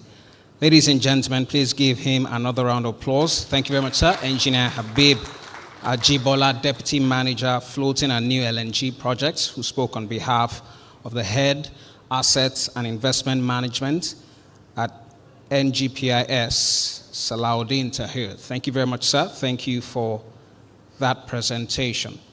Of particular interest to me was the slide that spoke about the benefits of ensuring that, yes, we have efficient and reliable gas transportation networks. Thank you very much for adding to the discourse and adding to the richness and quality of our conversations today. All right, ladies and gentlemen, we are officially on a lunch break. And yes, please be advised that it's important that you have your tag around your neck as you go for lunch. It's the same format as before. We have 3 7-points. There's one on my left-hand side. There's also another still on my left, but towards the back of the hall. There is also another on my right-hand side, but at the end of the hall. So first row, you'll be directed to this 7-point. The next 2 rows, you'll be directed to that 7-point. The next 2 rows, that's the final 2 rows at the end, you'll be directed to the 7-point at the back of the hall. The ushers will come to your table to direct you to the nearest 7-point as appropriate. Thank you very much, ladies and gentlemen. We'll have some music play in the background. And once lunch is out of the way, we'll come back to wrap up the event. Thank you for your time. Thank you for your patience. Thank you most importantly for your presence and your contributions. Officially, we are on a lunch break. Enjoy your lunch. Thank you.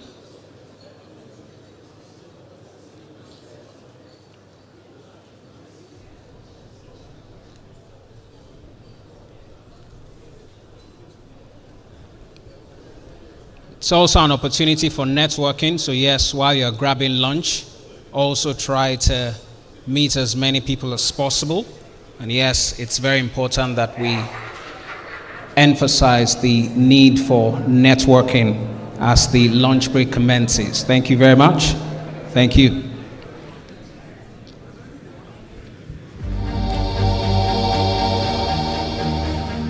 On the 14th of April 2014, Seplat Energy raised over $500 million in a landmark initial public offer, IPO listing on both the London Stock Exchange LSE and Nigeria Exchange NGX. This was the first dual listing of a Nigerian oil company and the largest IPO out of sub-Saharan Africa at that time.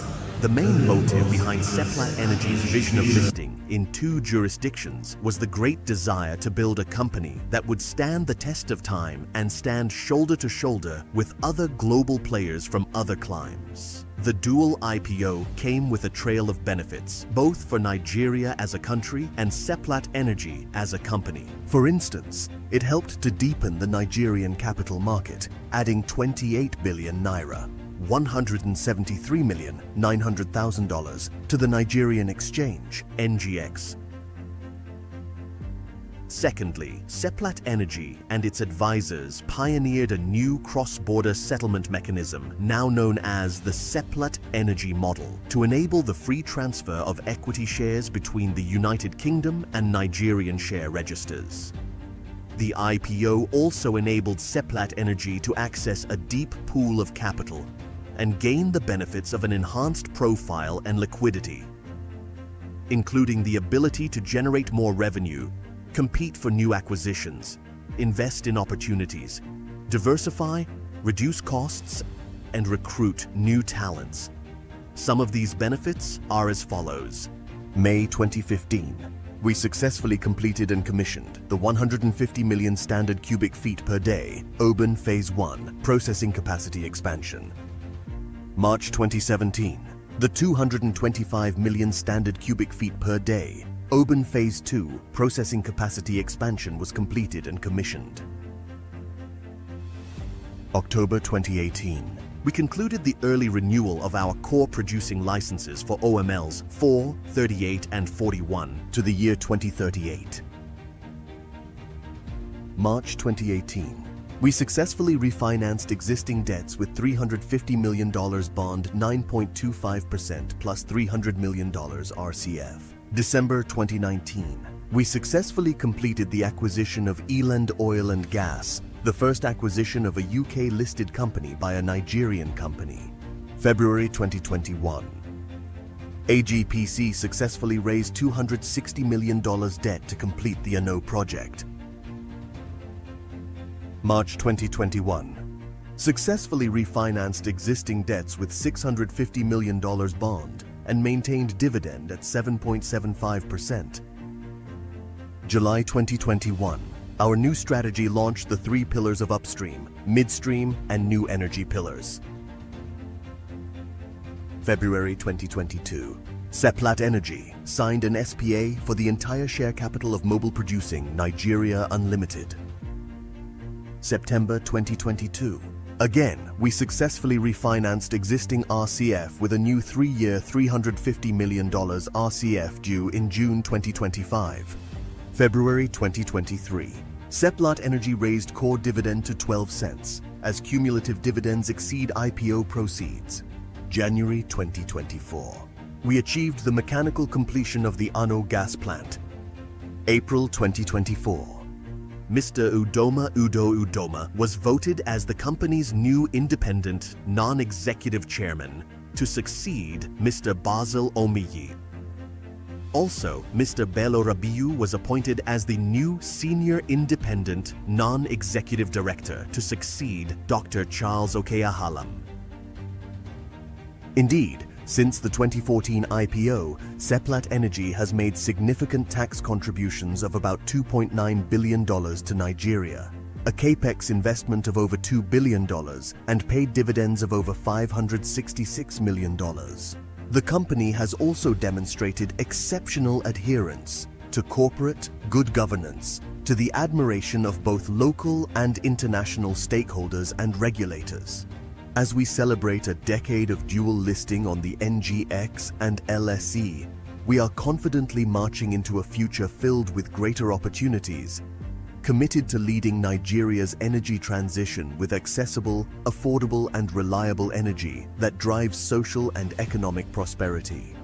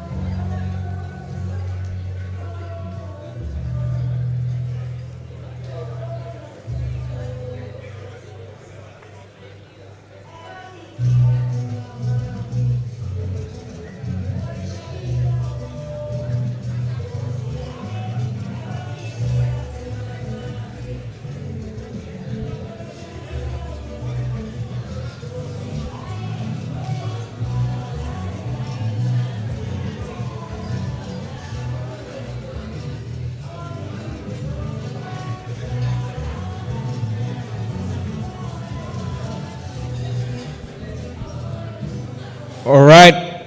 Thank you very much. Thank you very much. So for those of you who are not eating, please lend me your ears. I'm just going to do a recap of the activities for day one. And that will lead us to the formal closing of today's leg of events. So just before I do that, if you have the media tag around your neck, please ensure that you submit that tag at the accreditation desk before you leave. So don't leave with it. That's the essence of that announcement. Please ensure that you submit your media tag at the accreditation desk. You will receive it tomorrow when you come for tomorrow's event. Thank you very much. So I'm just going to do a recap of today's proceedings, just high points and highlights from all the major activities. So yes, we started off with the opening remarks by the CEO of Seplat, Mr. Roger Brown, and yes, those opening remarks were delivered by the COO himself, Mr. Samson Zugwarrier. Once we had that out of the way, we moved straight to the welcome address from the Authority Chief Executive of NMDPRA, Engineer Farouk Ahmed, which was delivered by his Senior Technical Advisor, Mr. Steve Ayuba. He emphasized the fact that the focus is on delivering exceptional regulatory services. He also did highlight the importance of collaboration with industry players, stakeholders, and operators to ensure the robustness of the regulatory framework and mechanism. We moved straight to the keynote presentation, which was delivered by the Managing Director, AGPC, Engineer Effiong Gokon, FNSE. He started off his presentation by mentioning the fact that the transformative changes in the global energy sector are becoming more apparent as the days go by. He also told us that, yes, technology is a disruptor in the evolving global energy landscape, and that there is an increasing focus on the use of renewable energy. He also went on to state that, yes, the top priority for countries, for the most part, is usually energy security. He also mentioned some other priorities to include affordability, cleaner energy, reduced carbon emissions, etc. For the slant of his presentation regarding hydrocarbons, he also spoke about reservoir management and the hydrocarbon extraction process. And yes, he moved on to inform us all that technology is at the core of the operations of Seplat, and that technology plays a great role in ensuring that, yes, the operations of Seplat run smoothly. He emphasized the importance of the application of digital technology with regard to production enhancement, cost reduction, improvement in efficiency of systems, enhancement of asset integrity, and the reduction of carbon footprints. He also went on to show us case studies of how Seplat has introduced technology and how those technological applications have been used to transform Seplat's operations in so many areas and different locations. So yes, we looked through all those case studies. He also went on to talk to us about the triple helix, that there is a nexus that connects the university, the industry, and government. And yes, all operators must find a way to contribute to all those arms. The focus really, after the incorporation of technology into operations, is to unlock a future of secured, affordable, and sustainable energy solutions, low carbon energy systems, enhanced efficiency and productivity, and data-driven decision-making. So that was pretty much the thematic thrust of the keynote presentation as delivered by the MD of AGPC, Engineer Effiong Okon, FNSE. After that, we moved to the technical presentation, Digital Oilfield Technologies Transforming Upstream Operations. And yes, that technical presentation was delivered by the Production Solutions Advisor, EESSA Halliburton Landmark, in the person of Cesar Garcia. For that technical presentation, Mr. Cesar Garcia anchored it on the framework as defined by the digital twins. The first digital twin is the reservoir digital twin. The second is the production digital twin. He also spoke about how the impact of artificial intelligence and machine learning in the operations has greatly increased. And yes, he also mentioned some work that they are doing in terms of how they're improving reservoir management by applying these digital oil field technologies. We moved on to the panel discussion. And for the panel discussion, we had a full complement of panelists drawn from different organizations and representing different interests and different areas of assignment. So we had 3 panelists. 2 of them were in the room physically. 1 joined us virtually. And yes, the moderator did well to steer the conversation and to ensure that they added their voices to the discourse. The focus of the panel session was unlocking value through digitalization in upstream exploration and production. And for our panelists, we had Engineer Effiong Okon, we had Sanjeev Verma, who is the Vice President for Nigeria Area, Halliburton. We also had the Technical Director and CEO of Cypher Crescent, Engineer Thanggod Egbe. And yes, the moderator of that panel discussion was none other than the Study Manager, Western Asset Subsurface at Seplat Energy PLC, Sam Aniko. For the panel discussion, the key highlights revolved around the role of artificial intelligence and machine learning in operations maintenance. They also did mention the fact that improved computing power is a critical success factor in deploying digitalization. They also mentioned the importance of predictive analysis in increasing the efficiency of operations across all the points of the entire value chain.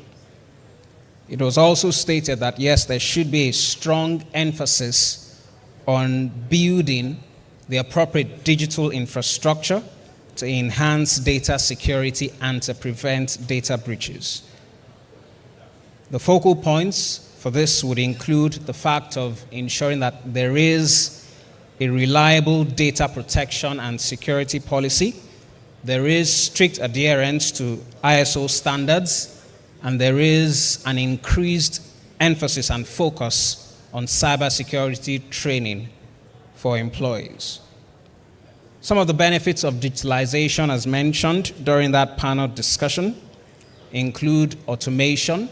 That, of course, applies to all the operations and activities across the entire value chain. It also helps to improve the process of decision making. That reduces time, that saves cost, and that also increases efficiency and reliability. After the panel discussion, we moved straight to the second technical presentation. For the second technical presentation, we focused on the subject matter, innovative solutions for optimizing gas transportation networks, enhancing efficiency and reliability. That was originally designed to be delivered by the head assets and investment management at NNPC Gas and Power Investment Services, NGPIS, Mr. Salaudin Tahir. He was unavoidably absent and was represented by none other than the Deputy Manager, Floating and New LNG Projects, Engineer Habib Ajibola.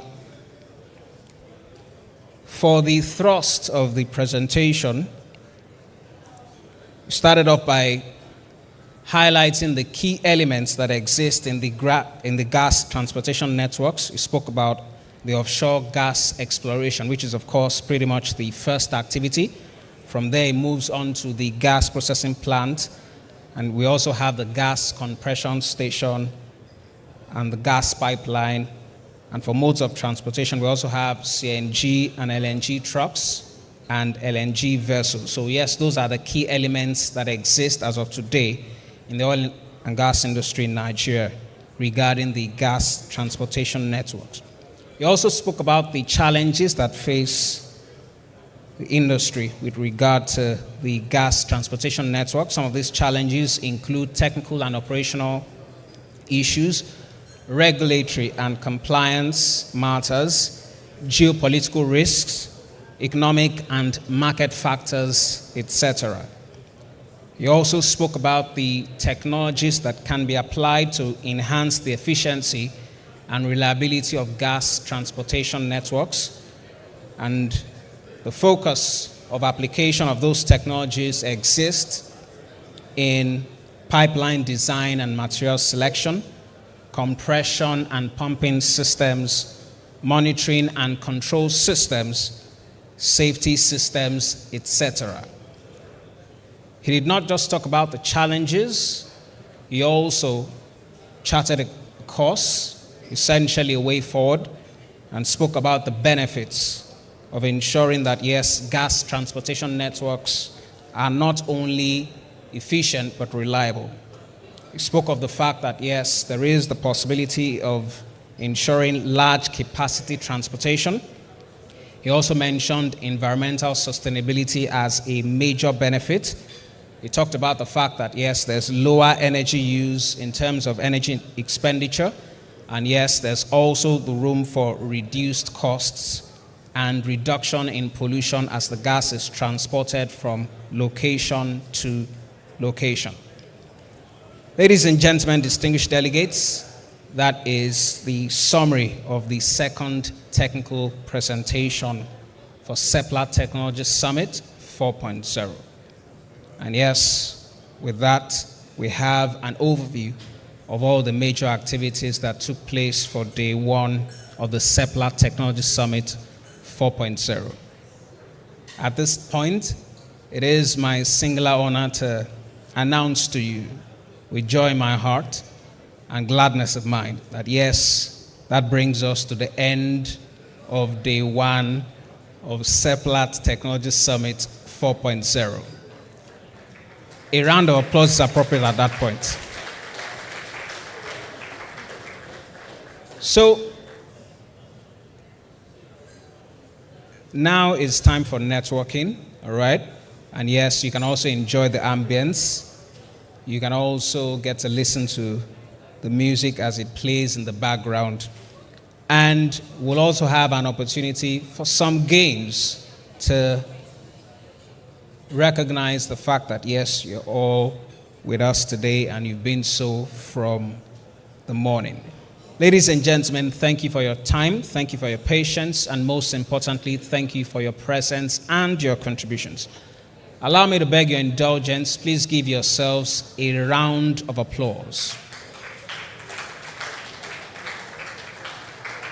Thank you very much. So please do not forget, when you're coming tomorrow, it's important that you come with your tag. That will grant you access into the hall.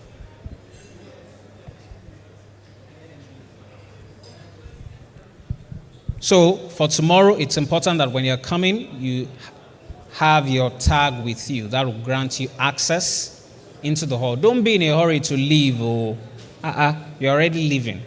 We've wrapped up the formal activities, yes.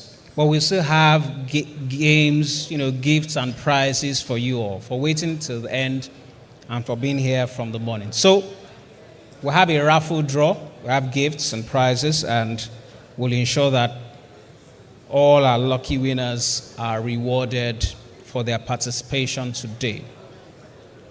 All right, let's have that wheel inside the hall so we can start spinning and we can start winning. Let's have some music in the background. I'll be right back to coordinate that segment. Don't be in a hurry to leave. Remember, if you have your media tag, please ensure that you submit your media tag at the accreditation desk. Don't take it away. It will also be given to you when you come tomorrow. I'll be right back. Thank you.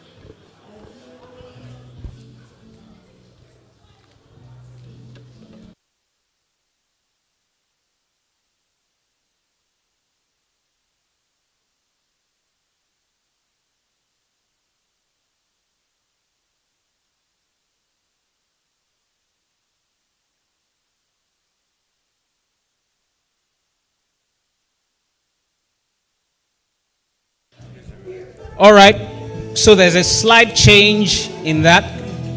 Drop it a little bit. Drop the music a little bit, just a little bit. So there's a slight change in that. For our games, we've set up outside, all right? So we've set up outside. So the lobby, that's where we'll play the games. It's a large wheel, so we'll not be bringing it into the room. So just before you leave, ensure that you spin the wheel. And when you spin the wheel, trust me, there are prizes for you. So as you step out of this hall, meet them in the lobby. They are waiting for you. So spin the wheel, and let's see how lucky you'll be. So that's the slight modification. So it's not going to happen in here. It's going to happen outside in the lobby. So on your way out, feel free to spin the wheel. And yes, we'll have some winners who will go home with our prizes. Thank you very much. Ladies and gentlemen, thank you very much, distinguished guests. As you leave, please ensure that you leave with your personal possessions. Do not leave your personal possessions behind. So your laptops, your bags, your iPads, iPods, mobile phones, and whatever else you came here with, please ensure that you do not leave your personal possessions behind. There'll be music in the background, so it's also an opportunity to still interact with some of our exhibitors who are here. We also have exhibitors outside of the hall. So please ensure that you also interact with them, find out what products they have on offer and what services they have on display. Thank you very much. Tomorrow is day 2, and it commences at the advertised time.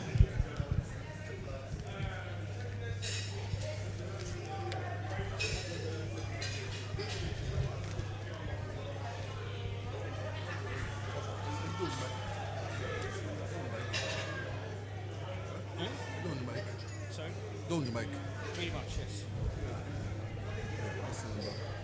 9 a.m. tomorrow. That's the advertised time. So let's be on time so we can move things forward very, very quickly tomorrow. Thank you.